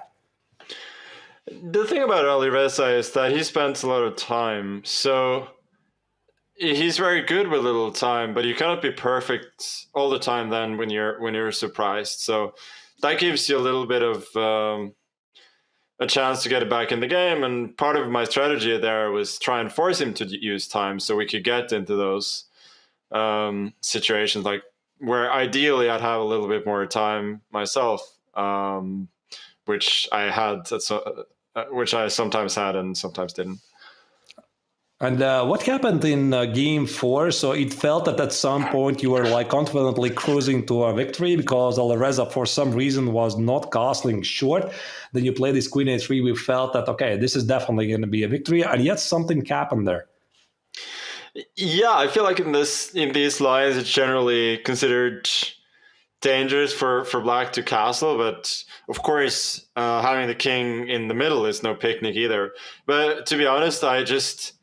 I felt that I was better, and then I just missed this rook b3 thing, was just kind of basic. And after that, I was just hustling with knight e3, and I think taking on a3 was a massive relief. Like, why would he even leave that post? I didn't understand. And then I take rook a1, and I felt like I was doing perfectly fine. And yeah, I mean, this c4, like, I know, like, he's a very ambitious player, but that was a bit too much. But later, I was just like, I don't know, my brain was fried, and I couldn't find the knockout blow, and he has like a couple of seconds left, which I was mesmerized by as well. And then usually when something crazy like a queen blunder happens, both players usually notice right afterwards. And I don't know if he'd noticed because I didn't see his reactions, but I didn't notice it until after the game. I thought that it got out of hand, but I was always the favorite. And then I was like, oh, the bishop can move that far backwards. So I think that just speaks to how out of control we both were with few seconds today. All right. If I may, I'm going to ask maybe some questions from the chat. So WT King 21 is asking, do you feel if the next generation is getting increasingly closer in ability? I mean, they're young, so they should, but I don't think know. it's pretty obvious, right? I think in classical formats, yes. I think in faster formats, it's only Alireza who's remotely close. I mean, and it's not necessarily on a day like today. Like today, none of us were particularly good, and a lot of people could have probably had a good chance. But overall, you know, here I don't think. Yeah, they are, and in classical, yes. I mean. It remains to be seen if Arjun is quite 2800 strength yet, but Gukesh is really, really good. And I think he's by far the best among the. All right. Among the kids in classical, apart from Alireza, of course, but like the even younger kids. Okay. There's one more final question maybe. Do you always check the valuation bar of the game immediately? And I'm going to add it. Do you make some adjustments to your opening prep before a match? Because I'm pretty sure you have some ideas what to play. Something happens in the game and then you decide to alter your plan. Yeah, I do check the evaluation, but that is mostly out of curiosity and also trying to learn, rather than necessarily trying to do better in the next game in terms of prep and so on. All right. Thank you, Magnus, for joining me for an interview, and wish you best of luck in the grand final. Yeah, thank you. Take care. All right, so dear viewers, we're going to be back with Tanya very shortly. So in the meantime, let's check the current tree of the knockout tournament. Here you see this is Magnus, who has made it to the a grand final. So he is going to be waiting for his opponent, might be still Alireza, who is now pushed to the losers final. Tanya, what do you think about it? You know, we've seen that storyline play out before, where Alireza Firouzja, through the losers bracket, finally matched up against Magnus Carlsen in the grand final, and then won the whole thing. We might see it happen again, but Alireza Firouzja has a big one coming up because he's going to play against the winner of Maxime Vachier-Lagrave and Levon Aronian to decide the second grand finalist. And that's not going to be easy. MVL versus Levon, that's a spicy matchup. Arthur, there's a lot to look forward to in the losers bracket as well. Yep, absolutely indeed. So exciting times ahead of us. Actually, it was pretty amazing to see that even such great players as Magnus, they're still human beings, right? So they tend to make mistakes in critical phases. As Magnus said, it was a pretty rough day for him. Not really happy with some of the performances, but still, exciting match. So what's ahead of us now? A lot more chess is ahead of us. And Arthur, that was a fantastic interview with Magnus. He gave so many insights on what goes on in the mind. And, you know, you have the eval bar saying that, hey, the queen is getting trapped. But for even the best in the world, when it comes to the Champions Chester, when it comes to playing down in seconds, it's never easy. And it's not going to be easy, as the second grand finalist will be decided. And a big action continues in the Julius Baer Generation Cup. It's been awesome chat doing this. The race to Oslo continues. We will be back tomorrow. See you then.